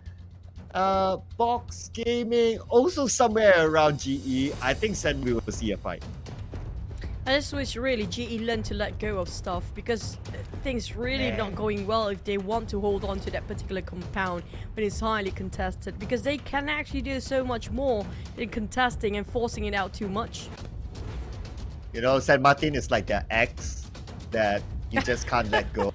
It's like, come on already, okay? It's a breakup, okay? You gotta just let go. And look at GE and Box Gaming again. This, honestly, if GE wins all their fight, that's okay. If with the current state of GE, I mean, really? I don't know, man. It feels really grim. Unless GE will surprise us, this is one of their favorite map, that is. So they can actually make it work if they want to. It's all up to them, really. They should be happy that Team Secret is not part of this, okay? Like, okay, no, we know you guys want San Martin. You want our ex-girlfriends being shared. Wow. So go take it, you know, go take it. So now it's either Boss or GE taking this girlfriend or this ex-girlfriend. Still a 50-50. At least the good news is that the circle is here, but that also means that it could be a standoff between the two teams. But maybe not, because Boss Gaming is pushing GE to the corner. Are you okay, Cloud? Feels like he's talking based on his life experience. I hope you're okay, not crying now. Yeah, I can hear the snots, but I can see the snots. But yeah, hold it in, brother. It's gonna be fine. Well, GE... Master Ichi really have a tough entry just now when it comes to his first map in the previous one. Now this time he actually got it better. With small ticket on Trongs in box, we'll have to give it away since GE do have a better grasp of Miramar this time. Yeah, so far, okay, GE, okay. I mean, okay. In comparison, Box and GE, 50-50. Alright. Can GE make the 50-50 become 100-0 for them? They managed to get the first... but speaking of long-class, Vampire Esports and PERSIJA duking it out with each other somewhere else. I wonder where, as Misery eliminated by Ravenclaw. A lot of heated battle when it comes to the first map of the entire league here. The first Miramar ever. Most of the team want to mark their own territory. With Gosu no helmet on, only got this shotgun to work with. Running low on bullets as well, I cannot afford to whiff this one. Master Ichi trying to climb up slowly, with the DBS waiting at the other end. I'm not sure he wants to give it away, this compounder, just get out of here and exit out, try to loot up. Or he's still gonna consistently going in to wipe up the entirety of Box. And Box, they're taking their stand, fighting back. Manet heard the footsteps. They attempted to find them, but it's a bit of a risk game they're playing here. Jump down or no? It's going to be a tangle between the two teams until observers. Okay, we'll see you guys later. But now, okay. Oh, this is the name. Oh, beauty. Smiling to that, and that was elimination that we will see in this round. The first play given to G. At least they have a good start. But now they're back as a stalemate, though, even though they have the numbers. Just wish they don't overextend themselves in the same position, just like how they did before. Because it never fare well for GE. We want to make them work. And this time, if GE can actually do it right, he saw the back, he saw some of them. He's tempted to do so, needs to do some reload for Manet. Trying to find Nam Cute there. Got him quite a bit. Now Namcute is definitely panicking. Where to run? I need a cover. I need an angle. I need a corner. Which corner? Here comes hunting down Manet. Found him anyway.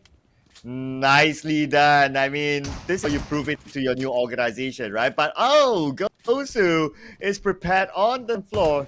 So now GE, they want to go up. Oh, but they go up all together.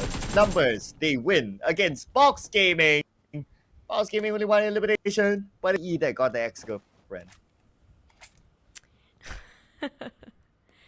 At a cost for the side of GE with one of their teammate being eliminated early on, but at least they scored themselves a 4 this time. Definitely it feels way different of GE in Wrangle compared to Miramar. So they definitely have this map preference than the other. XERXIA, on the other hand, start to move and migrate themselves based on the second stage. When it comes to 2 minutes on the clock, all the teams start to find themselves vehicles to move and migrate themselves in the next compound and next checkpoint. Same goes for the side of 7-9, will find themselves this warehouse to loot up in the last minute before they move as well. Now 7-9 and Yoodo Alliance so far getting themselves in first and second place. but can they maintain? Because the thing about 79 Yoodo Alliance, they start to lose their stamina along the process of the league. We haven't seen a team that's so consistent since day one till the last day of the league so far. I only remember once, but that was technically in the finals. That was Xavier when we had that PMSL SEA in Pavilion Jalil.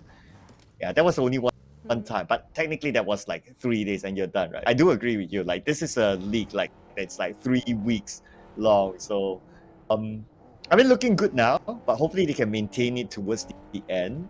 But yeah, you know what? If I kind of thought about this, right? Like, you Lions, they are normally like the team that is like the comeback team, but this time they're the opposite. I do hope that it's not going to be the opposite case for them towards the end, whereby yes, they do now, and then at the end they're like, lose steam. Yeah, I think it's all about the stamina. Sometimes they got themselves a mental block.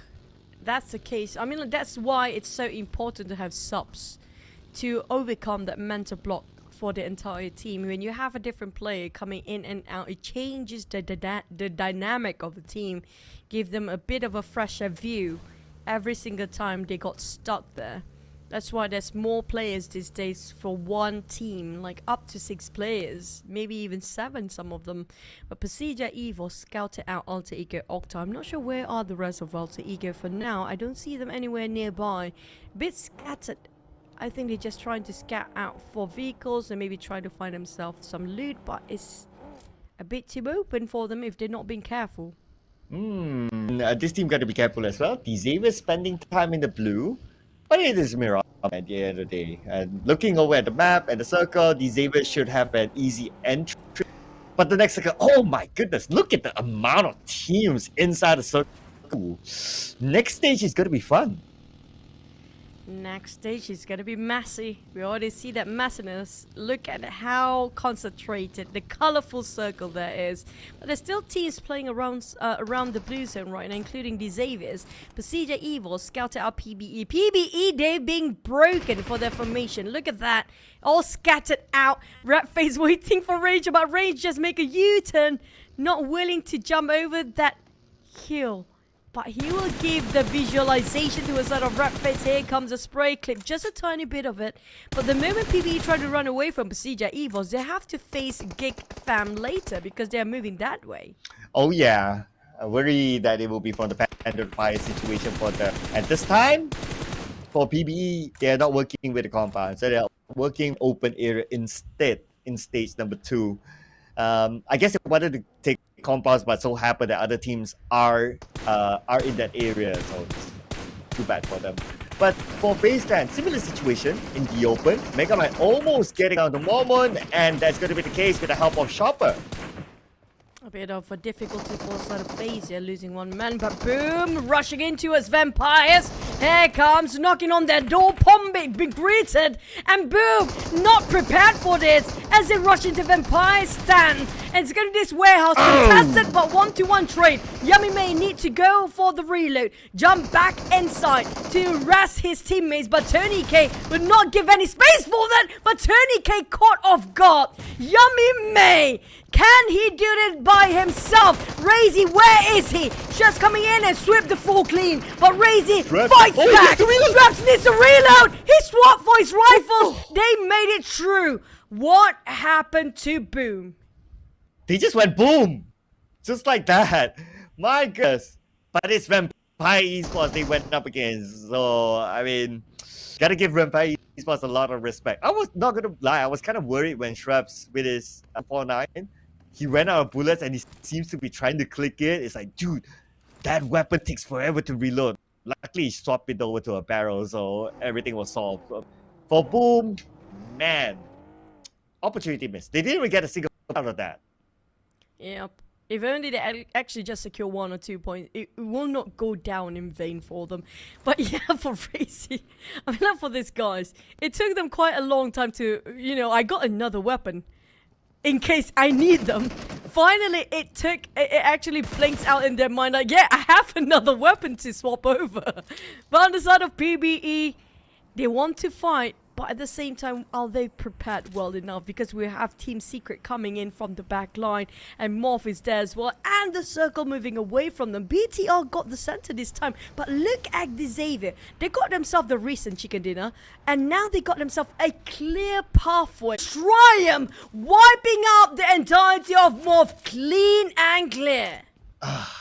Okay, for the MORPH GPX during the preseason in the Ruthless tournament, they were like last place. So it looks like that sort of is being carried over so far, and they happen to meet up with Sem9, who's right now.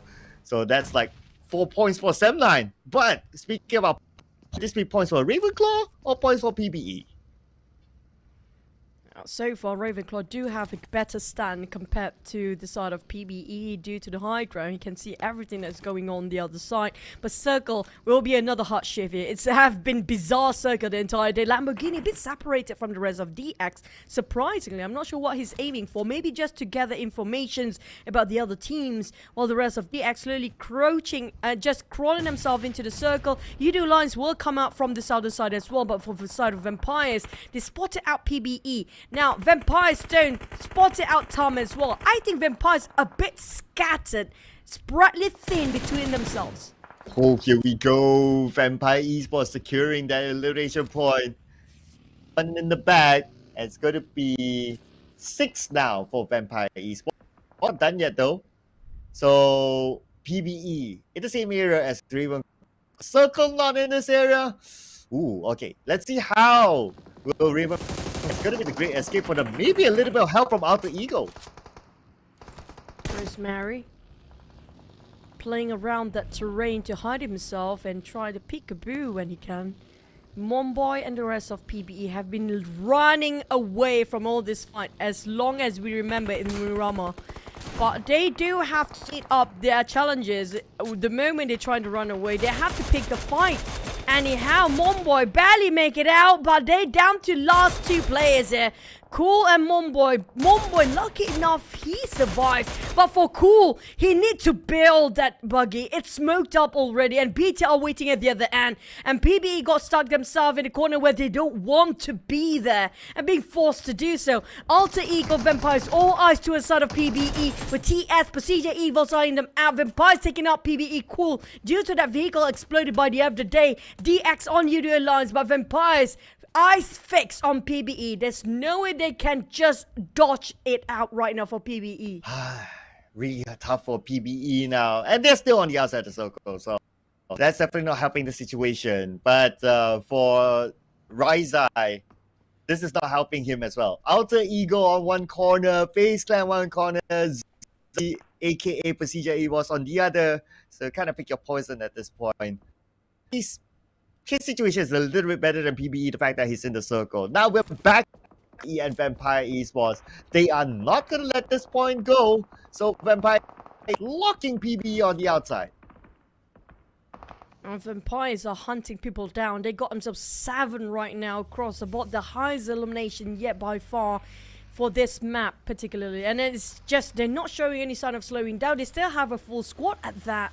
They want to go for those eliminations. BTR spotted out Schraps. The moment we mentioned about Vampires hunting, they'll be hunted next. As Sem9 can reposition himself with that minivan. GEEK, on the other hand, in a crossfire between TS and another team. And it's not just that, they spotted out Roseman and the rest of Alter Ego too, who got themselves some covers with those terrain, but tapping out from afar. Bit of a long fight between GEEK and also Alter Ego. And Nocta sharing the same compound as TS! Oh, he was surprised!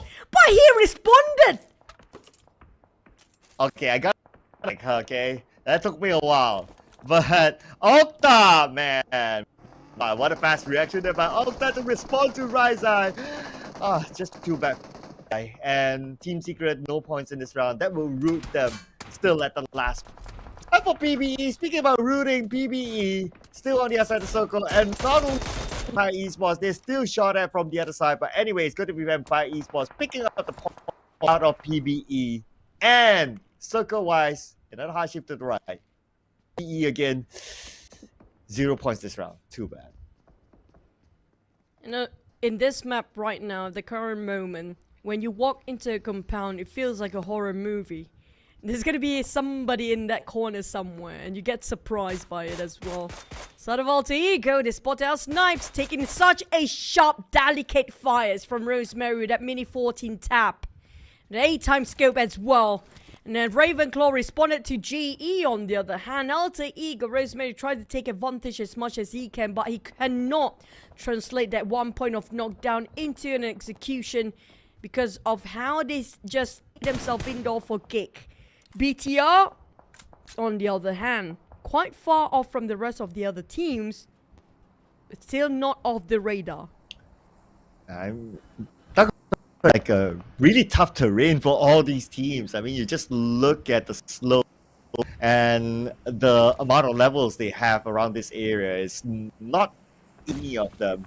And especially for GE right now, since they have Vampire Esports on the other side. Vampire Esports still a full squad, and they have 9 elimination points out. One more, and they will be dominating. Yep, one more. It's more than enough for them to secure a chicken dinner right now. But for the side of Yoodo Alliance, they're quite exposed in the open. Plain field to be visualized by all the teams right on top of them, including the Xaviers there. Levi just finished off one player, and DX do have the higher ground than the rest of the others. Yoodo Alliance left with only Iftar now. If he wants to play it safe, he can, but he have to be quiet and not exposing himself, not even a muscle to move. But Rosemary, on the other hand, is hunting these people down. GEEK will be the next target on the side of Alter Ego, but PERSIJA EVOS is sharing the same spot where Alter Ego is. It's just their neighbor, their not so friendly neighbor here want to finish them off, where Alter Ego slowly pushing back PERSIJA EVOS just for the sake of saving Octa, but it's going to be a tough mission for him. Yeah, I'm not sure if he can actually do it. He must knock these links, but even so, they got Red Face behind. But it's going to be Zaxi finishing off Octa. So now, looks like abandoned mission, but for Vampire Esports, winning their mission against GE, Ichi will be knocked down, Smart will be the next one, and Smart will be taken out. 12 points now for Vampire Esports. It is night time. For Vampires, I mean, like, they got the chicken. It's just a bonus for them right now. On the side of GE, this is one of the best rounds just yet, because we haven't seen them last this long for their entire time. And hopefully Miramar will be the map they finally land their chickens. But on the side of Alter Ego, Rosemary still not showing any sign of slowing down. He's been nitpicking every team there is. PERSIJA EVOS fighting back as well, trying to get themselves more points, secure another on the side of Alter Ego Potato. But Yoodo Alliance, well, they are in the open. They are in the center just now of attention, so there's no way for them to get out. I'm not sure what happened to Alter Ego, because last time we saw Rosemary were trying to force the fight in every single thing that moved and shoot them down. Well, I guess the terrain was really, really tough, and I mean that was the only thing I can explain, right? And then one by one they got eliminated, and if you're only Rosemary, as great as a player is as he is, it's going to be tough either way if you're all of them. So unfortunately they got eliminated, but there's still many more rounds to go.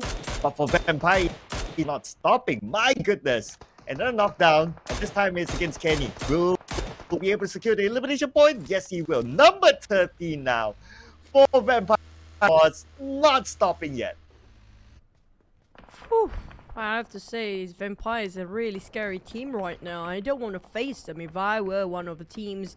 Because look at Shreps. He himself secured 6 eliminations by himself, with Ravenclaw at 4, Tony K with a 2, Stone with a 1. And Stone will be the scouter for the team, relay all the information needed for them to make the move. The one that actually the back line will be the one that fragging from afar. Mega Mind from XERXIA, spot out the rest of these Avis, who were having the most clear path to get into the circle before, now forced to fight XERXIA first. These Avis split into 2-2 formation, trying to open up the angle as wide as possible, while XERXIA realizes and try to shoot whoever trying to move towards the side flanks. RNG spot out Parjin and Lamborghini, but lucky enough they have that vehicle blocking these bullets from going through. Yeah, I mean, it's an aggressive team, but speaking about aggression, PERSIJA EVOS definitely one of them. Now FaZe Clan. PERSIJA EVOS, but FaZe Clan don't have a full squad, but they managed to get the knockdown to Zaxi. that could give them an opportunity to take down their opponent. Interestingly, eliminated this time fairly early, number 8, but at least they take home 4 elimination points. But they're also cheating for Vampire Esports to take that number 1 spot. But with tabulating the score, stays Onsen burns down XERXIA.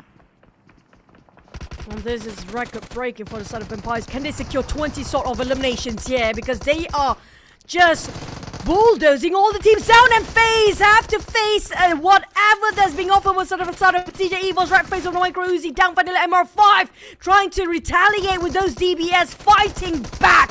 And Lynx on the other hand, down to last HP, on this, down on the ground, and who won? It's gonna be FaZe, the last player, MORPH. The tragedy and the wrangle redeem himself in on the side of Torres, but will it land with the next question as they move forward. Performance. And if he got himself chicken, nothing can just close up the gap between Vampires and the rest of the teams down there. Vampires now on the lower ground, XERXIA on the high ground. XERXIA still a full squad by us, putting pressure on the Vampire. They are all by the edge of the circles. So pretty much pressured by the zone when they close it. GEEK and XERXIA do have a full squad. They have the numbers, yes, but Vampires do have the eyes right now. And they spotted out the last player of BTR, Lapa. Where to go, where to run. Nothing than just fight back. He tried to block them from the entry. He got the perfect timing. It's a Kobe. He finished off Tony K. Can he do that? But no, Tony K back out. He's just trying to find his teammate to revive him back up his feet. But on the side of Lapa, he will not go down without a fight. Yeah, it's going to be a tough angle for Lapa to finish off Tony K. But fortunate for Tony K that Shrubs said to hold his hand. Hold my hand, Shrubs. Hand. And now he's back up again. So we got Tony K up on his two. Tony's going to cover the other angle. Lapa has nowhere to go. Tony K. Oh, that deflecting grenade. A bit of miscalculation done by Tony K. But the rest of the team blocking out the exit way out for Lapa. Now, he can jump down those windows, but they are more than prepared to shoot him down the moment he jumps out. For side Lapa is now trying to figure out how to make an exit from here on. But at the same time, he knows for a fact he needs to fight them out anyway. He's being surrounded right now. For the side of GEEK, it's not done as XERXIA. And Vampires, wait, what Vampires? They're fighting against BTR in the compound, but taking advantage of what's outside at the same time. And they hit the 18 marks. Can they close the game at 20 points? Oh, Vampire, they are thirsty for blood. The only one Lapa, but it was well.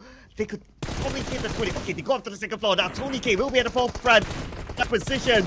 Lapa has nowhere to go. Lapa will be eliminated. I mean, it's 4 against with that kind of rush. What can Lapa do? Lapa taken out. We're nice for Vampire Esports.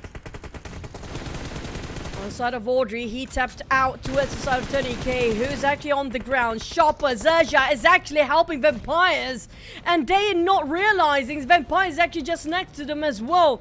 Earth, spot out Traps. Now focus towards the side of Vampires next. Shifting the attention towards the left side. Traps is actually on the rampage. He got himself one of the highest by individual, but now he's on his knees. Tony K and Stone will go for the help. He popped the smoke, but the rest of XERXIA pushing towards the Vampire, stopping their rampage mode. Down to only Stone, but the blue zone, they will deny the points. And that's it. Vampires give it up to XERXIA, but they scored more than a chicken. Well. Vampire Esports can final move to deny the point out of the hands of XERXIA. Still got at least 19 eliminations. So Vampire, like, okay, you can take the chicken dinner. We got a second place with that amount of elimination points. They probably got more points than XERXIA has in this round. As we wait for points coming up soon. But now we gotta celebrate XERXIA Esports. That has a lot of firepower shown during the preseason. And Thailand, XERXIA Esports, they were second place. They were the team that pushed Esports in the lead. And, well, looks like now they get the Vampire Esports again, and this time with their chicken dinner in hand.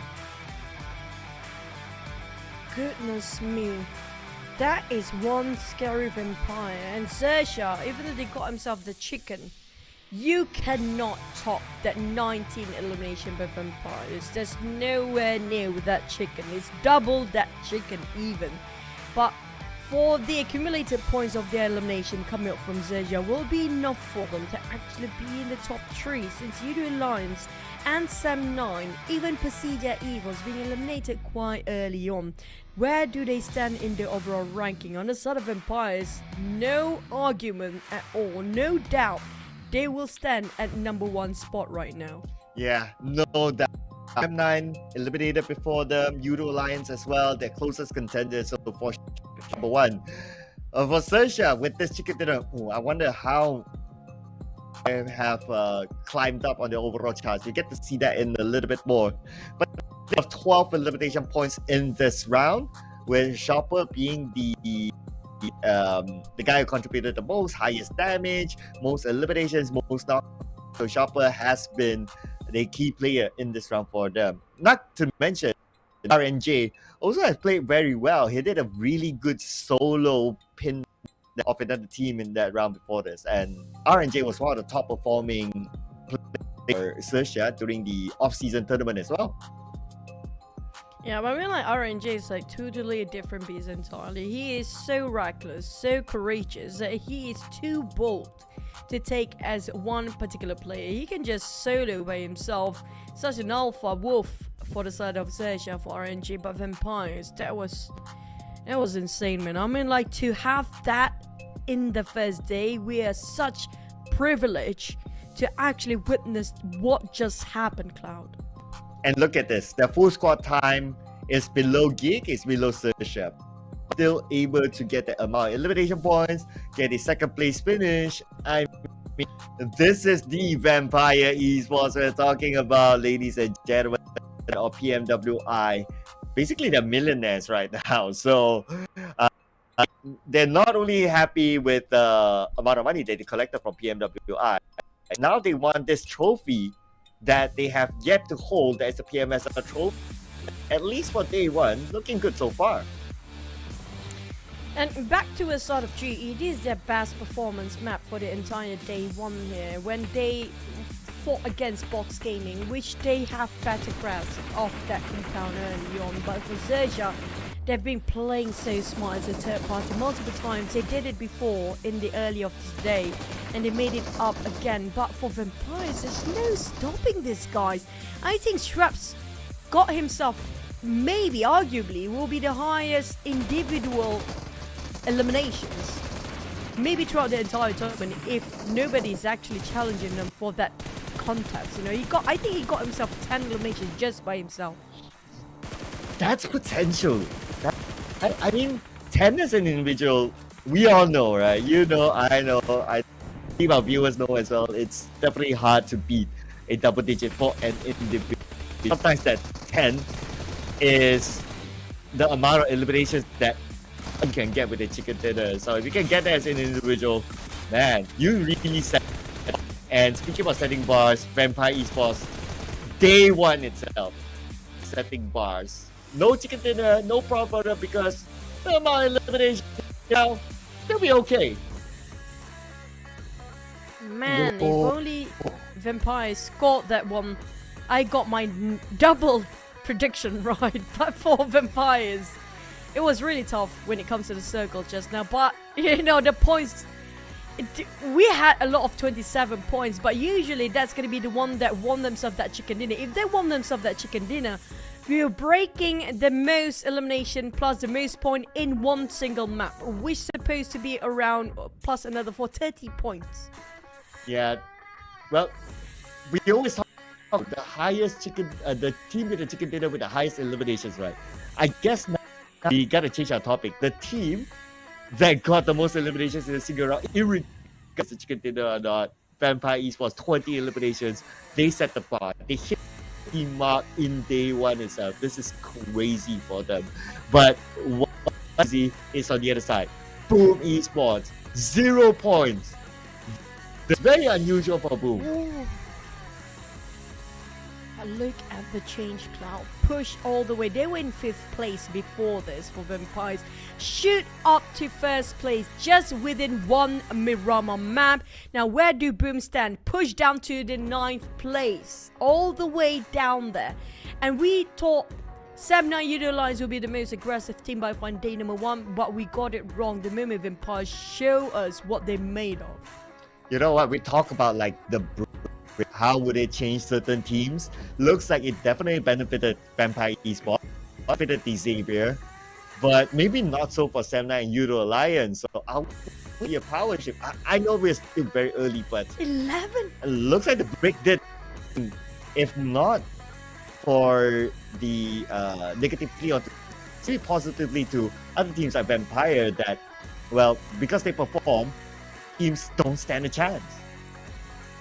The hair of Schweppes gave so much buff. He's breaking so many records today. 11. Last time, the most we had in PMSL was Rosemary with 10 eliminations by himself. And this time he got an extra one at 11 points for Schweppes. And this is one scary team in Miramar. Now we still have one more Miramar. Oh, Can they do another sweep? You're right. If Miramar is really their comfort map, I mean, if I were, I'd be scared. Seriously, like, you got the individual stations in day 1. You got a very high bar of 20 for the entire team. I mean, they are breaking records. Now, the only record for them to break is probably to get the most among the other teams. And speaking of breaking a record, you guys should breaking the time and just get into the game. Got yourself this first ever PMSL South Asia Limited Skin Series, the Dream Chaser. I'm not sure if the Sabertooth Tiger, the Cybertron Sabertooth Tiger will be in the package or not, but definitely you will have suit, your mask, your gun skin of M16A4 will be in the game for you guys to have a grab on. So don't forget to log in your game, get this, because this will be exclusively during this PMSL only. Yeah, we're going to remind all of you, the entire PMSL, because we don't want you to miss it out. And we don't want you by missing it out. So get it, ladies and gentlemen, because we're going to repeat it until all of you get it. So don't miss out on that. Don't miss out on this. The new Royal Pass that comes with a beach theme that Choo can relate. I love this set, by the way. Look at how glorious it is for you to gift your girlfriend this. You know, might as well just gift her the Royal Pass with the new beach and pool party team, which going to be available from the 18th of July till the 13th of September. So it's going to be a limited time for you to have your new custom color outfit, the Serene Rupture set, and also the new upgradable firearm Marine Evolution of UMP 45. And this is going to be only during this Royal Pass only, and it's not expensive. I mean, like, you play every day, might as well just, you know, have the Royal Pass and get all the goodies in it. Look at all the Surfside Sweetheart cover, and also so much, you know, cheeky set in there. And I think this is catered more towards the female players. I mean, like, no offense, but if you guys love pink and something very pastel-like, this is your set to get. You know, it would be cool if they can add in like a snorkeling set. I know who's going to get it, for sure. Pair, because, you know, two people going snorkeling together. You know, just put it out there. Just put it out there. Might as well put a wetsuit in there. Very nice. There will be one set. Just like this. You got two Aston Martins and it's only available until 13th of September. So ladies, you've got about a month-ish more to get this double set. Get both of them. Choose. Why do you want, do I want the open top? Do I want the close up? Nah. You just go them and be happy. Just like someone who went for diving recently. Not gonna let me off, do you?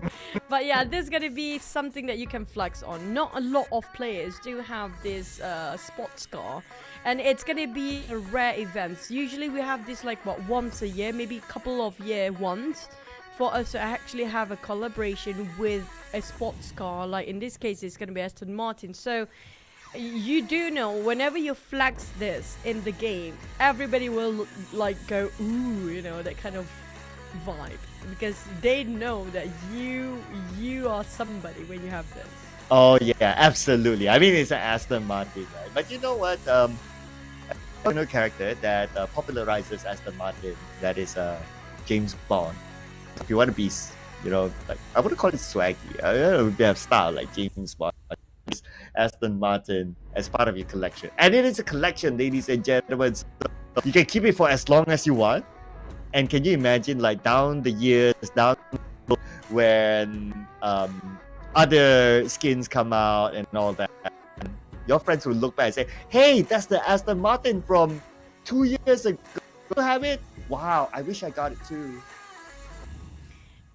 I wish. I mean, like, this is the time for you not to be that person that say I wish and the one that actually flexing like I got it. But when it comes to our casters' predictions so far, I hit the Axe. I almost hit Vampires. On the side of Cloud, Yoodo Alliance, well, close enough. And the side of GE and Boom. Now, Boom, on the other hand, a bit dim, if you ask me, for their performance today. Yeah, 0 point is definitely very, very unusual for Boom. So, I don't know. Maybe, you know, it's one of those like day one, the same excuse that all gamers will give themselves if they like, oh, I don't know day one. It's like, we just day one, we're just warming up. Maybe we'll see the best of Boom later, or maybe we might see the best, hopefully, from MORPH GPX, because they are not out so far. Yeah, MORPH is a team that we don't see them too often to have those flashy plays, but they're definitely always in a big war, and that's where they're being wiped out. And in the case of stage number 5, that's where we start to see them stumbling for a bit and just striving to survive. But the rest of the team, like XERXIA is a team that you have to be careful of, because when you're not aware of their presence, that's where they are at their best performance. That's where they start to creep back and just backstab you all the way. Who knows? Just like what maybe Team Secret could do. Team that's at number 16. Can't look down on them. Maybe they might be the one to surprise other teams like towards the stages of the game. Like, I mean, for majority of Team Secret's players, their first time in Southeast Asia. So I guess it's more of like collecting that experience as we go along. And who knows, if they are able to adapt classes, they could come back with a surprise. It's kind of true. Now we're down to the last map of the day. Are you guys ready? In the first day of PMSL, we got ourselves record-breaking performance from Vampires. Now, can they break another record, their own record for the day? Remember the numbers. Vampires got 20 eliminations in this entirety of League Day number 1. That's the numbers to beat. And for individual, it's going to be 11 by one particular player to finish off and breaking the record as well. Yeah, Mr. Shreps is now A1 itself already the record holder, and that record is going to be hard to beat. Oh man, a lot sad. But hey, looks like the players are a little bit of chill time. I mean, it's going to be our final round for today. Everyone's really prepped up. Everyone's like, okay, we got the extra time. Let's use that time to get in focus. Just like what Dabrud is doing now. He's like staring at the screen, like getting in zone, you know. That's kind of true. And I noticed some of the teams actually swapped some players early on. Cannon was actually playing. In the previous one, he did not play. So I'm not sure if they're going to stay and stick with the same lineup or not. Or do we have any swaps of a player for this final map? We'll probably get a confirmation later on. But if Keenan is playing, then I guess for TR, they could use a refreshment. I mean, they didn't do that bad. They got 7 in the previous round, but it's not like they're like, oh yeah, you know, the sort of moment. So I guess a team like BTR who has a big base, expectations will be higher. Fans will be expecting them to perform way better than their current state. So if it means refreshing the lineup, by all means, put Keenan in. But in replacement of who? That will be something that we observe. The thing is, they did play with QEON before, so I'm kind of curious who they actually swap in and out with, because Satar was there, Lapa was there. So is either Boy Chill or Yuhai is actually being swapped in and out. We haven't seen the Jan Force yet playing on the side of DTR as well. And I noticed something that a lot of teams do have 2 coaches these days as well, not just having a lot of subs, right? So including for Vampires, Matoi is actually being one of their coaches as well, aside from Sertani. Maybe that's why Vampires have been crazy these days, because we do know how legendary Matoi is. But you know the funny thing is that Matoi did not travel with Fire. So so I'm not sure what's like the arrangement is. Probably want to find out that that information next time. Point there. But yeah, maybe Matoi is supporting remotely. Maybe he has another task at that sort of arrangement. I don't know. But if it's true that he's involved with the team, then, well, like what you said, legendary IGL, multiple championship with Team Secret, and when he was the IGL for Team Secret, amazing. He can come up with mind-blowing stuff. So sort of kind of like knowledge they can share to Vampire Esports. It would wonder that they can perform like that. But now that I kind of think about it, in PMWI he didn't travel with us, so I guess it's something that I want to defer in the next few days. Like, how is he operating? Maybe remotely. But for me, I do prefer when Mato was playing in Eliminate the Murder back then. Oh It yeah. was definitely one of his best time. I mean, like, he was crazy back in the days. And there's so many teams and players that used to be legendary, nowhere anymore to be seen. Like in the case of RQ Athena players, we talked about it in the chat. Eliminate the Murder players. There's also example in Bacon Time. I kind of miss them as well. I mean, it would be really fun to have all those veterans back with us, but you know, time passed by. It's gonna be a different era entirely every single season. Well, if you miss Bacon Time, is that you get to see some of the players with the Infinity that will be playing tomorrow. So yeah, the Infinity will be the first time, not as a brand, but as this lineup in LC. So will be interesting to see how they perform tomorrow. New partner team inside of this stage of this tournament. It's going to be huge because the Infinity, ever since they had a roster swap, players like Nuzi, players like Gotani moved out of the team. Their performance isn't bombastic as the Infinity before. So as a brand, as an organization, they need to find their way to get back onto that sort of performance that they had previously. Now, speaking of which, you finally will walk into our last map of Mirama. Are you guys ready for our last map of day number 1 in PMSL?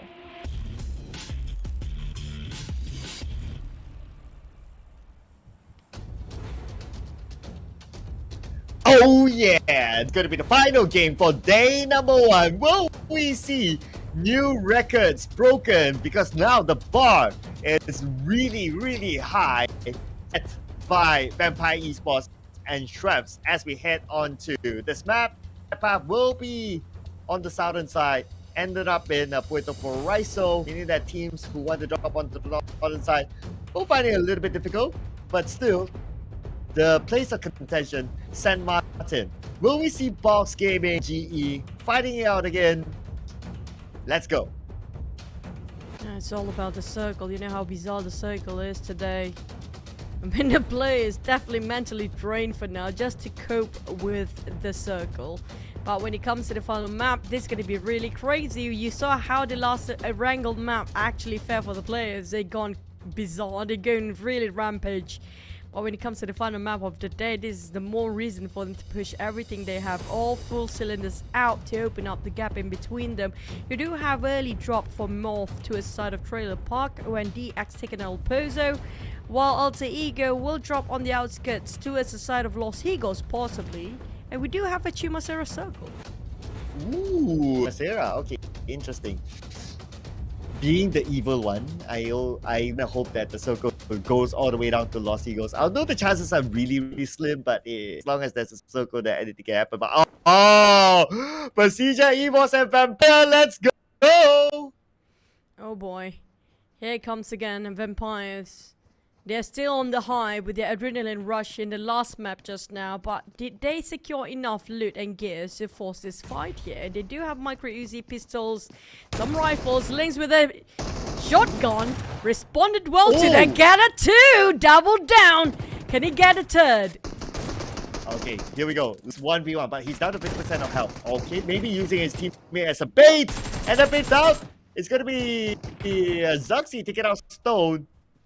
And now Zara first blood. I think we over. Man, this was kind of like cursey, right? Like you get the chicken dinner, the next round you don't do well. They didn't get the chicken. They got the most elimination. They're breaking the record, and it's just so high. And this is the lowest they can get. What is happening for Vampires? It's like PERSIJA EVOS, right? Like they got dinner, the next round they went out. I think it's a curse of day one. It's not on us. Definitely not on us. No, we are innocent this time. For the first time, the caster curse is not red, ladies and gentlemen. It is just I wouldn't call it a chicken curse. It's just the #1 team in a single round curse. Sorry for Vampire Esports. Looks like it's going to be an early dinner for them. What is happening? And also, don't forget the Aston Martin, guys. Even though we cannot forget what happened to Vampires. I mean, like, with such limelight, such overpowering performance, and the last map is like this. I'm baffled to the point I'm speechless now. What is happening? The curse of being #1 in a round. That's all we can say, right? It's like, oh, we thought Vampires on the roll. They up now, they are going insane, but yeah, I guess I don't know what to say. You know, it's really unexplainable. We need a couple more days to come up with more theories, but the theory that is still here inside of Miramar is going to be Box Gaming and GE not know each other yet. Oh boy, it's going to be round 2 of Miramar between Box and GE. Last time we remember Box lost it. So GE, can they do it again? Or Box got a fair amount of pointing with 1-1 for both teams. Now GE, last map was their best performance. They need to keep it up. But at the side of Box, they are desperate to push themselves up there. They're just next to each other at 13 and 14 spots. So pretty much in the same boat for both teams. Yeah, they're really close to each other, right? Just next to each other, like 1 point different. So whoever wins this fight, it's going to be big. That means automatically you would go up on top of the other team.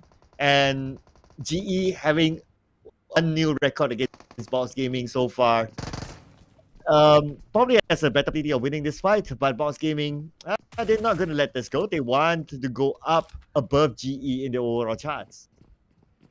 Look at that, Manat already tossing out in a very small hole in there just to clear somebody downstairs. Didn't clip on anybody. They still have to force a fight anyhow. Got trapped inside of this building and they happen to be sharing at the same time. Chuan Ji or Kwang boosted himself up. They got more when it comes to utilities and goes to kind of low with the rifle reserve. They want to use it sparingly for their bullets right now for Box because they don't have enough for Smile. It's smiling on Numcute. The moment he sprays with that micro Uzi, he knows exactly to aim it.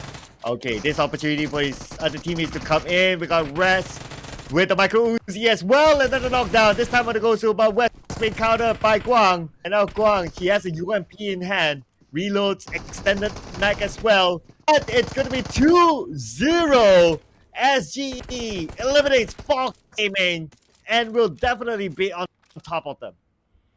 They say the third's time the charm. So hopefully Box, when it comes to tomorrow, they can finally win one round against GE. For now, it's GE taking dominant over the side of Box. There's nowhere for them to fight against in Miramar CQC. Maybe they will have that revenge in Erangel. Yeah, we'll see if he just wants to come to Rostock and try to take out GE or kind of boom to take out GE. I don't know, but definitely Box is happy. In the two Miramar rounds, basically Box only got 1 point. That is how bad it is for them. And not only that, this opens up opportunity for GPX and Team Secret to overtake Box to push them down to the last place. Yeah, especially MORPH and TS, they need to have a push because tomorrow is going to be a different team entirely playing. Group B haven't even started yet.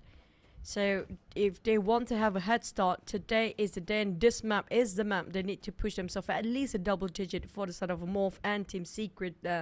For Box, I'm not worried for them too much because we still have a lot of days to go on. At least they start off their first day in PMSL with a double digit. So that's already more than, you know, a huge start. Like, it's a good start for them even.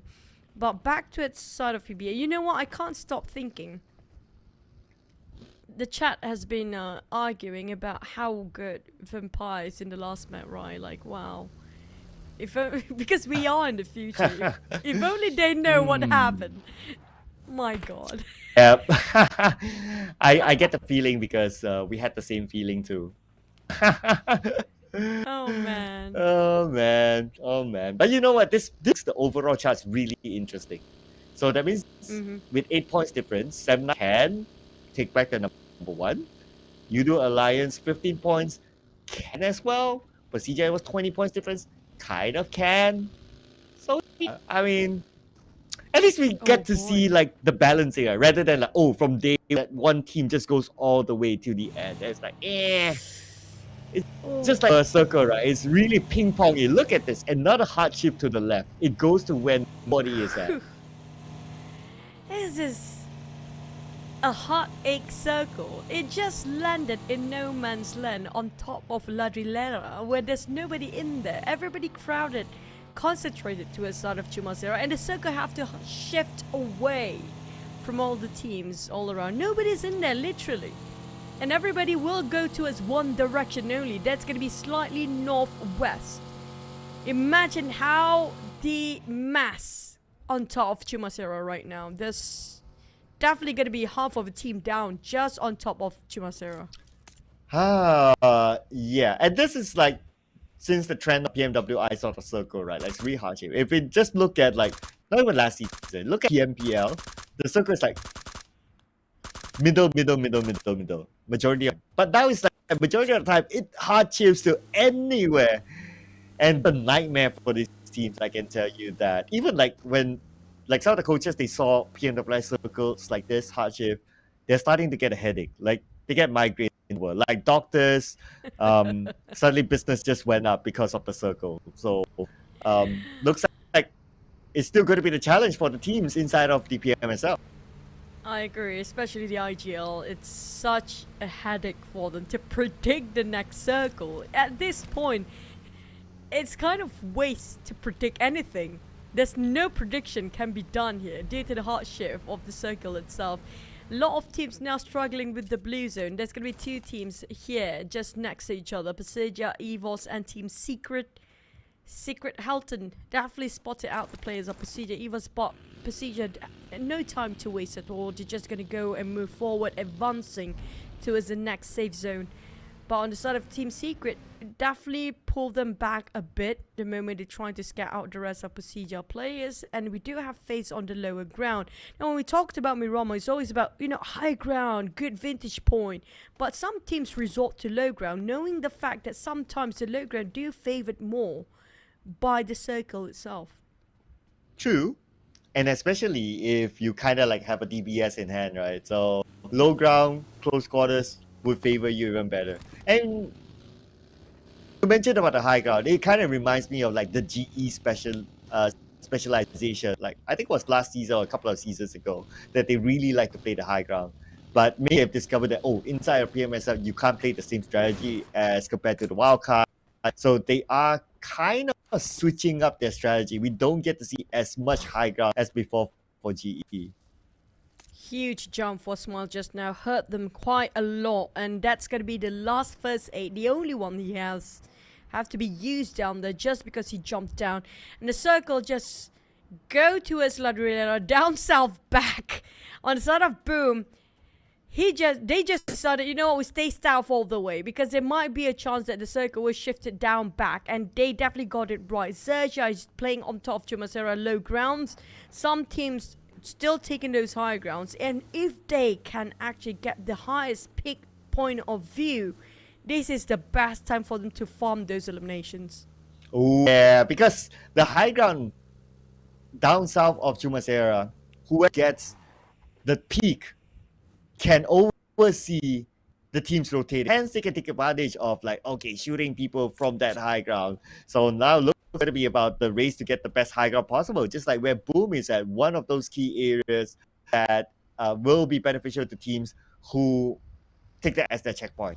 Not so good for them. Semnang, on the other hand, didn't get that luck of getting that really, really high ground. So they played the lower ground instead. But that, I hope we got his drivings though. Lucky he didn't get stuck there. Because if you got stuck down there, then there's nowhere for you to actually reverse gear all the way. PERSIJA EVOS will be visited by Voki. Voki, I love how Yoodo Alliance is playing. They have been baiting out their attention towards the front and backstabbing from behind. It takes a lot of firepower and high individual skill to pull that off. But the problem is, it's not just them and the side of PERSIJA EVOS. We do have PB on the side as well. Oh, maybe as a third party that they can come in. But let's see what will happen between these two teams now. They're all on the outside of the circle as well. He will be knocked out by Rival. That is what you talk about. PB was around the corner, knocking down one from Yoodo Alliance. But Ade look, no turning back now. He has to go in. He has to go ahead. Will toss onto the side of Redface, and Redface will manage to evade it. Here comes Yoodo Alliance, slowly closing the gap. Lynx, on the other hand, go for the outskirts, but Adik Look spot him out with a spray. No! Lynx actually got it, but how? Red face! Adik Look on the ground. That was a swift respawn coming out from PERSIJA EVOS, even though they've been rushed in by Yoodo Alliance, but they calmly, composed, and just react to it. And Yoodo Alliance just digging their own grave, thinking that they can take them off guard, but Voki, slither of health remaining. PERSIJA EVOS do have the numbers. They were Misery full HP, and now Voki trying to reset himself. Misery going in a zigzag, but Voki triumph. How? Wow, how? Okay, DPS gameplay. Surprise Misery, my goodness. Voki only had 10% of health and they won that fight. The signing for Yoodo Alliance worked out, but it was the party was there. Unfortunately, PBE was there to eliminate Voki. As just when the fans of Yoodo Alliance celebrated, PBE had to be there. They've been watching all this time. A lot of teams coming out from the north, including GE here. At least GE having a 4 this time. The first time ever we're having a full squad for GE as a start. And lasted more than the first stage this time. Sam9 taking an alter ego. Rosemary on the ground being knocked down as TR eyeing out to his alter ego. Chasing them tail to tail. Sam9 on alter ego and DX on Sam9. Feels like a 3 or 4-way war here for these teams. Oh yeah, I mean, we are really hard and fast. This is stage 4 and we got 12 teams left. You gotta think about it. Okay, at the top, it's only Sam9 now. The Vampire is out, utilized out, PERSIJA was out as well. So this is really good opportunity for Sam9 to get one by the end of the day. Now we move over to GEEK Fam and FaZe Clan. Mika all alone though, 3 supports behind Mika. Boom is there as well. Boom wants to be part of this. We're talking about 4 to 5 teams possibly around this corner wanting to take whatever they can while they have the opportunity to do it. FaZe trying to shut down on GEEK, but the thing is GEEK always start to move away from Micah, and Micah will be bleeding out alone down there. They were not taking up the bait for GEEK as they're leaving this compound to just leave it be. Let it FaZe take it. But DX taking on Sam9. Ventura start to fire and shooting down this hand grenade towards the side of Damn Root. We haven't seen a lot of Damn Root here for today. Yeah, he hasn't really shined yet for GEEK. I would say today, if of the GEEK players, Audrey has been doing really well. The import player from Indonesia. who used to play with GEEK Indonesia, also known as Liveskip before this. Very good transfer for them, I must say. We're still waiting for Damru to really pop off the MVP performance that he has shown before. Yeah, it's back to a sort of GE though. A bit scattered for now. Hopefully, if they're not being careful and BTR just decide to rush in, that's going to be a bit of a problem for GE. West spotted out. BTR La Par, return fire, just going to respond to it with a warning shot down there. We do have MORPH in between. And none of the team willing to leave their compound or building just yet. Everybody just giving those long warning shots from afar. Knowing the fact the moment they step out from their compound, it's going to be an open field for them to take all the bullets by themselves. It's not worth taking the risk here. Hey, you know what? GE is already 6 creation points. 4 from Boss Gaming, and now they added on another 2. Hey, GE looking good so far, and they still maintain a full squad, but the next challenge is going to be BT pinning them back. But at least the good news is that they're in the circle, so they should be able to hold their ground for now. But it's, of course, never fun to be stalked by a team called BTR. Okay, you mentioned about the substitution. So QEON is playing, Yuhai is taking up, so that's your answer, ladies and gentlemen. I think QEON is more focused on Miramar. Because we haven't seen QEON in the previous few maps of Erangel earlier today. So I think it's just QEON is going to be the Miramar specialist for the side of BTR. But on the side of GE, this is yet their best performance. We can see how big of a difference if you compare all those maps for the side of GE. They definitely play so well when it comes to Miramar. Yeah, and it does help that the fact that they won the San Martin.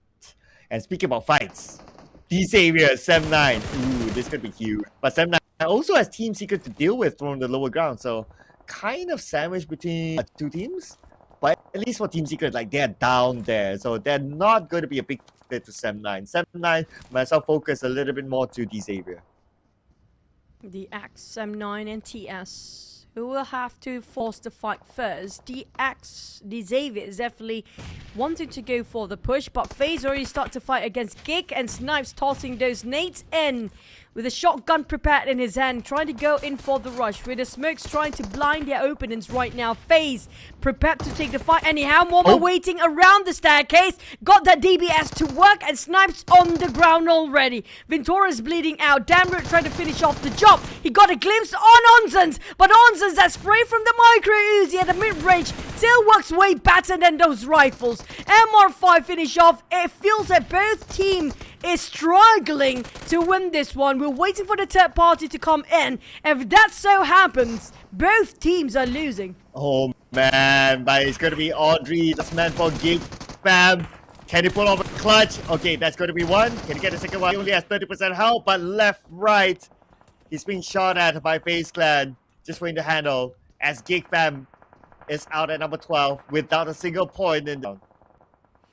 This is the biggest opportunity for Sem9 to take over that number 1 spot again. They don't have any near contestant at 3rd and 4th place. Yoodo Alliance and PERSIJA EVOS both down already. The next one is going to be Xavier. Still a huge gap in between them. 11 points in between, but it's doable for DX still. XERXIA, 1 knockdown on their teammate. It's going to be quite far for them to reach out to RNJ, but PBE will try to stop their movement here. There's nowhere for them to go anywhere freely at all with Z. Pretty low himself. He needs to save himself first before save the others. Rage have to reload. He got a clear view towards the side of XERXIA players. It's going to be Z and RNJ, but at the same time, there's somebody breathing down his back. It's going to be BTL Satar being punished, sliding down. Oh, but PB, they got a decent spot this time, so they can still try to get elimination points from this area. Just that the terrain is kind of rough, but at least they're kind of secure here. It's hard for team to crash into the compound. Xavier, on the other hand, putting pressure onto FaZe Clan. Vehicle bound to be exploded by Lamborghini, and if the vehicle goes out, that means FaZe probably doesn't have a backup vehicle. Oh, that's going to be a worst case scenario for them.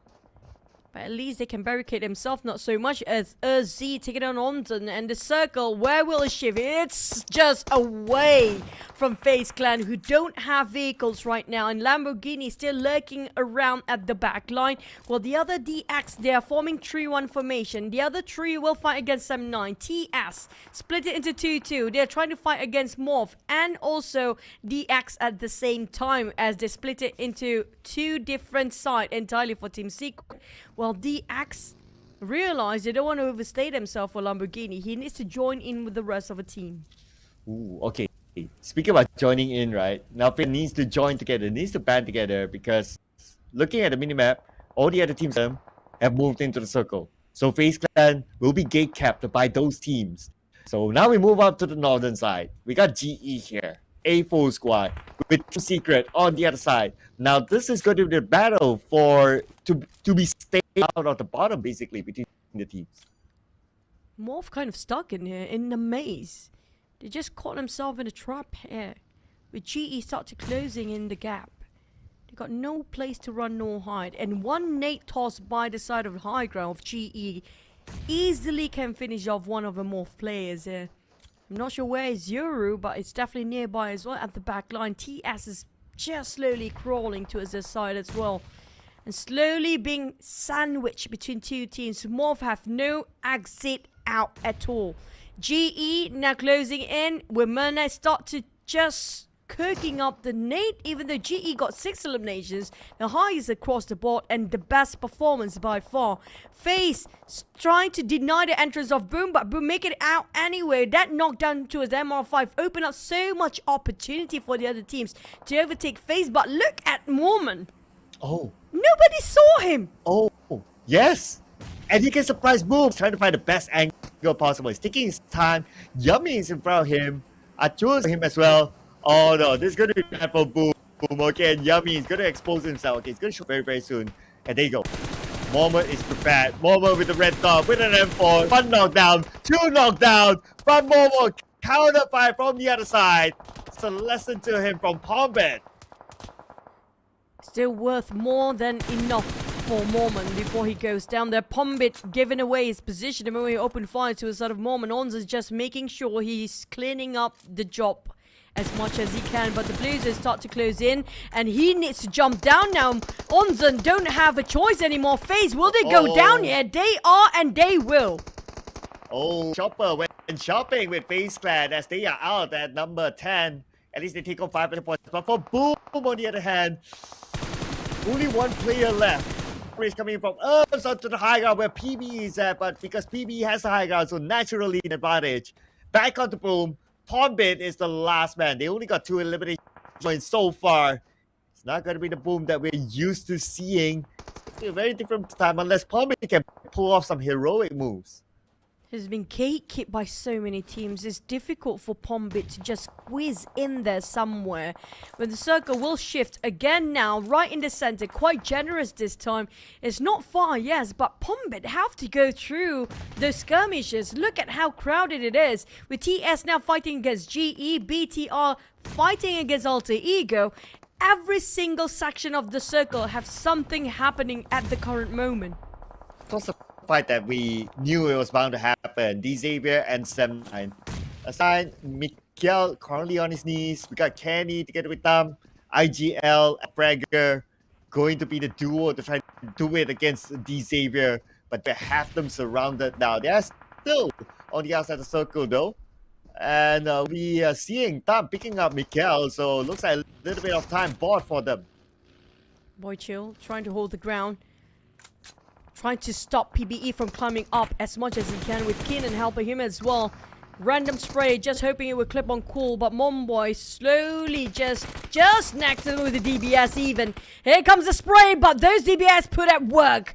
It makes wonderful work as well, going to double down, making a triple! Oh, Momboy with those DBS! Ouch! My goodness, Momboy! Are we starting to see the best out of Monboy now? PBE tries to find their way into the circle. The Blue will still put pressure onto them.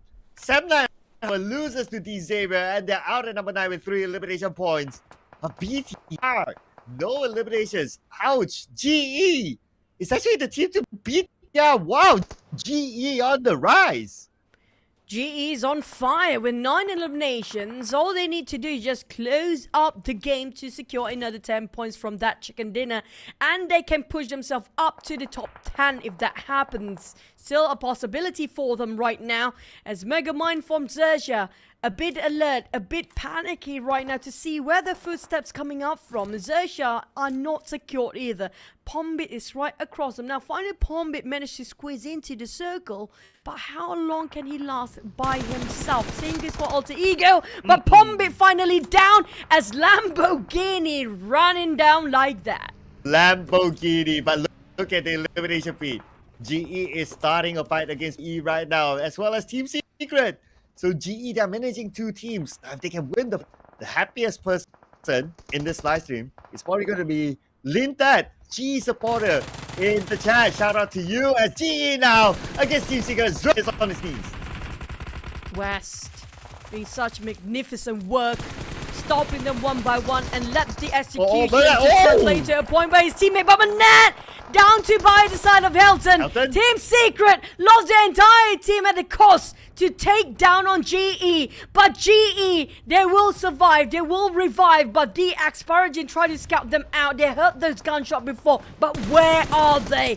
As GE taking more on when it comes to the numbers. PBE taking a fight against XERXIA. And they're stopping them from going to a side of GE's hand. Earth Z with the DBS trying to find the players. But DX separated from those hills. PBE now down to only Raimon to do the work. Oh no, Raimon will not be able to revive mates. It's all him now.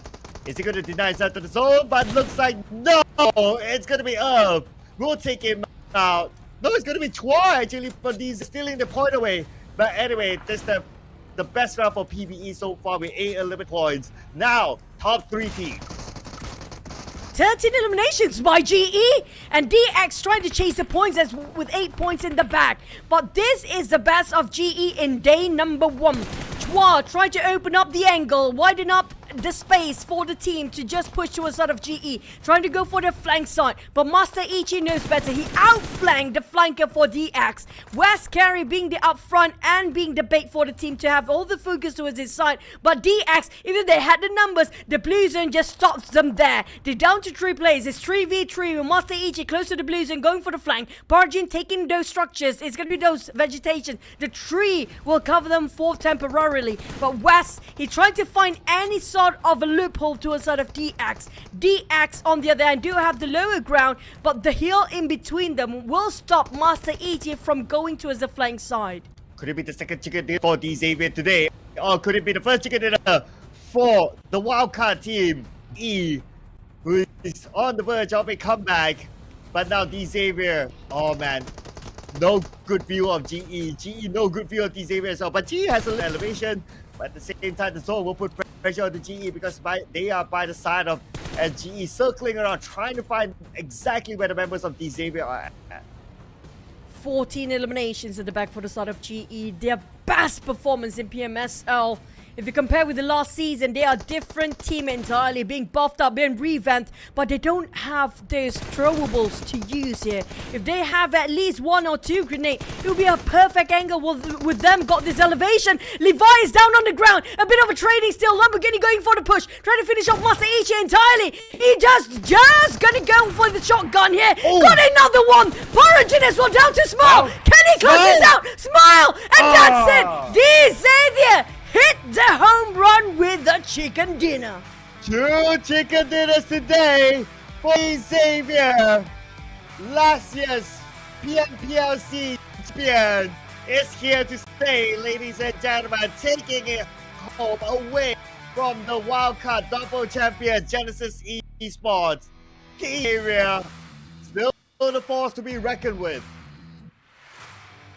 It's either you or me, Cloud. Just now, GE was so close of getting those chicken, but the extra points definitely will be included in their overall ranking. Where do they stand after this? Will they be in the top 10 or not? DX, on the other hand, did they manage to push himself up to the top 3 in the very last minute? But they secured double chicken just like how PERSIJA EVOS did today. But it just shows DX will not play this quietly anymore. It used to be DX start to rise up in the middle of the week, but it just shows everyone putting their all in day number 1. Oh, the handsome boy, Bikini is back as the MVP. The OG player for DZ. 5 eliminations, 838 damage for the man himself. I mean, Lamborghini, since the dawn of PUBG Mobile, this has been one of the most consistent players around, and there's no wonder why he's still one of the key players for DZ. I agree. He probably one of the greatest of all time, if you ask me. Since season 1 in PMCO until now, he's still here. And not just that, still delivers after the years and years, 5 to 6 years of PUBG Mobile competition. He's still in here to make it one of the best players out there. He got himself 5 eliminations and the most when it comes to damage and damage taken. He tanked out for the team so much as well. Not only that, 5 eliminations and 2 knockouts. I mean, we got a couple of 2 knockouts around, but still him getting the 5 eliminations, and that is where it all matters. So this time around, they managed to get the quick math here, 11 eliminations. Obviously, we already see the 20, so 11 eliminations is okay, but still can't complain about it. So 21 points for DZ, but it's not only this round. They also got a chicken earlier today, so doing pretty well, DZ. I mean, there's something that we kind of expect team like DZ. And looking at the travel distance, it was an easy circle for them, but they still got the chicken dinner. Traveled the most, they're the furthest away from the top 4 teams just now. But GE, I love this. They got 14 eliminations last time we saw them. And this is what we've been waiting for, the World Cup champions to push themselves beyond their limit. Because last season, they were definitely being shut down entirely. When it comes to this season of PMSL, I'm loving this. You know what? The 2 teams did well in this round. So, here's to all the Wild fans, the Wild card. We Wildcard people, since we casted the Wildcard anyway. So, it's nice to see. Okay, we get to see a lot of highlights from GE, definitely, because we got a lot of elimination points. And so far, the record, we're going to keep track of this. San Martin, GE versus Gaming, 2-0 to GE. I don't know if MORPH Gaming is going to change their spot in the days to come. Hey, it's still early to change it. And try to test times the charm. I mean, we've seen this before where they consistently try to fight for the entire week number 1. I will not complain about that. I love the rivalry between them. Very dramatic, but at the same time, PBE always got this unusual rotation of them. Sometimes their position is very unorthodox that you cannot be complacent, not even a single second, because these guys have been playing out of their minds, and I'm waiting for PB to be up there, but right now it feels like they always caught themselves in the center of attention in a war zone. Alright, let's see which team is getting the center of attention. Obviously Vampire Esports. Very unusual to see a 0 for them. You get an insane game, and all of a sudden you're 0. Okay. I guess they're just hungry. That's my only logic for Vampire. Maybe they just want to break pretty fast, I'm we're done for the day. We want to go to bed. So we already got our best performance. So back towards this is just incredible. Day number 1, it has been a privilege for us. Day 1 has been amazing. I mean, it's been great. I mean, this is only day 1. We saw amazing plays, amazing nades, amazing weaponry use, amazing clutches, record shattered. What more for day 2? What did you bring? I mean, I can't wait for day 2, honestly. Wow! Oh my god! Wow! From top 5 to number 1, that's XERXIA, and GE push up to top 10. Like I mentioned before, they got themselves more than that, 7th place. Wow, GE from behind now, 7th place. Very, very impressive, I must say. DZ out of nowhere.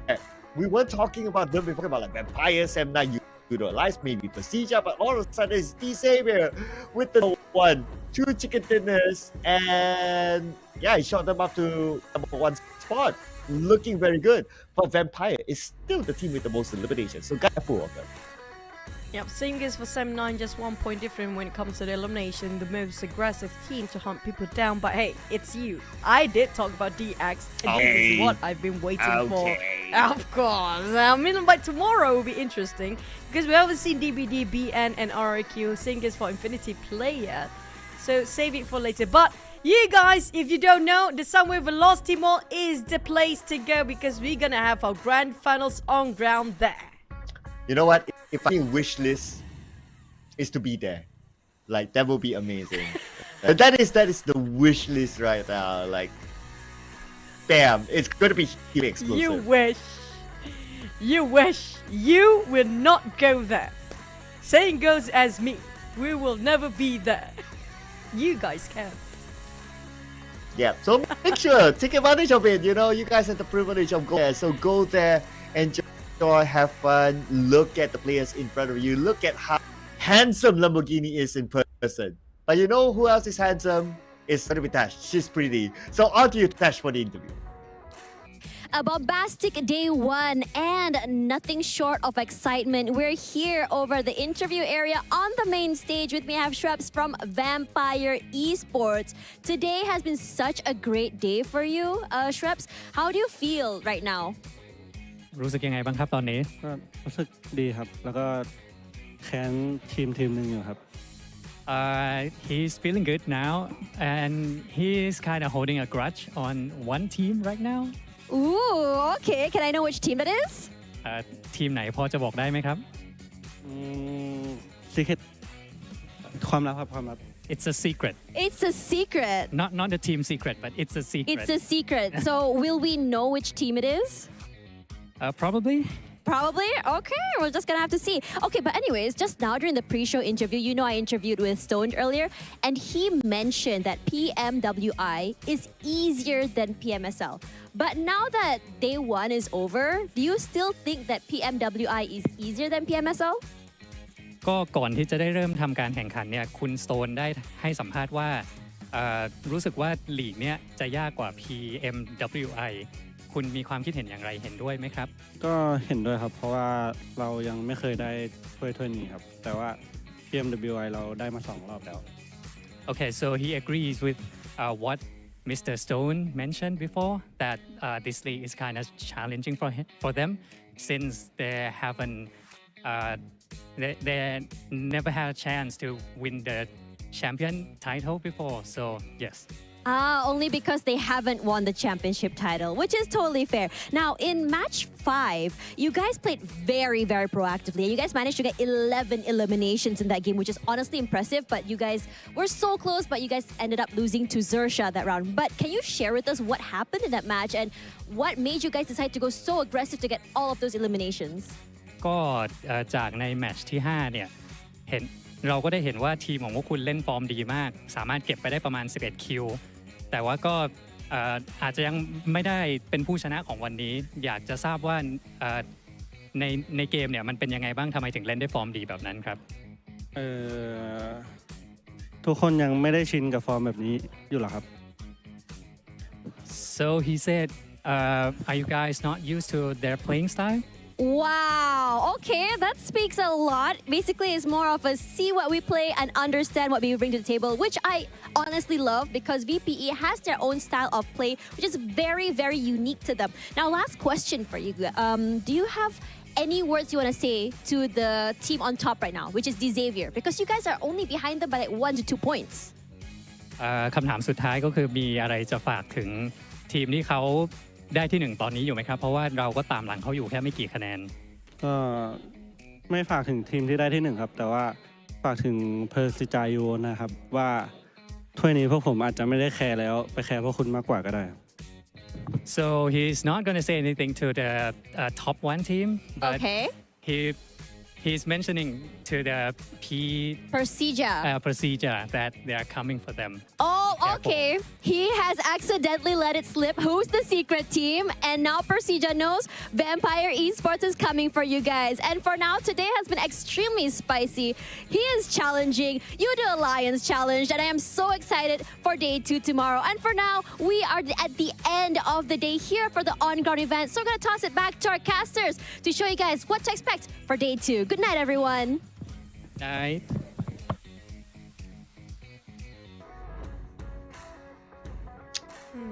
I have to say, favorite translator is back.